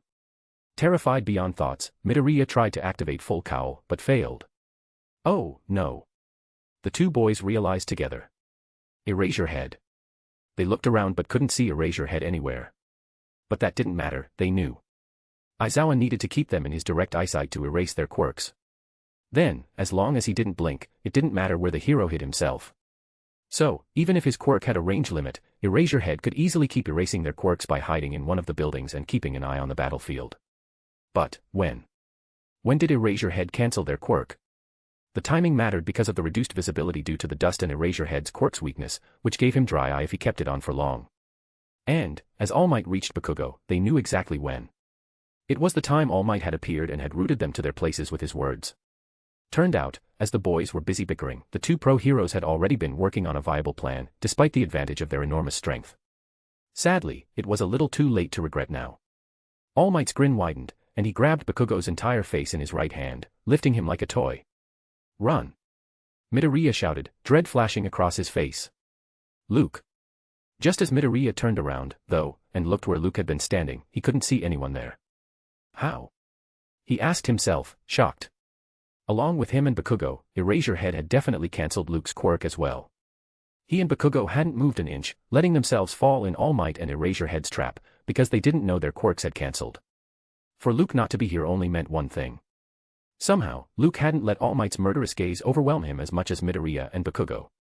Not only that, but he must have also realized that he couldn't use his quirk anymore and decided to run for it, instead. Why? Midoriya thought, clenching his teeth. Why couldn't I move? Of course, Midoriya had no idea that there was a monstrous gulf between his and Luke's experiences. After dying once, there was hardly any fear that could hold Luke, preventing him from making a move for long. On the other side, behind Midoriya, despite losing his quirk, Bakugo hadn't given up. Ha ha ha ha, the boy madly laughed, banging his grenade-like gauntlets on All Might's head. I will just wait for my quirk to return and blow you up, All Might. All Might frowned, ignoring the blows. Normally, if you grabbed someone's face, they reflexively tried to remove that hand, All Might thought. This kid is seriously thinking of defeating me, huh? Then. From the corner of his eyes, All Might noticed Midoriya bolting toward a building, trying to leave Aizawa's line of sight. They had taken the boys by surprise, but what Bakugo said was true as well.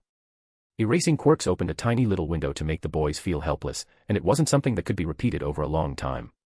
Not to mention, they had already lost Luke. But that was something both he and Eraserhead had taken into account. Now, they just needed to neutralize Bakugo and Midoriya before their quirks returned. Fortunately, despite carrying half his weight on his wrists and ankles, All Might was powerful enough to take advantage of this moment. Young Bakugo. All Might grinned, hurling the boy. You should learn when it's not the time to throw hands. Spinning Bakugo and still grabbing his face, All Might slammed him into the ground. A loud thud echoed as Bakugo's breath gave away, his eyes popping out of his head.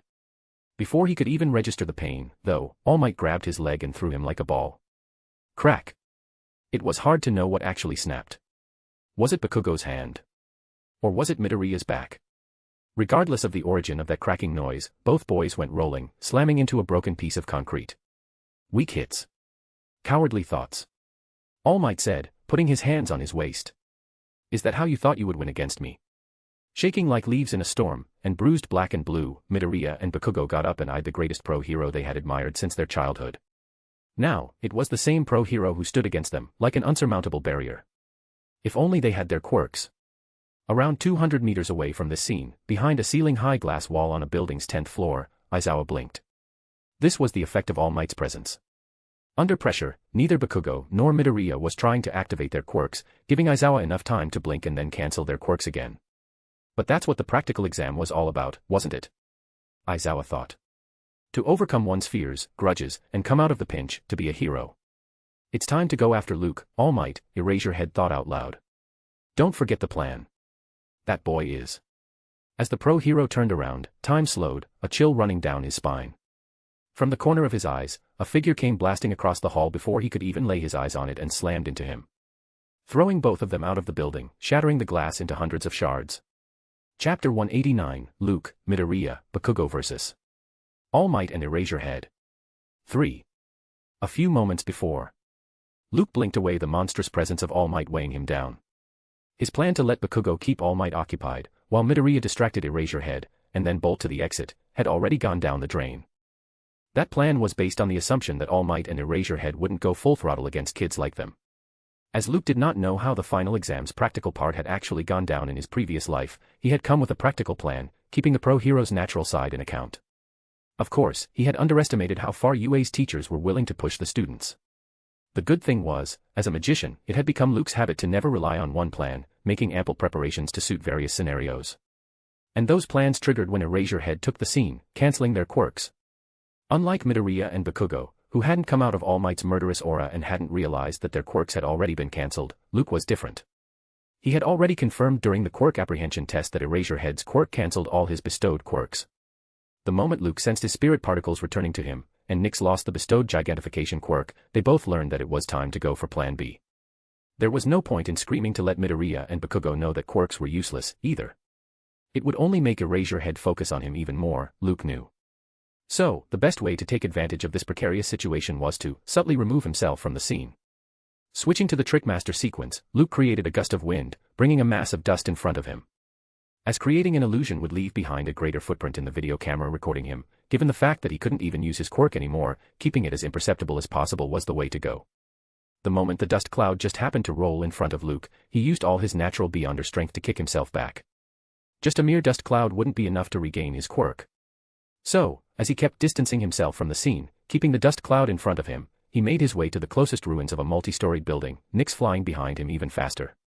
The moment they reached the building, Luke jumped into the structure, not stopping before reaching the farthest corner. Let's use gigantification and fly high up after regaining the quirk. Nyx suggested. Even All Might can't just reach above the clouds. Luke doubted that. What if All Might kicked the air and used air pressure to push himself up? When it came to the symbol of peace, who was bent on acting like a villain, it was a mistake to count on impossibilities. Plan B was to reach the exit via the sky, using gigantification. As Luke shook his head, rejecting it, he remembered the Plan C, use reinforcement and circle the scene and go for the exit. Reinforcement would let Luke reach a strength equivalent to 5% of Midoriya's One for All. Of course, unknown to all, it also accounted for this natural strength, which had risen to inhumane levels after becoming a Sequence 7 Beyonder in 2 of the 3 pathways. Moreover, given that Eraserhead had cancelled their quirks, it meant he must be at least within a range of 200 meters or so within the scene of battle. Beyond that, and because of the sheer amount of destruction and dust, he wouldn't have been able to keep the boys in his vision. It all raised the chances of Plan C's success quite high. It was just. If we can think of this, Luke said, mentioning the Plan C, then Eraserhead and All Might must have thought of it, too. They know Midoriya and Bakugo don't get along. After All Might neutralizes both of them temporarily, both pros will come after us with everything they've got. I doubt we can reach exit even with reinforcement, then. Also, let's not forget that we cannot use more than one quirk at a time in the match. As much as Nyx disliked admitting, she knew Luke was right. Plan D, then. Luke nodded. They had no other choice. And, to initiate Plan D, they needed to find Erasure Head first. The best way to do that was to let Nyx perform a dream divination, finding where Erasure was hiding. But if there were hidden cameras here, then he wouldn't be able to explain that later. He could explain some of his own oddities, though. Luke hurriedly grabbed a broken iron rod, his blue pupils dilating to the extreme as he took his spirituality's assistance. Then, asking for Erasure Head's location, he let the rod go. The iron rod hovered at its place unnaturally for a second, and then fell forward, pointing toward the direction where All Might was beating the boys up. Luke and Nyx exchanged glances and scuttled forward, peeking out from the corner of the building. Without a far sight like Quirk, even the two Beyonders couldn't see far enough to know where the Erasure Head was hiding. Still, there was one way to make Erasure Head stand out in his visions. So, switching to Magician, as the 3-second cooldown was already over, Luke activated Spirit Vision. He ignored the monstrous, blinding golden masses representing All Might, Midoriya, and Bakugo, and focused behind them.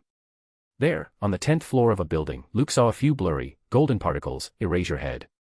All of a sudden, he felt some kind of weight lifting off his spirit particles. He could use Bioalchemy again. Bestowing the quirk upon Nyx again, and grinning, Luke snapped his fingers. Cyan-colored, electric circuit-like veins appeared on his body, glowing azure, as he activated reinforcement. In mere seconds, and keeping him outside All Might's vision, he rushed around the buildings and reached the skyscraper where the pro was hiding. Leaving behind glowing afterimages, Luke reached the 10th floor, silently appearing behind Erasure Head like a wraith. Right at that instant, Erasure Head was turning around, rubbing his eyes and thinking of going after Luke, when he spied the boy in the corner of his eyes. It was already too late, though. Cyan lightning rumbled around Luke as he blurred and slammed into Erasure Head, his momentum throwing both out of the building, shattering the ceiling-high window. And the moment they reached into the open, surrounded by shards of glass. Time paused for them as Nyx activated Delay. Chapter 190, Luke, Midoriya, Bakugo vs. All Might and Erasure Head. 4. All Might fell from above and pinned down Midoriya between bars of a broken iron railing. The resulting blast ruptured Midoriya's back muscles, making him grunt in pain. It also threw off Bakugo, who had been standing right next to him. Midoriya instinctively tried to lift himself, trying to break off the iron railings, activating One for All involuntarily. To his great surprise, he could feel full cowl activating, multicolored veins slithering on his body as thin, tiny green bolts of lightning rumbled in his surroundings. He could use his quirk again. Bakugo. Midoriya screamed, ignoring the pain. We can use our quirk. However, All Might didn't give Bakugo the chance he needed, despite the boy having insane battle instincts. All Might's fist, as large as Bakugo's entire waist, landed on the boy's stomach and sent him flying. Boom. Vomiting, rolling, and bouncing, Bakugo came to a stop dozens of meters away, squirming with pain. Behind All Might, Midoriya's eyes widened in hopelessness. He remembered a boy, from years before, who shared his enthusiasm when it came to All Might. That was one thing common between them, Midoriya realized. Despite Bakugo being a jerk, both admired All Might and his ideals. Arg. Midoriya tried to use full cowl. But All Might had barely pulled back on his punches while beating the boys up. Moreover, with the iron railing pinning him down several inches deep into the earth, Midoriya couldn't control One for All fully, failing to bring out enough power to free himself. And, in front of him, All Might was already walking toward Bakugo. I know why you are so angry, young Bakugo, All Might said, seeing Bakugo getting up with wobbling knees. It's because of your classmates' sudden improvement, right? Especially Luke and Midoriya. But, do you know that level 1 and level 50 cannot improve at the same rate? There's so much wasted potential in you. Do you understand? You have so much room to grow. Why not look within, young Bakugo, instead of fixating yourself on others' improvements? Shut up. Bakugo said, stuttering. If I have to get help from that wimp, and that coward, then I'd rather. Crack kkkkkkkkkk. Bakugo couldn't finish his words. His, Midoriya, and All Might's head snapped to the front and saw an astonishing scene. From a multi-storied building's top floor, 3 figures came out flying, surrounded by shards of shattered glass. Luke. Erasure Head. Nyx. Luke was grabbing Erasure Head's binding strips with his left hand. His right hand was pressed hard against Erasure Head's eyes, blocking his vision. Nyx was flying on top of them, positioned in such a way that her eyes reflected not only Erasure Head, but All Might, Midoriya, and Bakugo as well.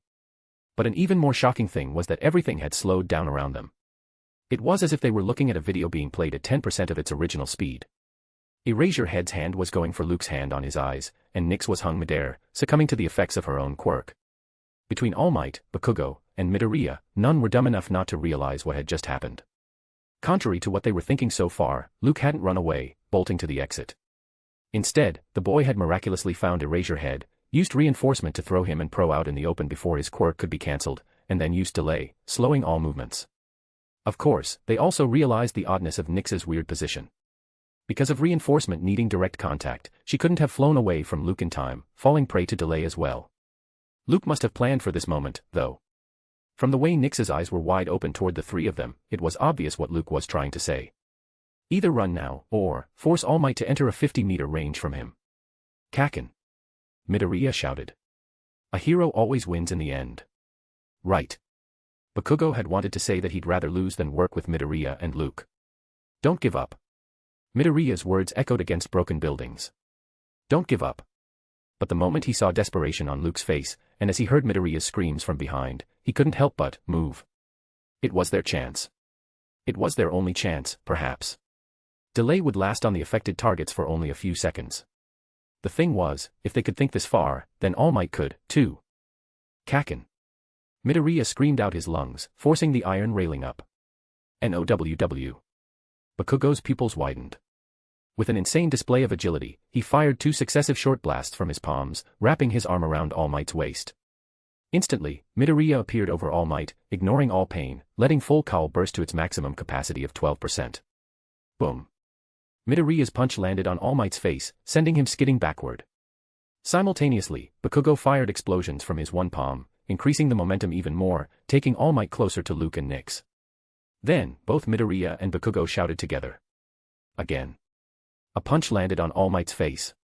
Bakugo timed the explosion with the punch. Little by little, they were closing the gap between Nyx's range and All Might. The moment All Might entered her range, she would transfer delay from Luke and Eraserhead to him. Then, between Luke, Bakugo, and Midoriya, one of them could easily reach the exit and win the match. For a moment. Just a few feet away from entering Nyx's range. Bakugo and Midoriya truly believed that they had overturned their hopelessness, snatching victory out of impossibility's jaws. That moment ended as soon as it had begun. This time, when Midoriya's punch landed on All Might's face, and Bakugo fired another explosion from his arm, the pro hero didn't budge. Both boys stupidly shifted their gazes and looked at All Might. His blue glaze had gone bluer, a smile surfacing on his bleeding lips. All Might's left hand blurred with the speed of lightning and landed on Midoriya's jaw, his eyes instantly losing all focus, blackness surrounding his vision. The same left hand then landed on Bakugo's stomach, making him fall on his knees, his eyes rolling back into his head. Then, All Might disappeared. The next time he appeared, he was already on top of Luke, behind Nyx's little head, his fist rising high toward the sky. Fear me, heroes. Why? All Might's voice penetrated their souls. Because I am here. Chapter 191, Desperate turn of events, it's over. There were no miraculous saves. No one was going to magically appear, either. All Might's fist was the fist of a villainous judgment. And it landed right where he intended it to be, on Luke's sides, sending him flying at an angle like a black meteor. Boom. A massive cloud of dust rose where Luke landed, bounced, and then skidded away, the whites of his eyes gaining several red veins instantly. His blue pupils were nowhere to be seen. He couldn't hear the cracks, the hissing ruptures, or the loud thuds. When Luke came to a stop, much behind Bakugo and Midoriya, he felt like he was floating among clouds, weightless. Midair, All Might grabbed Nyx with one hand and Eraserhead with another before swiftly landing on the ground. Nyx was flailing her wings, trying to scratch All Might's eyes out with her claws. But her vision had blurred so much because of the wetness that she couldn't even see anymore. All Might's punch had sent Luke flying beyond 100 meters. Even if they were to ignore the self-imposed limit of 50 meters on their publicly known Raven quirk, they still wouldn't be able to activate any more quirks. This was a mistake, Nyx realized, cawing out her lungs in desperation. They had always known that All Might was a monster among monsters. It was just, no one had expected to actually stand true to those words, against children. Next to All Might, Eraserhead coughed several times as he stood up. The shock on his face had yet to vanish, a cyan-colored blurry image flashing in his mind on repeat. How did he find me? Eraserhead looked at Nyx before his gaze landed on Luke in the distance. If it wasn't for... Yeah. All Might said, cracking his neck, guessing Aizawa's thoughts. Luke got you good, huh? Even Midoriya and Bakugo took me by surprise. I didn't expect them to coordinate their movements so swiftly, not when they were fighting each other a few moments ago. Erasure Head dusted his shirt. They are getting clever, he said. You taught them well, then, All Might praised, smiling. Erasure Head shook his head. Not good enough, I guess, he replied flatly. It was a mistake coming after me. I'd expected more from Luke. He should have taken the chance and bolted for the exit. Sure, there were risks of getting caught even then. However. All Might nodded. Against villains like us, priority should have been on making it out alive, no matter the means. That's what you get for playing hero too much, Erasure Head said. You forget what's truly important. Yeah. All Might asked. Then, why are you smiling? The grin on Erasure Head's face vanished as fast as it had involuntarily appeared. Anyway. All Might said, sounding a bit disappointed. He held Nyx's head tighter, stopping her from squirming so much. It's over. The three boys, out cold, hadn't heard much of the words shared by All Might and Erasure Head. But the moment All Might said over, it was like someone had hammered nails into their consciousness. After all they had gone through. After pouring their all and everything. Were they going to lose the match just like that? Luke's body stirred, his blue gaze finally gaining a touch of sight. His strategy had been a solid one. More than solid, perhaps. He had calculated for All Might's health, strength, and weakness before going ahead with Plan D. Now, it seemed, he must have taken one more thing into account, All Might's ridiculous will to go beyond his limits for stupid things. It didn't matter how much stronger he had become as a Beyonder at this moment. All Might's punch had landed on his side like a mini train, with an actual train's weight, cracking all his left side's ribs. He couldn't even transfer such a wound to someplace else, either. With Nyx out of the 100-meter range, there was no way of using bioalchemy, either. Otherwise, later, he could have blamed this sudden extension of range on his will to win. Forget about activating a quirk within out-of-range Nyx, Luke dared not move even a finger now, for he feared finding more broken bones within his body. Somehow, Luke adjusted his face, letting out painful grunts. His blurry gaze landed on Midoriya, who was facing him as well, lying on the ground as dead as he was. Beyond Midoriya, an almost dead Bakugo was eyeing both of them, too. In Class 1A, including Todoroki, they were the strongest students with powerful quirks. Yet, against absolute power. No. It wasn't over. Luke looked at Bakugo, begging for a few seconds, shocking the boy to the core. They couldn't talk to each other, but even Midoriya understood that look, lying between Luke and Bakugo. Why? What was the point? What could they possibly do now? And then, without giving Bakugo any chance to accept his request, Luke looked at Midoriya. In that instant, Midoriya knew what Luke was trying to accomplish. In that instant, he knew Luke had gone insane. Ha. Ha ha. Bakugo laughed, seeing Midoriya's stunned face. I will, buy. 10 seconds. Birds hit. A chill ran down Erasure Head's spine. He instantly brought his gaze upon Bakugo, but it was already too late. An insanely powerful explosion burst out from Bakugo's palms, raising clouds of dust and creating huge gusts of wind. As the explosion lifted him off the ground, Bakugo turned his wrist slightly, making him face the two pros. Then, using all his remaining strength, he grabbed the pin on the left-hand gauntlet and pulled it out. Die. Boom. Simultaneously, Luke's blue pupils dilated, gaining a bluer tinge.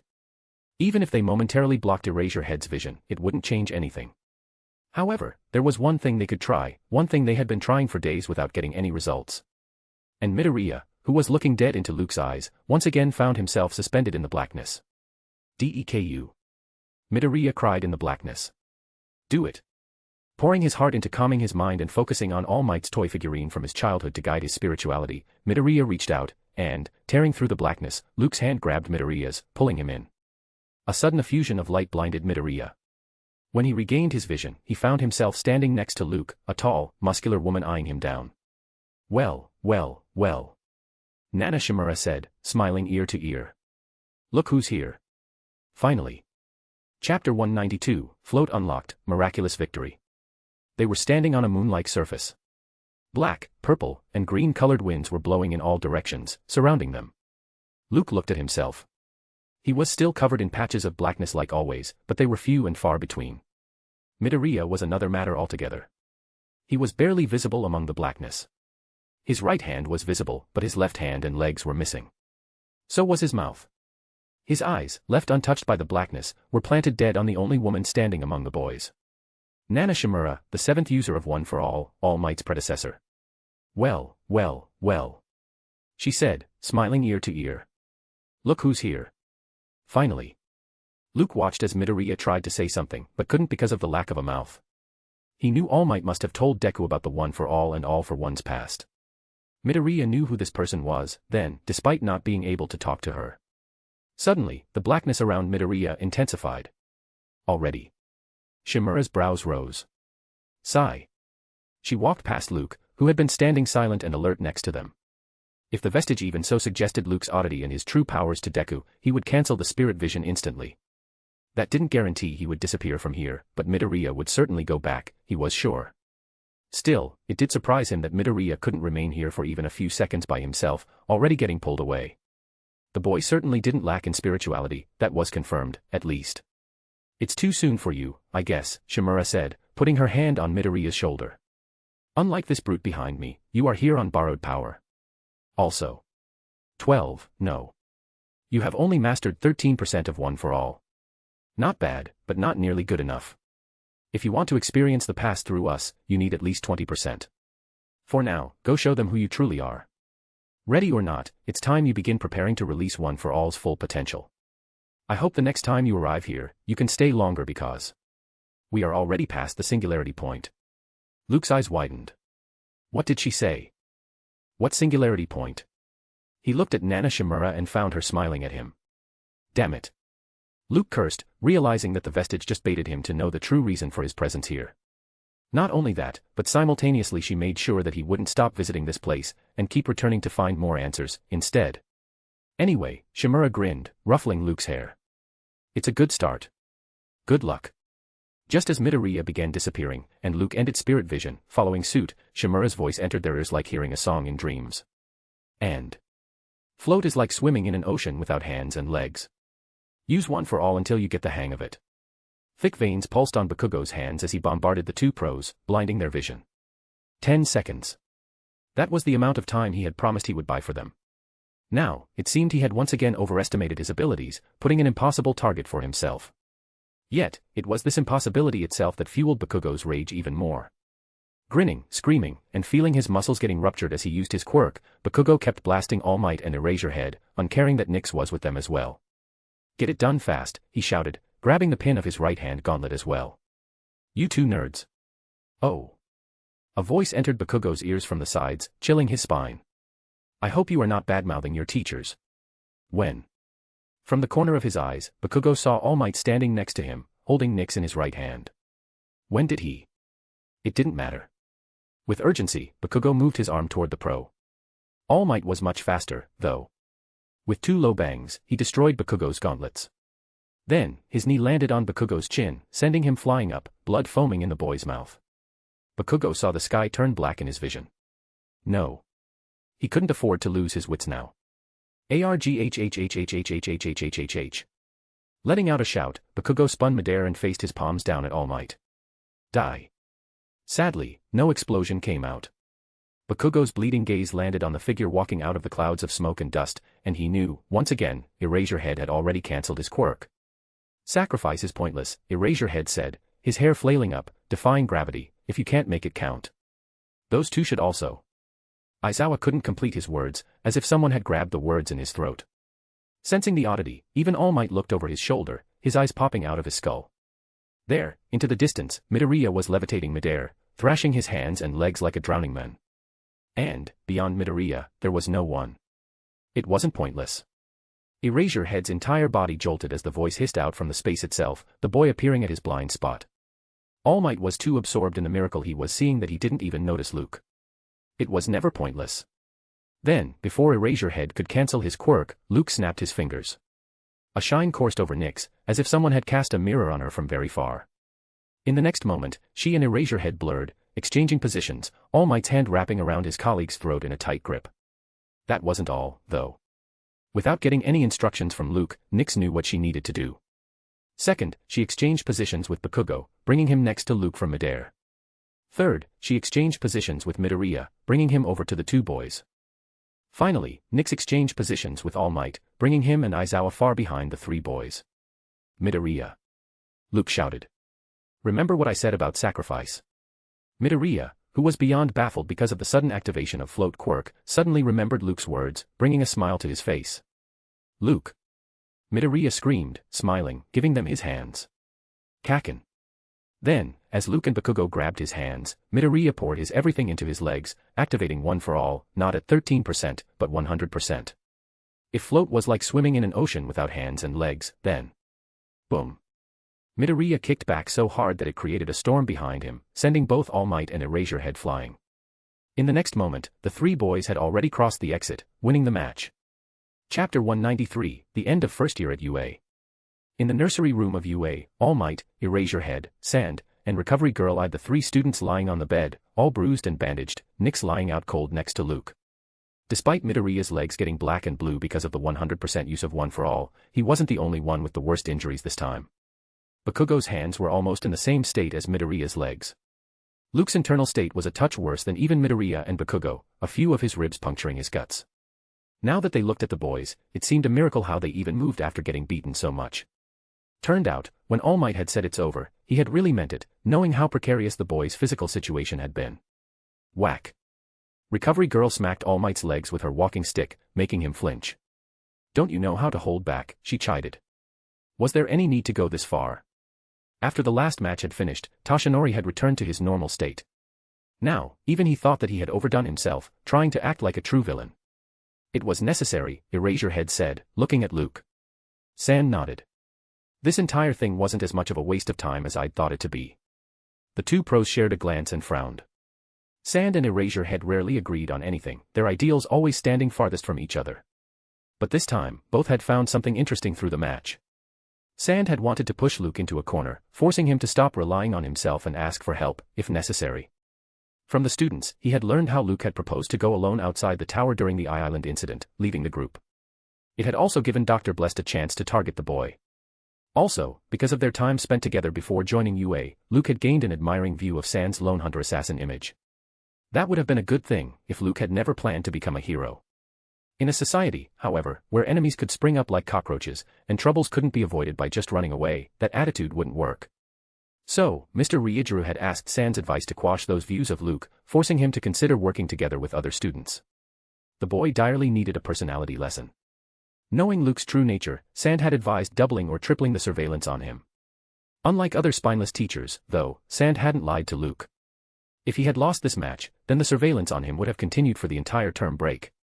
Now that Sand knew that Luke could handle himself against enemies as tough as All Might and Eraserhead, without letting himself get captured, or worse, he could take a breather. No beast grew to its full potential in a cage, Sand knew. And the time to put Luke in a cage, for his and the entire world's betterment, had already ceased to exist. Of course, Sand hadn't expected that he would find something even more interesting through this match. Did Midoriya use a different quirk? Sand asked. Toshinori's sunken pupils shook. The sudden glee he had felt after seeing Midoriya use his master's quirk, Float, had already vanished. He knew Luke and Midoriya had been working on it ever since the Island incident. But, if he was being honest with himself, he hadn't had much hope in it. That's why, when it truly happened, he had even forgotten to move, falling to the boy's tricks. However, as time passed, All Might realized that things couldn't have happened at a worse time and location. Not only Eraserhead, but now all students and teachers had seen Midoriya float. Recovery Girl looked at Toshinori from the corner of her eyes. In the entire world, she was one of the very few people who knew the secrets of One for All. It may be related to Luke, she said. Sand, Eraserhead, and All Might's head snapped down toward her. What do you mean? Sand asked, narrowing his eyes. Luke can use multiple quirks through Nyx, right? Recovery Girl said. Perhaps, it was him. We will know when the boys wake up. Sand and Eraserhead fell into a contemplative silence. It could be possible that in the heat of the battle, Luke's range suddenly increased, letting him activate a quirk within Nyx. But why would he activate such a simple quirk, and why would Nyx use it on Midoriya? Sand and Eraserhead, once again, shared a glance, both realizing what Recovery Girl had just done, buying time. Cough. All Might coughed, knowing how shrewd these two pros were. Let's keep it between ourselves for now. Letting out a sigh and nodding, Eraserhead looked at Luke. He surprised me today the most, the pro admitted. If Luke can keep up with this outgoing personality, then he will become one of the strongest heroes in the world. The sheer versatility of his quirk will make him shine among other heroes. It's a shame that he didn't receive proper training, despite having the privilege to afford it. Sand looked at Bakugo. This kid isn't bad, either, he said. He must have been battling against his own feelings, but, when it counted the most, he perfectly coordinated his movements. Crazy instincts. Guts. He has it all. It's just, if only there were teachers at UA who knew how to handle him. Crack. Ethereal bolts of lightning snaked between the two pros. If you are not satisfied with your loss from last time, we can still head to a battle site, Eraserhead said. A vein throbbed on Sand's head. Who lost to who, bastard? Whack K. As Recovery Girl pounded Sand and Eraserhead with the walking stick, All Might looked at the three boys and smiled. Midoriya going further than he ever had with One for All. Bakugo and Luke going against their conflicting personalities. Yes, All Might realized, balling his fingers into fists. They all have tremendous potential to grow so much more. And to see them reaching the true heights of their potential, All Might hoped he still had enough time. Chapter 194, The End of First Year at UA. 2. The next day. UA. A sullen atmosphere lingered in Class 1A as they waited for Aizawa to come and declare the results. Mina, Kaminari, Ijiro, and Sato, who had failed their practical exams, were standing with pale faces by the door, Midoriya and Tenya trying to cheer them up. In the back, Luke stared up toward the roof, his mind brooding over many things. All Might had already made him try spirit vision once more after they had woken up yesterday. But Midoriya had failed to meet the vestige. It was clear that he had tired himself too much to even focus properly then. All Might had been so excited to hear about Midoriya's first meeting with Nana Shimura that he had even forgotten to ask the most crucial question from Luke. How did he help Midoriya reach that place, without Nyx by his side? But Luke knew this question was bound to be asked. If not now, then later. He had already thought of an excuse. Moreover, as no one other than All Might knew about this, there was no hidden threat of someone figuring out anything fishy with all this, too. The mystery of Midoriya suddenly floating also helped his case, attracting many questioning eyes towards him. They still hadn't thought of a valid excuse for that case. With Midoriya not able to use float whenever he wanted, he could keep feigning ignorance for some time, it seemed. Also, to Luke's great relief, Sand had stood true to his word. All the surveillance on him had disappeared last night, even the most distant ones, keeping an eye on him using snipers. To be on the safe side, Luke had decided not to visit Dr. Blessed's HQ and call upon his members last night. Aizawa was going to mention the timetable related to the training camp. He could then plan the remaining days till then more precisely, as he had a few crucial things to take care of, involving an overseas trip. Now that he was already an international criminal, there was no point in remaining limited to Japan. Luke. It was Toru. I saw your match, Luke said, smiling. You held yourself well, Toru. Ah. I mean, Hagakure. Uraraka sniggered next to Luke as others smiled wryly. By now, they all knew Luke wasn't good with sticking to the traditional way of not using first names. It still felt odd when he accidentally called girls by their first names, though.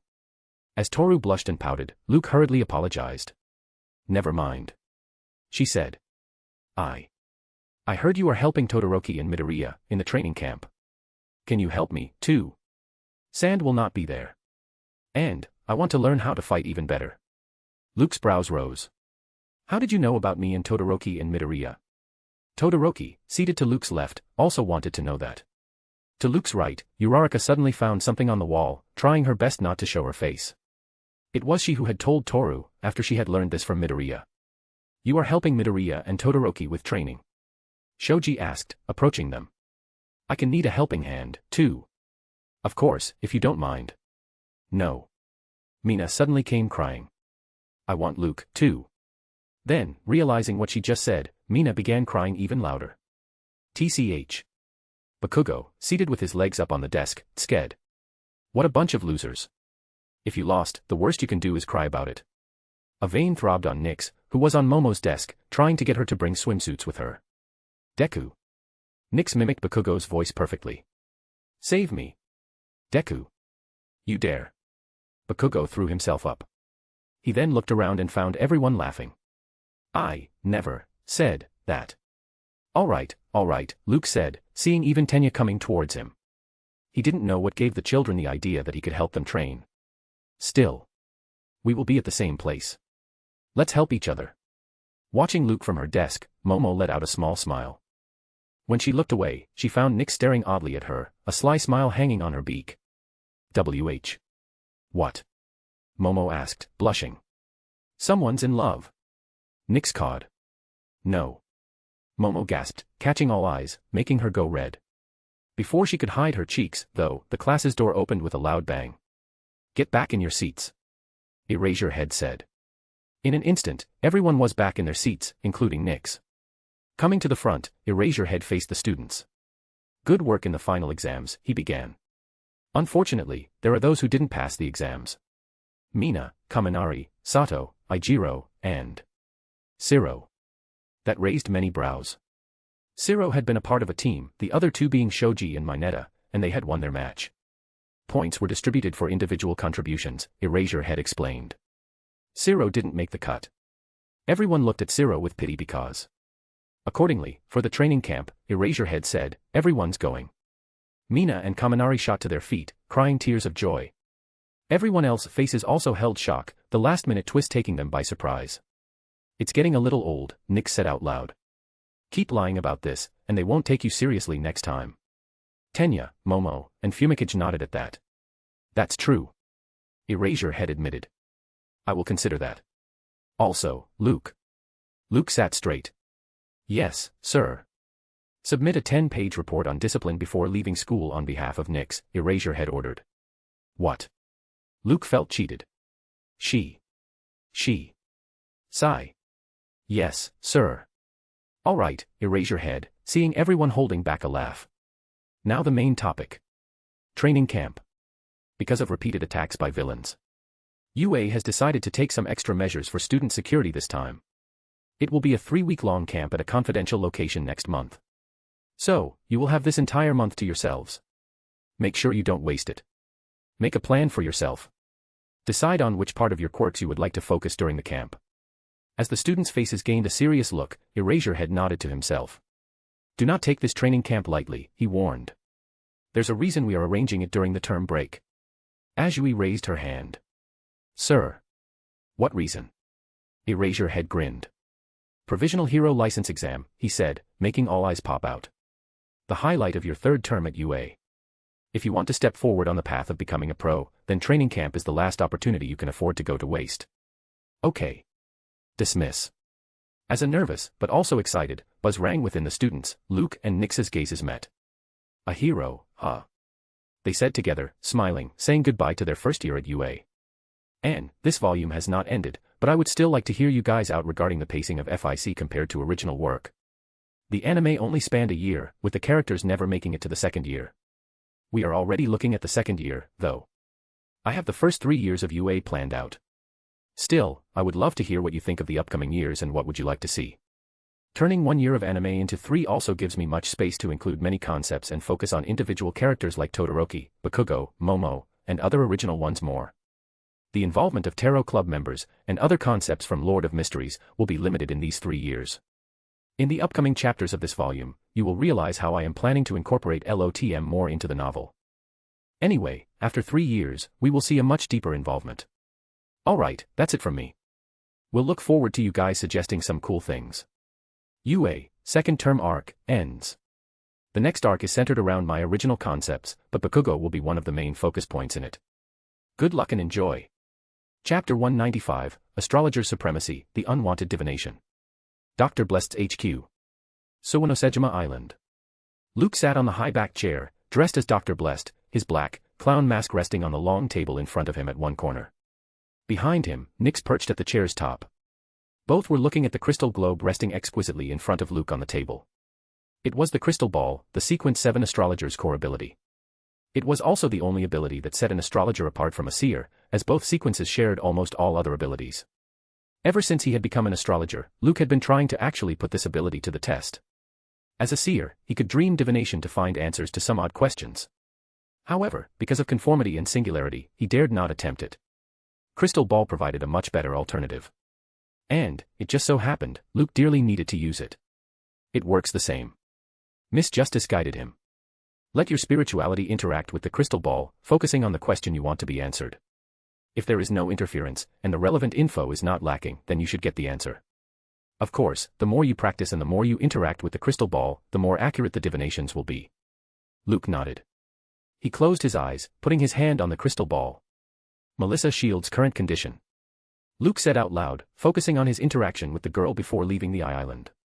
As he repeated it 7 times, letting his spirituality freely interact with the globe, a fog churned within the crystal ball suddenly. Luke opened his eyes, his blue pupils dilated to the extreme. Slowly, the fog within the crystal ball began taking definite shape, even gaining color.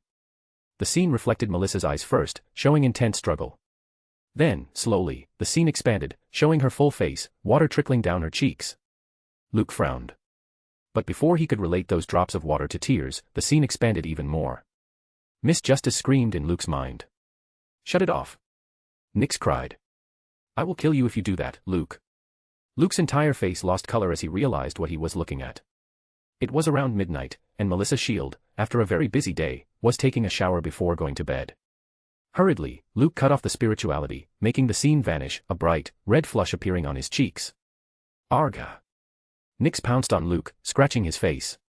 "You. Why? Why? Why?" Luke pulled Nyx away from his face after a while, large claw marks drawing blood on his chin and neck. "I knew it was too good to be true." Nyx lamented, lying flat on her back on the table, pointing her legs up and using her wings to cover her face. "I got swindled. Can't even change to astrologer anymore. Damn it." Taking a moment to calm down and ignoring Nyx, Luke drew a deep breath, feeling ashamed. Still, despite trying to forget the entire scene, he couldn't erase the look in Melissa's eyes. They must be making her life miserable, Luke contemplated. Dr. David Shield is a world-renowned scientist. So, he must have his own set of enemies, fueled by jealousy. If even one of them was transferred to the island after the incident, then he wouldn't let his daughter live freely as well. That's true. Miss Justice agreed. If this keeps going on, they would break her spirit. Luke knew what the system was suggesting, to talk to her. He had already sown the seed for a future member within Melissa.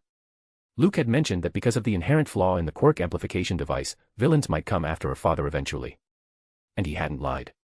If Melissa wanted to secure her and her father's future against villains and greedy people alike, then she needed to become powerful independently.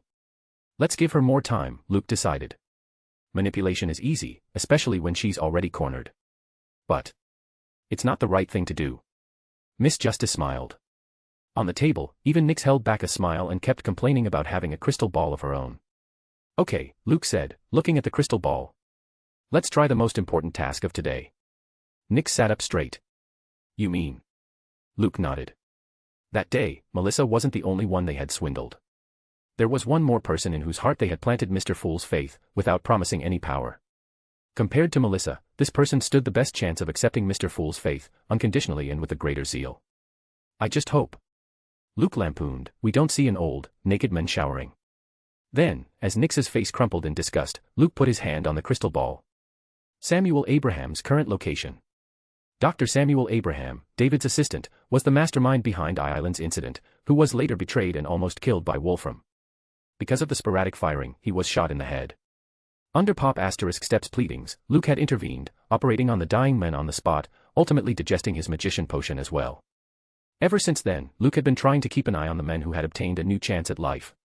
The crystal ball let out a suppressed silvery blue halo, showing a new scene. It was of Sam, dressed in an orange shirt and pants, and lying on a bed, staring up. His mouth was constantly moving as if he were chanting something.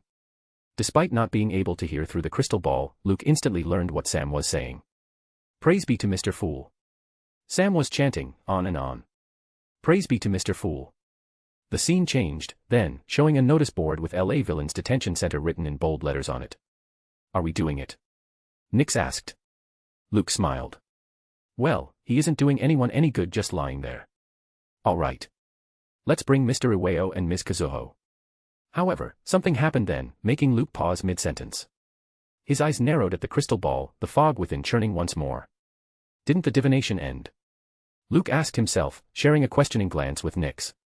But the fog within the globe was already taking shape. It was a scene of a lab, showing a bearded man in a white lab coat, scribbling on a paper. The moment Luke's eyes landed on him, the man too looked up, and grabbed the right side of the glasses on his face, pushing them deeper against his eye. Then, the man looked away and continued scribbling once more, and the scene vanished. Luke and Nyx stared dead at the crystal ball, their mouths hanging open a little as they said together, "What the?" An original image of the men with glasses within the crystal ball is available.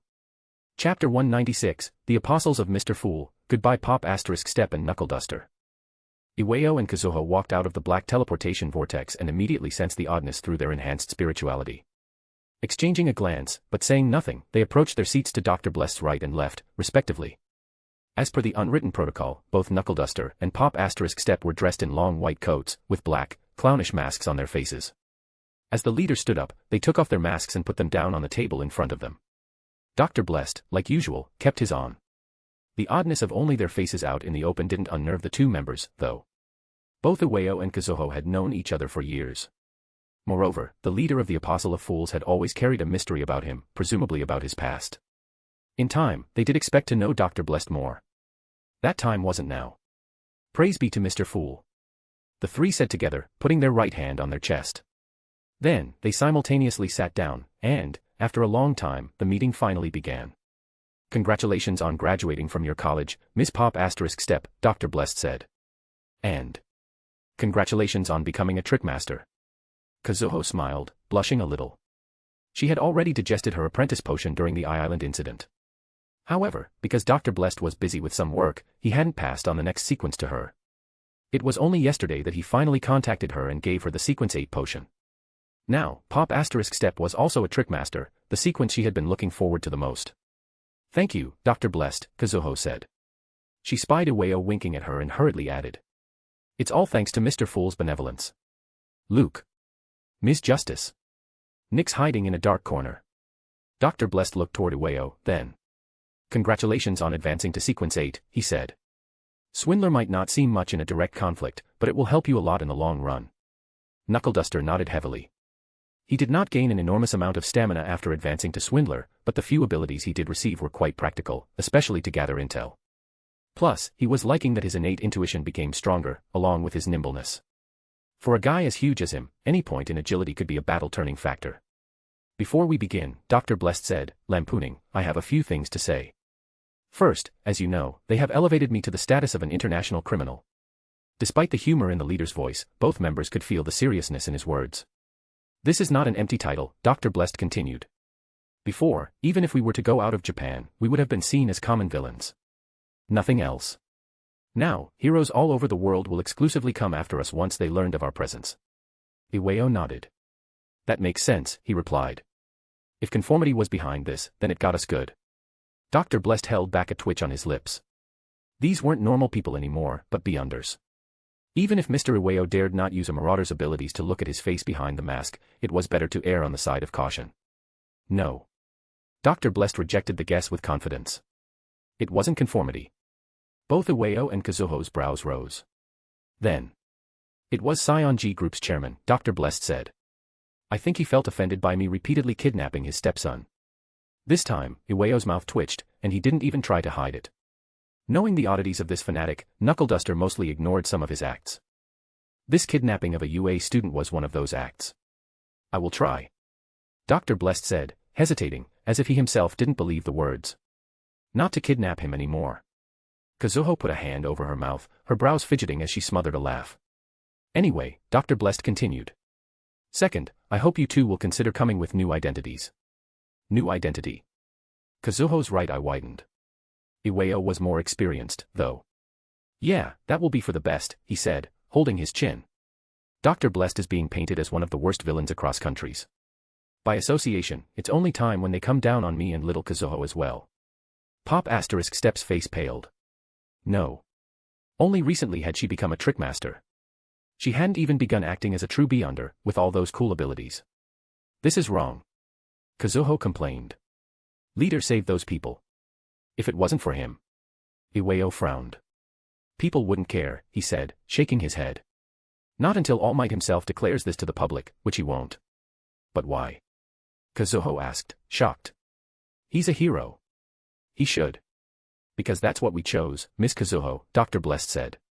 All Might wants us to come out in the open, hand ourselves over to the police, and admit our wrongs. Only then would he step forward and go against all the top people. We are the gray area lingering between the boundaries of heroes and villains. Neither of those two will ever accept us. A silence lingered between the three of them as Kazuho's mouth flattened. Suddenly, Dr. Blessed chuckled. No need to worry, he said. This is only the beginning.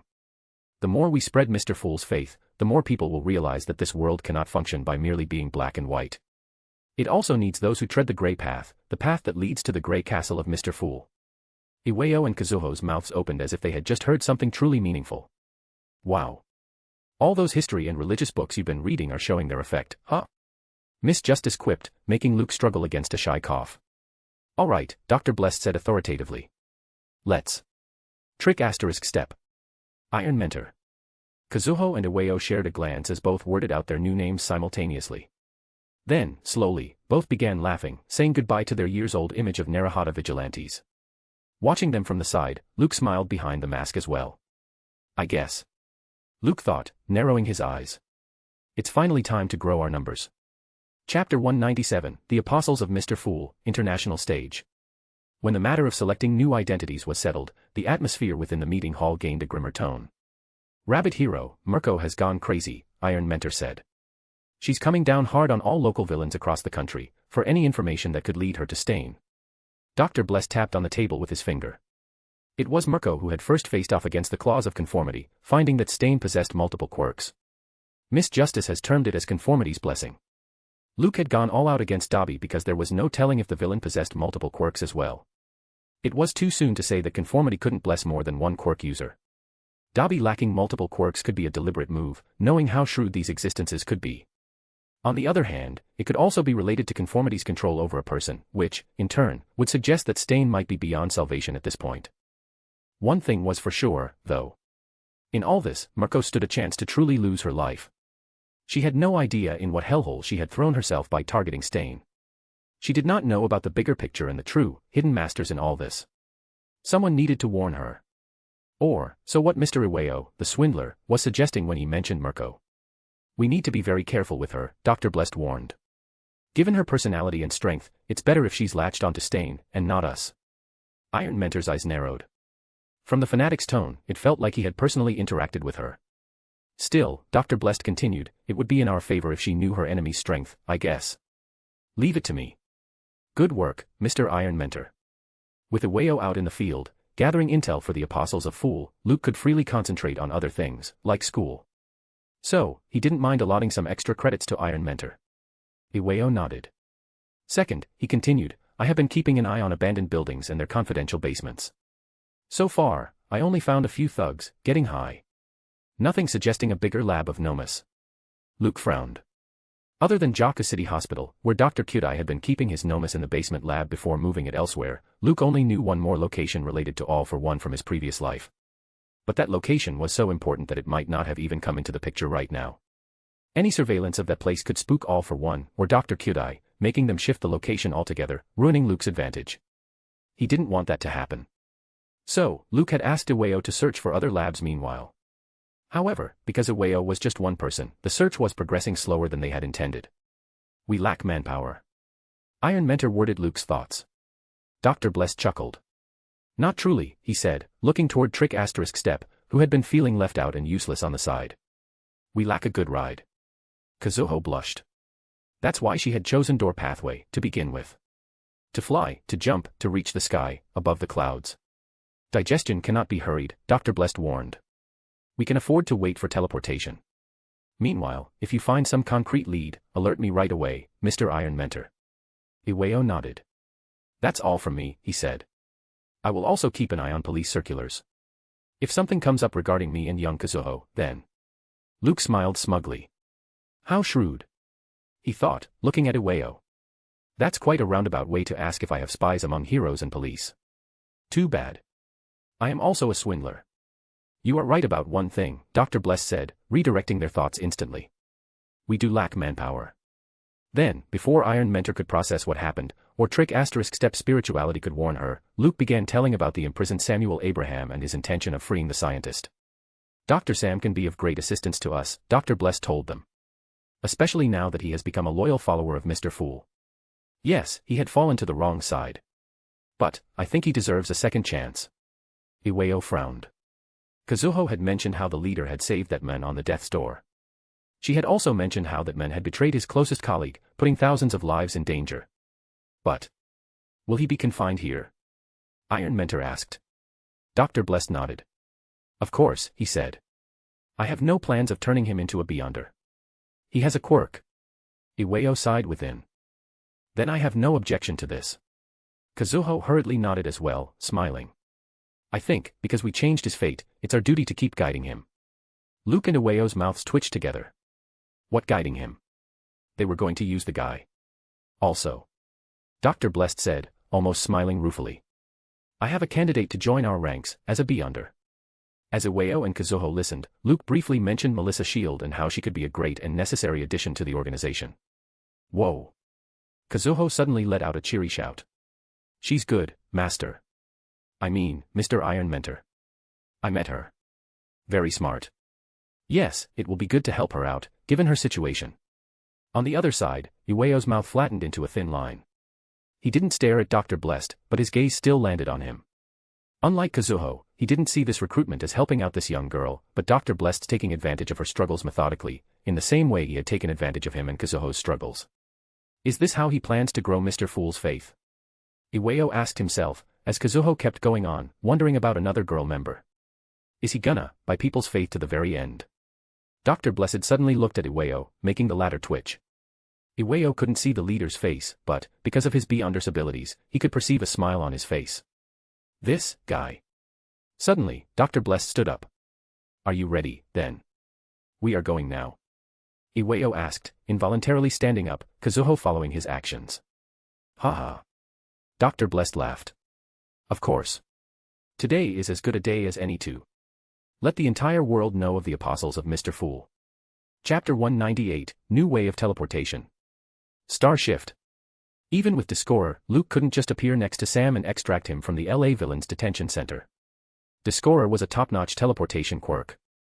It was on par with Kurogiri's quirk, both excelling at mass teleportation of many individuals. However, both also had the same weakness. These quirks needed the users to know the exact coordinates of the destination for perfect teleportation. In Nyx's case, she needed to visit every one of these locations herself before opening a portal to that location, as merely knowing the geographical coordinates didn't work. Luke had theorized that a quirk that would let him reach any place on Earth using just coordinates would easily reach plus ultra complexity, defeating the purpose of teleportation altogether. Because, in that case, he wouldn't even be in a state of doing anything else. Much less needed to be said about the life form using that quirk who would explode on the spot, leaving Luke strayed and vulnerable. However, there were indeed methods by which Luke could go to the USA and still have stamina and spirit points left over for a quick recovery before going to Dr. Sam. Surprisingly, one of these methods that Luke liked the most was suggested by none other than Miss Justice. Wait for me here, Dr. Blessed said as Iron Mentor and Trick Asterisk Step looked at him in puzzlement, as they also knew Discorer's limits. It was already past midnight. Even if Dr. Blessed had a private jet, it would take hours to reach the location. Not to mention, it wasn't like the United States of America would just let them barge into their airspace. So, as Dr. Blessed disappeared into the darkness behind the door, both members just sat down, wondering what the leader was up to. Outside, Nyx joined Luke as he entered the monitor room. Over a dozen large monitors were keeping an eye on hundreds of cameras Luke had planted across the entire HQ and outside on the island. Luke sat down on the chair and brought up images posted by individuals on social media related to Los Angeles. As the city was one of the most populous and popular among tourists because of its being the Hollywood and the entertainment industry, the number of fresh images related to it wasn't in small number. And, for what Luke was going to attempt, he needed the clearest and perfect image. It will be very, very dangerous, Luke. Miss Justice warned. Even angels from Mr. Fool's world used this ability with extreme care. Luke's eyes narrowed. What the system had suggested was simple. Using an existing scene from Los Angeles, Luke could simulate a perfect teleportation, ignoring the requirement of any spatial coordinates. By keeping that particular scene in mind, he could cross all obstacles and distances, directly descending to that specific location. Yes. It was simple. And that's what made it insanely terrifying. That outline scene needs to be absolutely correct, Luke. Miss Justice's voice gained a grave tone. Absolutely. Visually, it must be exactly similar to the scene. Every little detail must be accurate. Otherwise, you might end up somewhere you would never wish to. Luke and Nyx gulped. What if some detail changed about the scene after that particular image was taken, he asked. Then. It will be the perfect time to pray to Mr. Fool. Luke and Nyx's mouths hung open. I don't get it, Luke said after a while, scrolling through images, a touch of fear now flashing across his face. You told me you knew someone who spammed this ability in Mr. Fool's world. Just who would be insane enough to keep using this, Miss Justice? For a while, the system kept quiet. Then, the voice came with a touch of respect. Mr. World. Luke's finger on the mouse wheel suddenly paused. Mr. World, he worded out, stunned. A Tarot Club member. Luke had thought he had already met all the Tarot Club members. There were 4 females, Miss Justice, Miss Hermit, Miss Magician, and Miss Judgment. Mr. Hangman, the most experienced one, Mr. Sun, Mr. Moon, and Mr. Star were the 4 males. Why didn't I see Mr. World at the meeting, then? Luke asked. Miss Justice seemed to sigh. Hopefully, you will. One day. Sensing some mystery which the system couldn't share with him, yet, Luke carried on searching for an image. Found it. Luke said, clicking on an image posted merely 30 seconds ago. It was a scene full of people, but, in the center, there was a signboard over a pole, Santa Monica, 66, end of the trail. Luke recognized it instantly. It was the historically popular landmark that marked the end of the famous Route 66 across the USA. Yes, Miss Justice said, not sounding sure at all. This can work. But there are too many people involved. Luke nodded. Don't worry, he replied. I have a solution for that. Nix. As Nix jumped off his shoulder, he put a hand on her and began granting her quirks. First, we will need a life form with high intelligence, Luke told Miss Justice. With Nix, I can save spirit points over that quirk. Second, we need perfect recall of high complexity. With it, Nix can perfectly recall each detail from the image precisely, separating people from the solid forms. At last, we need a quirk of super complexity, perfectly overlapping the image in Nix's mind with our current location in conjunction with teleportation. Let's call it Star Shift, Miss Justice suggested. Luke's brows jumped. That's a good name. Hee hee. Thank you. Miss Justice sounded excited. Still. It's a bit unnerving. Luke was using his innate abilities to calm himself down as well. Well. He said, taking a deep breath. It's now or never. Praise be to Mr. Fool. A click resounded as Luke snapped his fingers, activating the 2 quirks. Nix's pupils suddenly dilated as she took in the entire scene on the monitor. Then, in the very next moment, a disturbance appeared around her as if she had stepped into a different reality. Multicolored light erupted in Luke's surroundings with overwhelming grandeur, quickening his heartbeat. Before he could lose his bearings, though, a cacophony of noise resounded in his ears. With a sudden profusion of colors and light, Luke found himself seated in the middle of the road, people walking past him, looking at him oddly. Luke smiled as he realized they had already reached their location, successfully teleporting to Los Angeles. However, just as he opened his mouth to congratulate Nix, they, again disappeared. An original image of Luke using Star Shift is available. Chapter 199, Melissa's Horror, Miss Justice's Scolding. Melissa woke up with an alarm, a bang resounding throughout the apartment. What was that? She wondered, a touch of fear and nervousness flashing across her eyes. She had been living alone ever since the I-Island incident, as her father, Dr. David, was confined to the main tower itself. Despite being allowed to move around the I-Island, she was nothing but a prisoner, along with her father. It was already becoming a constant struggle, trying not to let her father see her state. And now, this. Thief. Or, worse. Suddenly, Melissa remembered Dr. Blest's warning, sooner or later, villains, who had stolen the quirk amplification device, would come after her father. Was it them? Were they here to kidnap her to force her father to work for them? Stealing her resolve, and taking out a knife from under the pillow, as she wasn't allowed to carry any scientific item out of the tower, Melissa stepped out of the bed. She dared not call the security. The people in charge of the I-Island were already looking for a reason to lock her up in the tower. She was the only link remaining between her father and the outside world. Also, if it was indeed those villains, then she doubted the bodyguards keeping an eye on her outside would make any difference. So, tiptoeing bare feet, grabbing the knife tightly, Melissa walked out of the bedroom. The silence and darkness made her hands shake, her throat going dry. Suddenly, a rustle reached her ears, as if 2 people were bickering. Someone was here. In the bathroom. Melissa clasped her empty hand over her mouth lest she let out a scream. Biting down the fear, and as her breathing quickened, she walked toward the bathroom. The closer she got, the higher the sound became, the tones getting sharper with every next step as well. As she stepped into the dark bathroom, with a glass door separating the shower and her, she lifted the knife higher and forward, the blade shaking like a leaf in a storm. Who? Who's there? Melissa dared to speak out loud. All rustling suddenly died. Melissa could swear that, through the darkness behind the glass door, she saw shapes move, a chill running down her spine. And, under the courage instilled within her by the sudden rush of adrenaline, she slammed the light switch and charged toward the shower, kicking the glass door open. Meow. A black cat hissed at Melissa and then disappeared through the small opening in the ventilation window, leaving the bathroom. Stunned, as her boiling blood dropped suddenly, Melissa slid down against the glass, the knife dropping on the floor with a tink. Then, holding her face, she began crying. L.A. California. Have you gone out of your damn mind? Nyx cursed, scratching Luke's face. Why didn't you cancel the quirk right after the first teleportation? You dare accuse me? Luke fired back, his face going red in shame and anger. How would I know that you were shameless enough to remember Ms. Melissa's bathroom with one fleeting look? Just how much were you concentrating on the crystal ball, anyway? Not enough. Nyx cawed. Damn you, fake virgin. Nyx. Luke gasped before tearing a feather off her body, making the raven squeal. It was good that both had left the most crowded area after returning to the USA. Otherwise, the next trending reel would have been a white coat-wearing man fighting with a raven, both cursing at each other. Shut it, you two. Miss Justice screamed, taking the matter into her hands. Star Shift is already a deadly quirk to use. How do you two have the time to joke around with it? Do you have any idea how risky it was? What if you had thought about some scene from your previous life, Nyx? This quirk would have sent you two to some random location, maybe not even in the same dimension. Nyx suddenly went silent. It wasn't like she didn't know how dangerous it had been. As the user of the Star Shift, she knew that they had just dodged the sharpest and deadliest bullet. Exactly. Luke said, eyeing Nyx. I always keep telling her. Meditate. But, no. Even for cogitation, she had to choose, boobs. TCH. You aren't any better, either, Luke. Miss Justice reprimanded. You are a scientist. You should have instantly cancelled the quirk. This lackadaisical and rookie mistake is not worthy of a leader.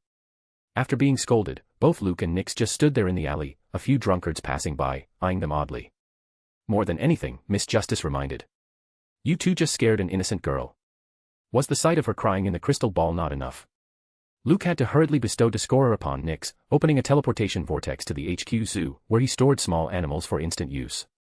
Then, cancelling the Discorer and bestowing Perfect Recall and Star Shift again, they came back here before Melissa had kicked the shower door open. 3 uses of Star Shift, back to back. Now that both Luke and Nyx calmed down and thought about it, a silent chill ran down their spines as well. After a while, with a sigh, Luke realized something. This was a mistake, to begin with, he admitted. I thought it would be best to couple such a quirk with high intelligence, but it's best to use Star Shift after suppressing intelligence, Nyx finished, nodding. Miss Justice suddenly remembered something. Wasn't that particular item needed to be sealed? But the system thought it better not to mention it now. After scolding Luke and Nyx, if she told them she must have warned them regarding successive, random thoughts, then it wouldn't be good for a big sister image. Cough. Miss Justice cleared her throat. Mr. Iron Mentor and MS. Trick * step are waiting for you, Luke. Despite having a feeling that the system was hiding something, Luke knew it was time to take care of the matter at hand. So, after letting Nyx catch her breath, he turned her into a mask, putting it on his face. A back tendril left the mask and lashed at the space next to them, parting it up and down into a mass of blackness. Iwao and Kazuha walked out from the blackness, their eyes widening with utter surprise. Welcome. Dr. Blessed said, outstretching his arms. To the City of Entertainment. Chapter 200, Unexpected Heroes, Captain Celebrity and the Skycrawler. Midnight Gala. Los Angeles.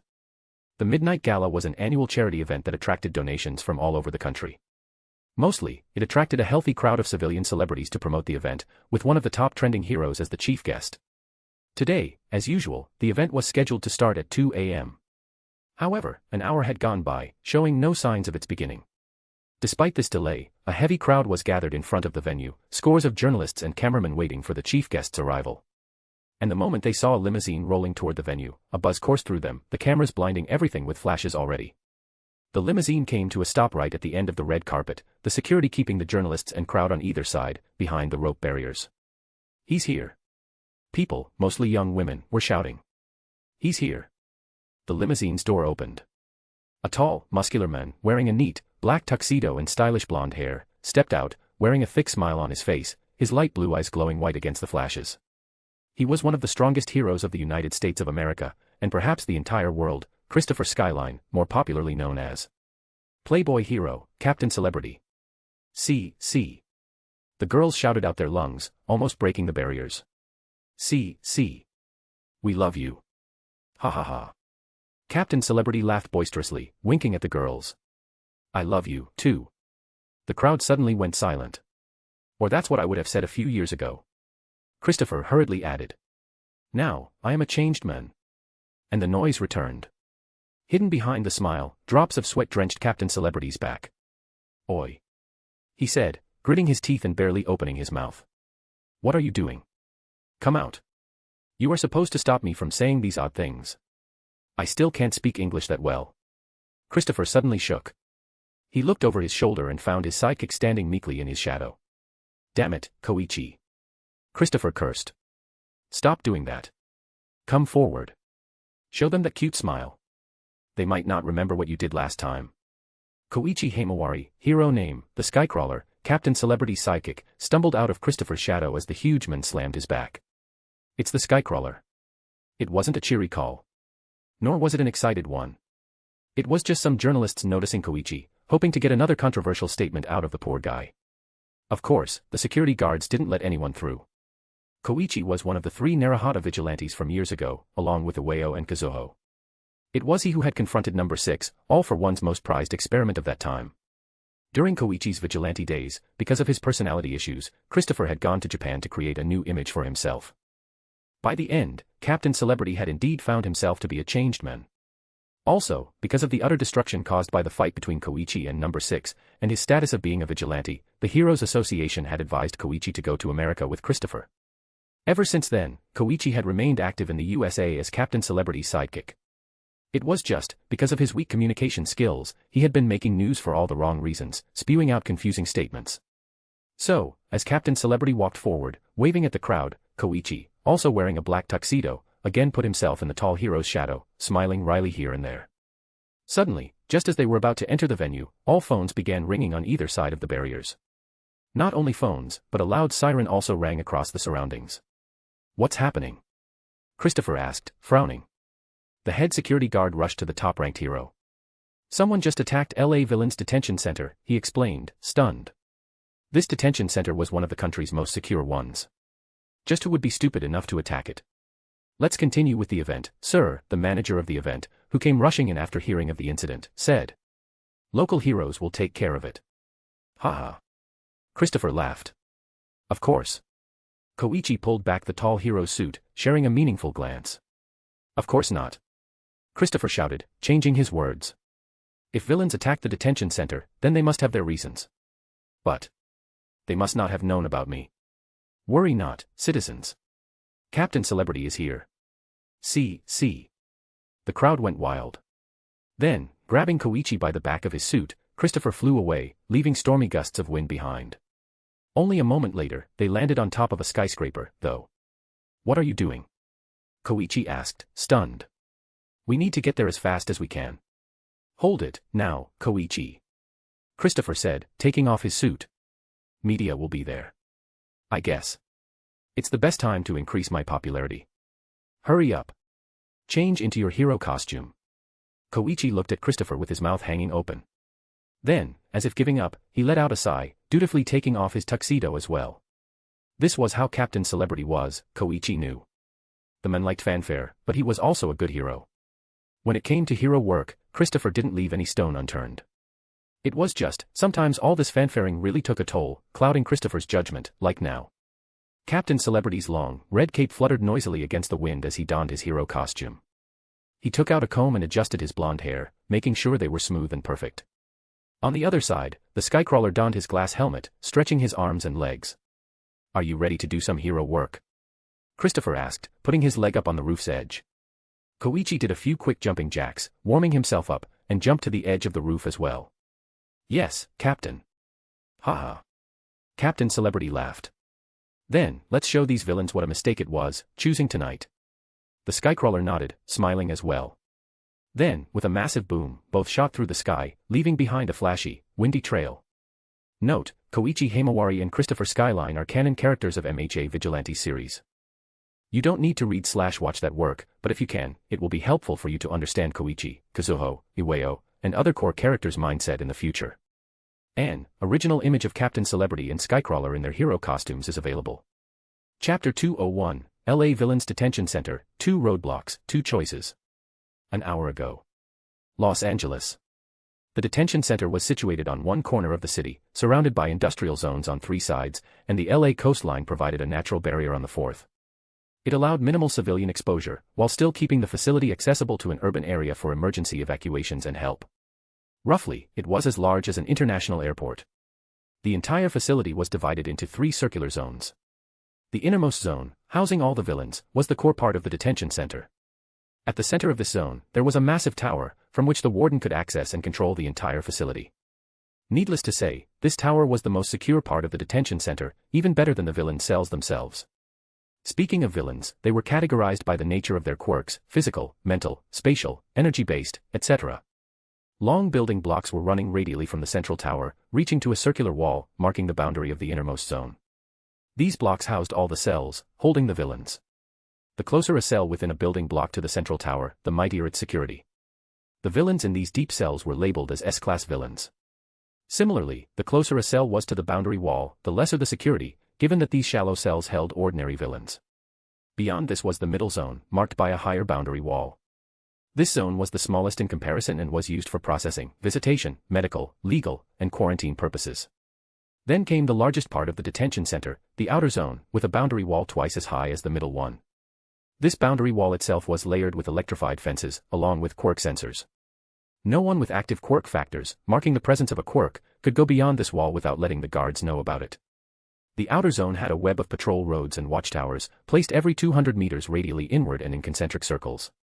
With such a big facility, equipped with high-tech machines and security systems, the need to hire heroes as staff became less. Still, a contingent of heroes from various hero agencies across the state of California remained stationed in the outer zone. Along with heroes' residences, it also housed the administrative staff, vehicle depots, maintenance buildings, helipads, and air defense grids.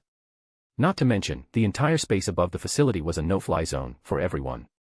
Along with human personnel, the detention center also had a massive presence of spider-like AI drones on the ground and dragonfly-like aerial drones. All drones were equipped to take down the strongest of villains, with cameras that could capture a scene in many spectrums. Forget extracting a prisoner, even infiltrating this facility was impossible. Or so was the conclusion Yaoyorozu came to when Dr. Blessed briefed them about the LA Villains Detention Center. Being an experienced hero himself in his prime, Yaoyorozu knew just how secure these kinds of facilities were. The moment he had heard about the leader mentioning getting Dr. Sam out of this prison, he had doomed it as a failure. According to Yaoyorozu, Dr. Blessed might not be truly going after Sam, not if he meant to do it tonight. Perhaps, by successfully infiltrating the detention center, the leader was looking to spread the organization's name. That had made more sense to Yaoyorozu, right until he arrived here, in Los Angeles, and stood next to Dr. Blessed. No. He had not been joking about it.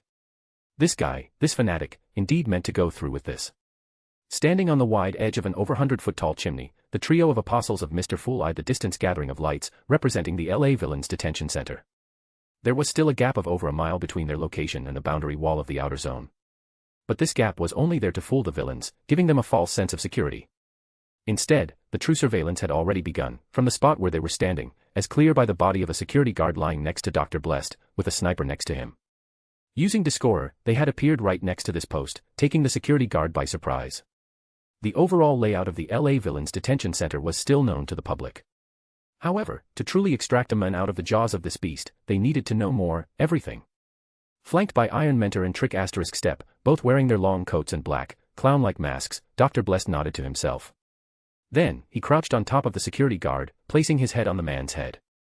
Conspicuously, as he snapped his fingers, activating the high-complexity memory manipulation quirk, a thin, black tendril left his mask and touched the same spot. After a while, Dr. Blessed stood up, canceling the quirk. There are 2 biggest roadblocks in front of us, Dr. Blessed explained. First, the quirk suppression drug. All security guards, drones, and even hidden mechanisms are equipped with syringes that can suppress quirk factors instantly. Once struck, it's game over. I hope they don't allot me to the S-class category, then. I am not that strong. Realizing Yaoyorozu and Kazuho's mouths hanging low at the joke, Luke coughed, deciding not to lampoon for some time.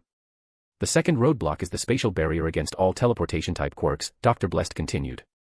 The moment sensors pick up on any spatial distortion, the entire facility goes into a lockdown.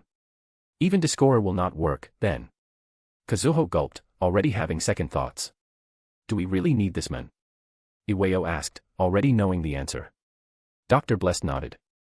Dr. Sam will be a great asset against all for one's Nomus and Stain's peculiarities, he told them. Other than Dr. David, who might never be willing to help us voluntarily, our best chance is Sam only.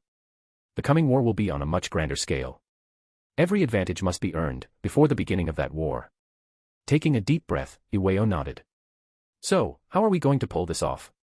Dr. Blessed remained silent for a moment. We have two ways, he said. 1. Swift infiltration, swifter extraction. It involves explosions, devastation, loss of life, perhaps. 2nd, stealthy infiltration, stealthier extraction. Control is the key in this one, but the chances of getting caught are higher as well. You decide. 2nd, Iwao and Kazuho said together. The trio smiled as Dr. Bless nodded. All right, then here's the plan. An original image of the LA Villains Detention Center, aerial view, is available. Chapter 202, Phase 1, Infiltrating the Detention Center. Commando Rick. One of the two guards stationed outside the detention center's main entrance asked, stunned. Is that you? Commando Rick was a black man in his 30s, wearing a black uniform with a cap, and carrying his sniper rifle across his shoulders. He smiled as the guard recognized him, nodding at the other guard, whom he wasn't so familiar with. On night duty again, Brian? Rick asked, smiling. Your wife's gonna kill you one of these days. As Brian smiled wryly, the other guard eyed Rick suspiciously. Wait, he said, putting his hand on his rifle. Why are you here, Commando Rick? If I am not wrong, sniper duty lasts the entire night, doesn't it? Brian frowned. What are you on about, he asked. It is Commando Rick, okay. I know him. Haha. Rick laughed, taking off his cap, lifting both his hands. Protocols are there for a reason, Brian. Calm down.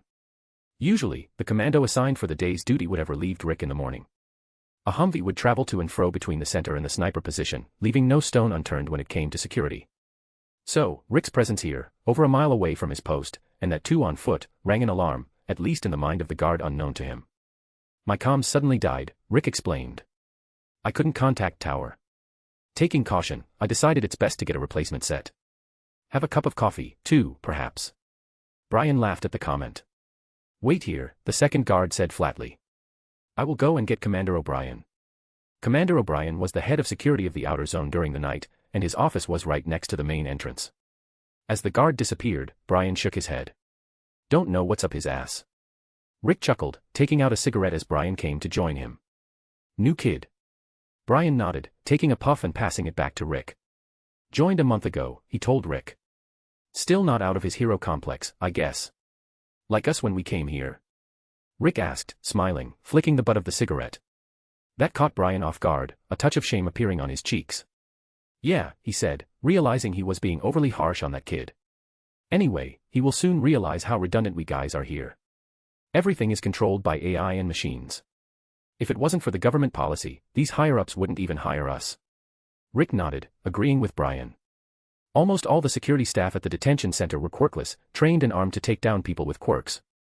But it was only for the rarest of the rare cases when the machines didn't work as intended. With the automated system, any life form with a quirk wouldn't make past the outermost boundary wall without getting found out and obliterated by the drones. By the time Rick and Brian finished the cigarette, the other guard returned with Commander O'Brien, a team of guards following him, all armed. Rick and Brian saluted the commander as the older man nodded. Commando Rick put a hand on Brian's shoulder as the latter opened his mouth and explained the situation himself. The commander nodded before looking at one of the guards he'd brought with him. That particular guard rushed to Rick and took his dead wireless comms, ran them through software in the pad he carried, and nodded back to the commander, all letting out a breath of relief. This is odd, Commando O'Brien said in a thick voice. Comms just don't die. And you lost even the spare ones. Rick nodded. Yes, sir, he replied. That's why I thought it's better to report this anomaly right away instead of waiting it out. Commander O'Brien smiled. You got a good head on your shoulder, Commando, he praised. Collect another set of comms and report back to your post. I will arrange a vehicle to take you back. Commando Rick saluted. Yes, sir. Then, sharing a nod with Brian, Rick disappeared inside the entrance, the other guard's head dropping as his ears went red. Rick stood straight as a red slab of light scanned him up and down. A guard within a bunkered monitor room observed Rick in many spectrums, Commander O'Brien standing behind him with a serious expression on his face. No quirk, the guard reported. No foreign material within him. Fingerprints, facial patterns, and DNA matches to our data as well, sir. It is Commando Rick. This time, when Commander O'Brien sighed, it was the genuine one. And here I thought I caught a big fish this time. There goes my promotion. We'll need to retire as it is, I guess. The guard's mouth twitched at that. All right, carry on, Commander O'Brien said, chuckling. When he went out, Rick was entering the guard's resting area, holding a cup of coffee. Did you notice anything odd out there? Commander O'Brien asked, taking a cup of coffee himself. Rick looked up, narrowing his eyes. Then, he shook his head. No, sir, he answered. Pretty much the same. Dark and lonely. Sharing a laugh, the two finished their coffee together, a guard handing over new comms to Rick meanwhile. Then, a Humvee parked itself outside, waiting to take Rick back to his post. A minute. Rick shouted. Then, he looked at the commander. Bad timing for the coffee, sir. Need to go to the bathroom. O'Brien nodded, smiling. However, as he saw Rick walking to the bathroom, he secretly nodded at two guards. Yes, it was still Rick, even all the scans told him so. But there was a reason they still kept people like him here, to make sure nothing went wrong, to the very end. Once in the bathroom, Rick came to a sudden rest in front of the toilet, clearly knowing the presence of guards outside the door. But he didn't mind. He didn't mind not taking off his pants. He also didn't mind taking out a large knife and plunging it deep into his arm, drawing a bloody line, letting the blood drip into the toilet like urine. Then, without any expression, as if he couldn't feel pain, he thrust his fingers into the wound and took out 3 balls of flesh. The moment he took them out, he threw them out of the bathroom's open window. And, even before the balls of flesh hit the concrete outside, they bulged, transforming into 3 people drenched in blood, the apostles of Mr. Fool. Phase 1, Infiltration of LA Villains Detention Center, Success. Chapter 203, Flesh Marble, Dire Situation. Note, this arc will last till the end of the volume and is already finished in the Glitch Plus Uitra tier. If you would like to read ahead, while simultaneously showing your support for the work and author, please consider subscribing. Enjoy. Trick * Step let out a disgusting noise, seeing herself covered in all the blood and filth. Next to her, Dr. Blessed and Iron Mentor struggled to keep their annoyance at bay as well. It was especially so for Luke, who had been constantly attending Miss Justice's sessions to not let his filth-related trauma affect his work ever since his resurrection. This wasn't the time to take a breath and attend to their appearance anyway. Not that they could afford a breather at this moment. One moment of carelessness, and the detention center would become their permanent residence. Using the memory manipulation quirk, Luke had not only read the sniper's memories, but he had also manipulated them, implanting false ones, turning the commando his most loyal follower temporarily. Despite Kazuho and Iwao being against such mind manipulations, they also knew this was the best way through which they could avoid a confrontation. Of course, they had made sure that the commando would regain his original self later. Then, Luke had bestowed a quirk upon Nyx that he had never attempted before, Flesh Marble, a super complexity quirk.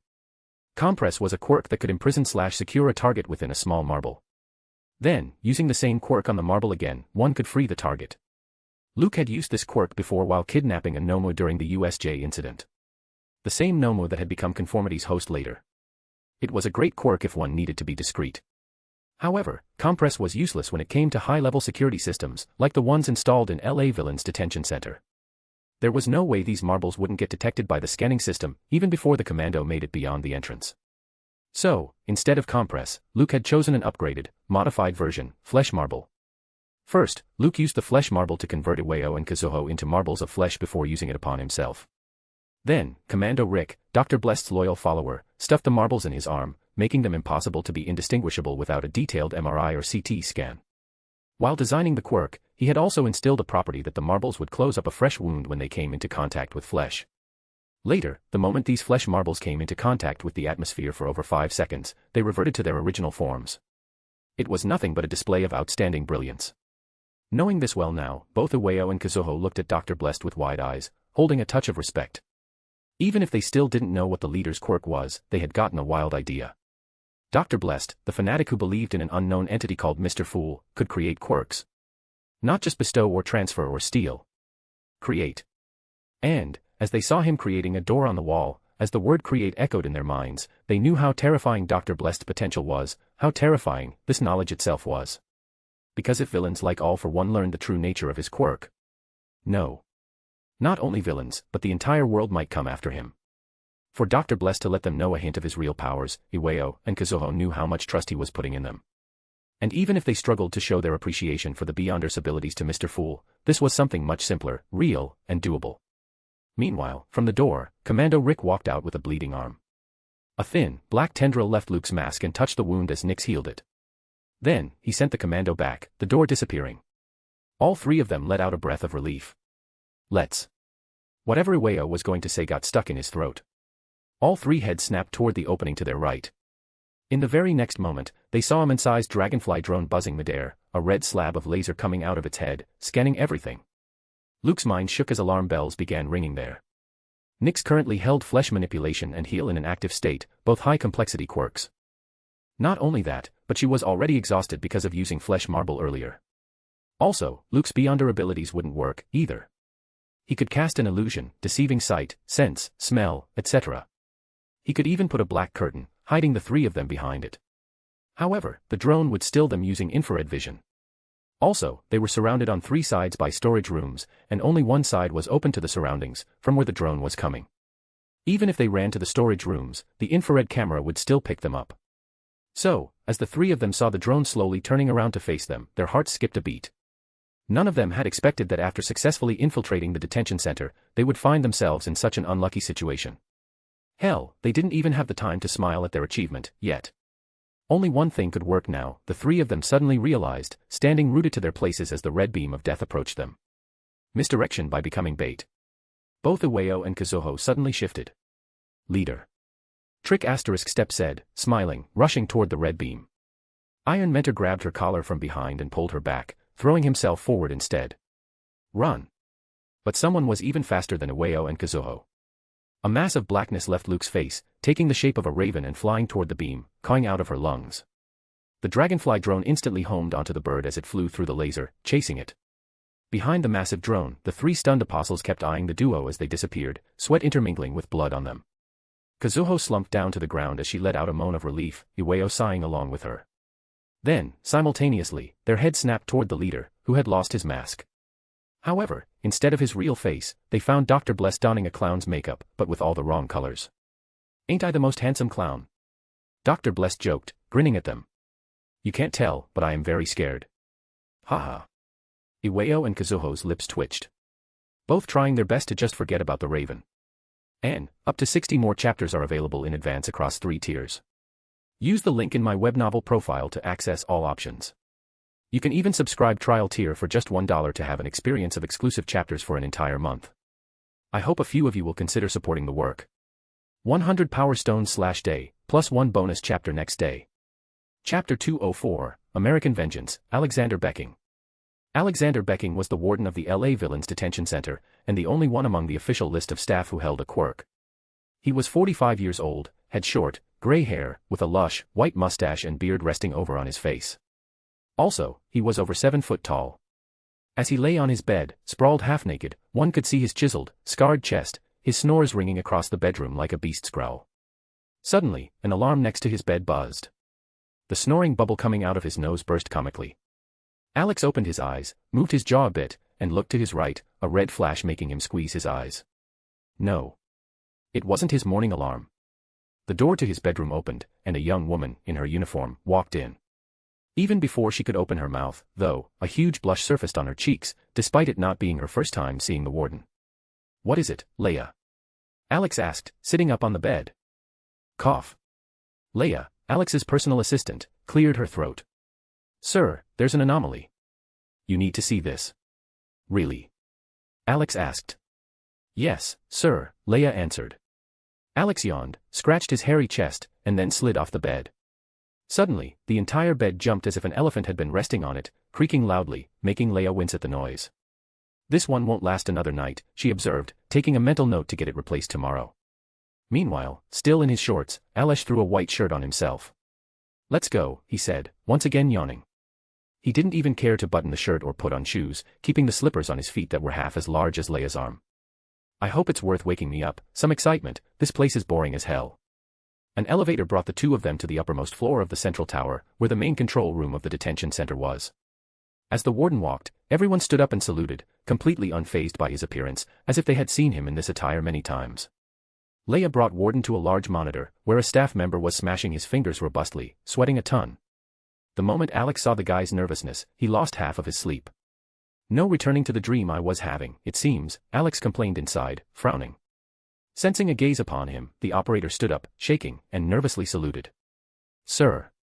Leia cut him off. Show him. Ah, yes, ma'am. Then, with a command, the operator brought a scene on the monitor, making Alex's brows jump.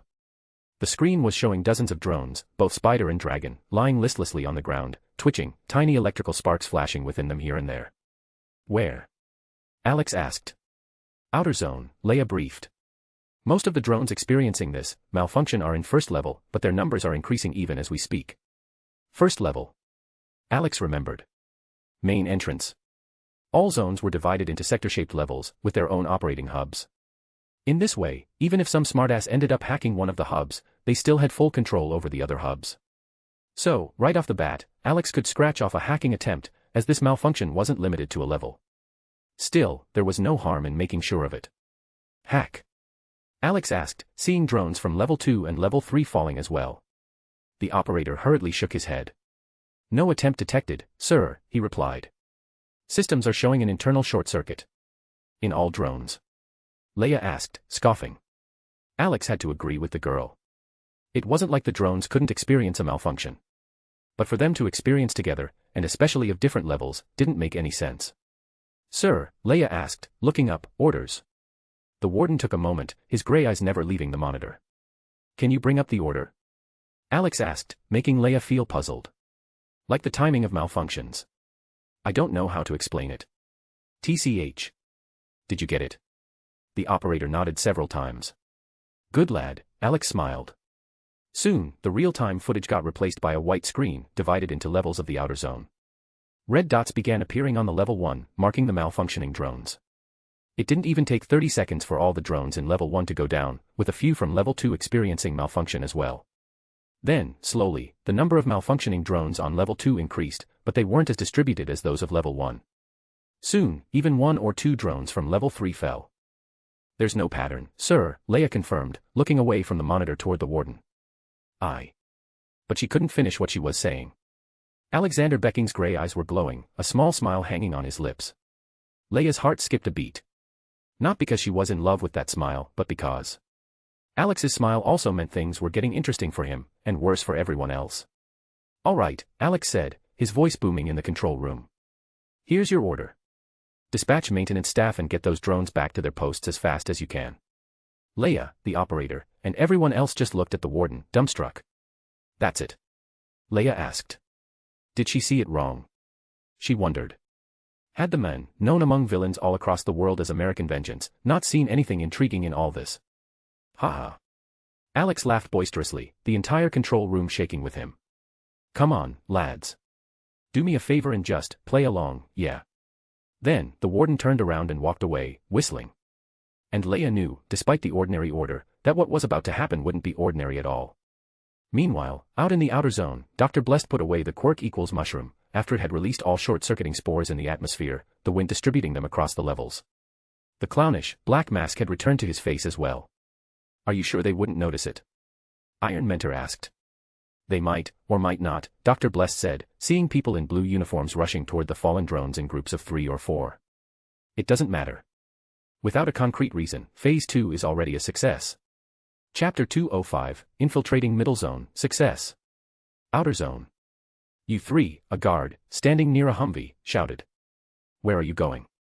The 3 people he had pointed out were all dressed in the blue uniforms of the maintenance staff. However, instead of going toward the malfunctioning drones, they were returning to the vehicle that had just brought them here. We just received an urgent call from the middle zone, Luke began, misdirecting the guard's thoughts.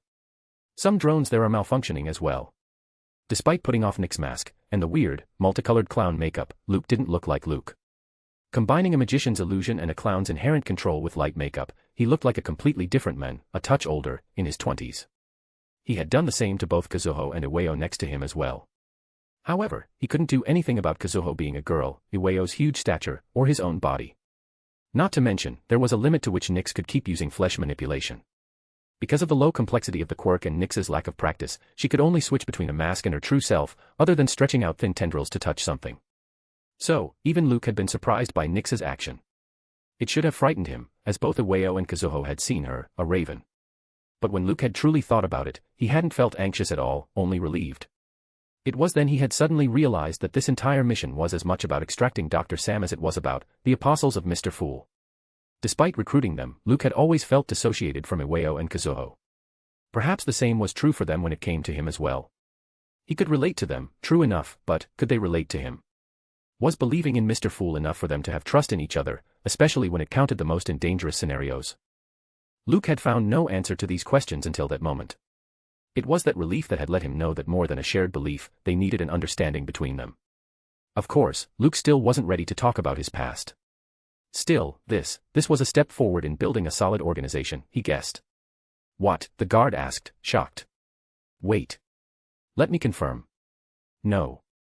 Iron Mentor barged in, putting his hand on the guard's shoulder. It's confidential. The center's prestige is on the line. I think there's an intruder. The guard gasped. Luke nodded. Let's hurry, he nudged him even more. It's best if we leave without alerting anyone. Sweating and thinking of a rogue villain at the facility, the guard heavily nodded, throwing himself in the seat of the driver. Against two experienced swindlers, an ordinary quirkless person like the guard had never stood a chance.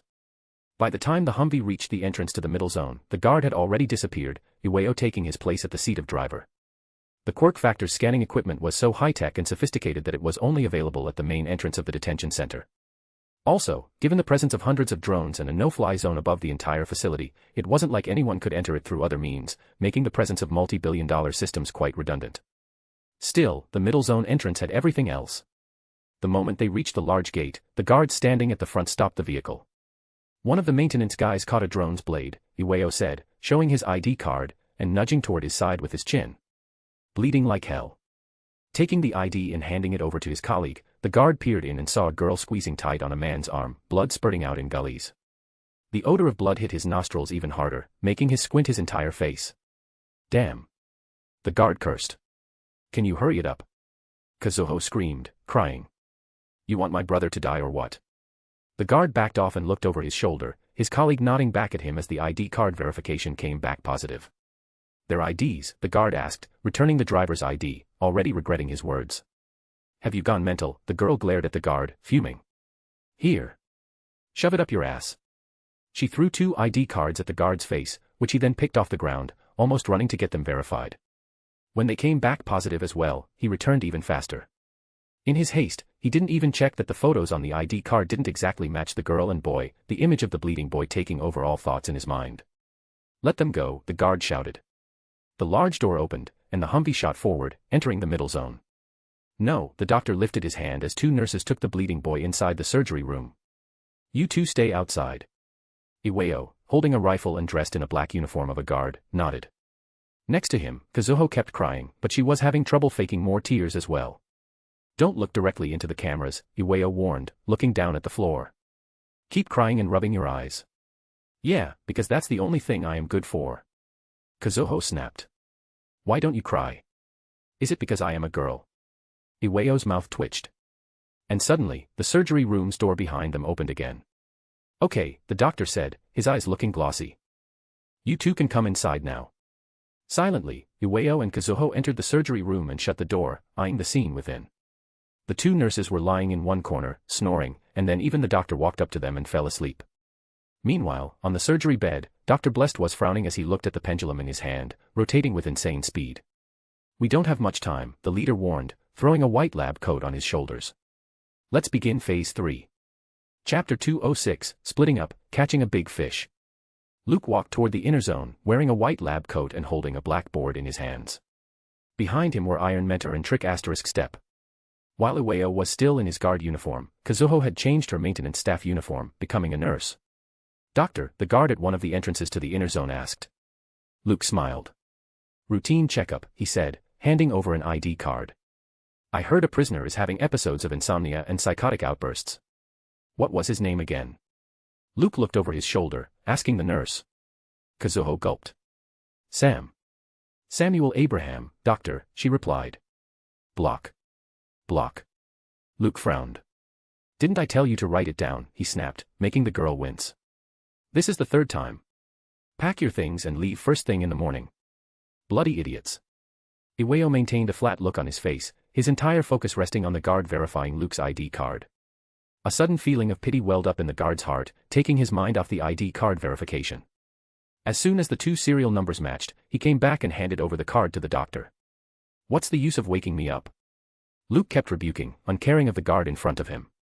His face had gone red in anger. Now I will have to go back. Wait, doctor, the guard said, seeing the nurse crying. What's the name of the prisoner again? Luke frowned at the nurse and looked ahead. Samuel Abraham. The guard hurriedly went to the office and returned in a few seconds.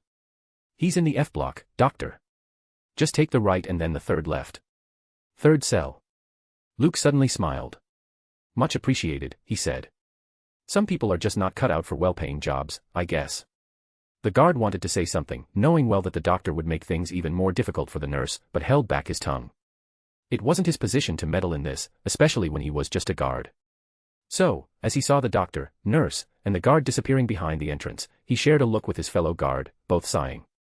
The moment the trio entered the main structure, comprising many blocks running between the boundary wall of the inner zone and the central tower, they stopped.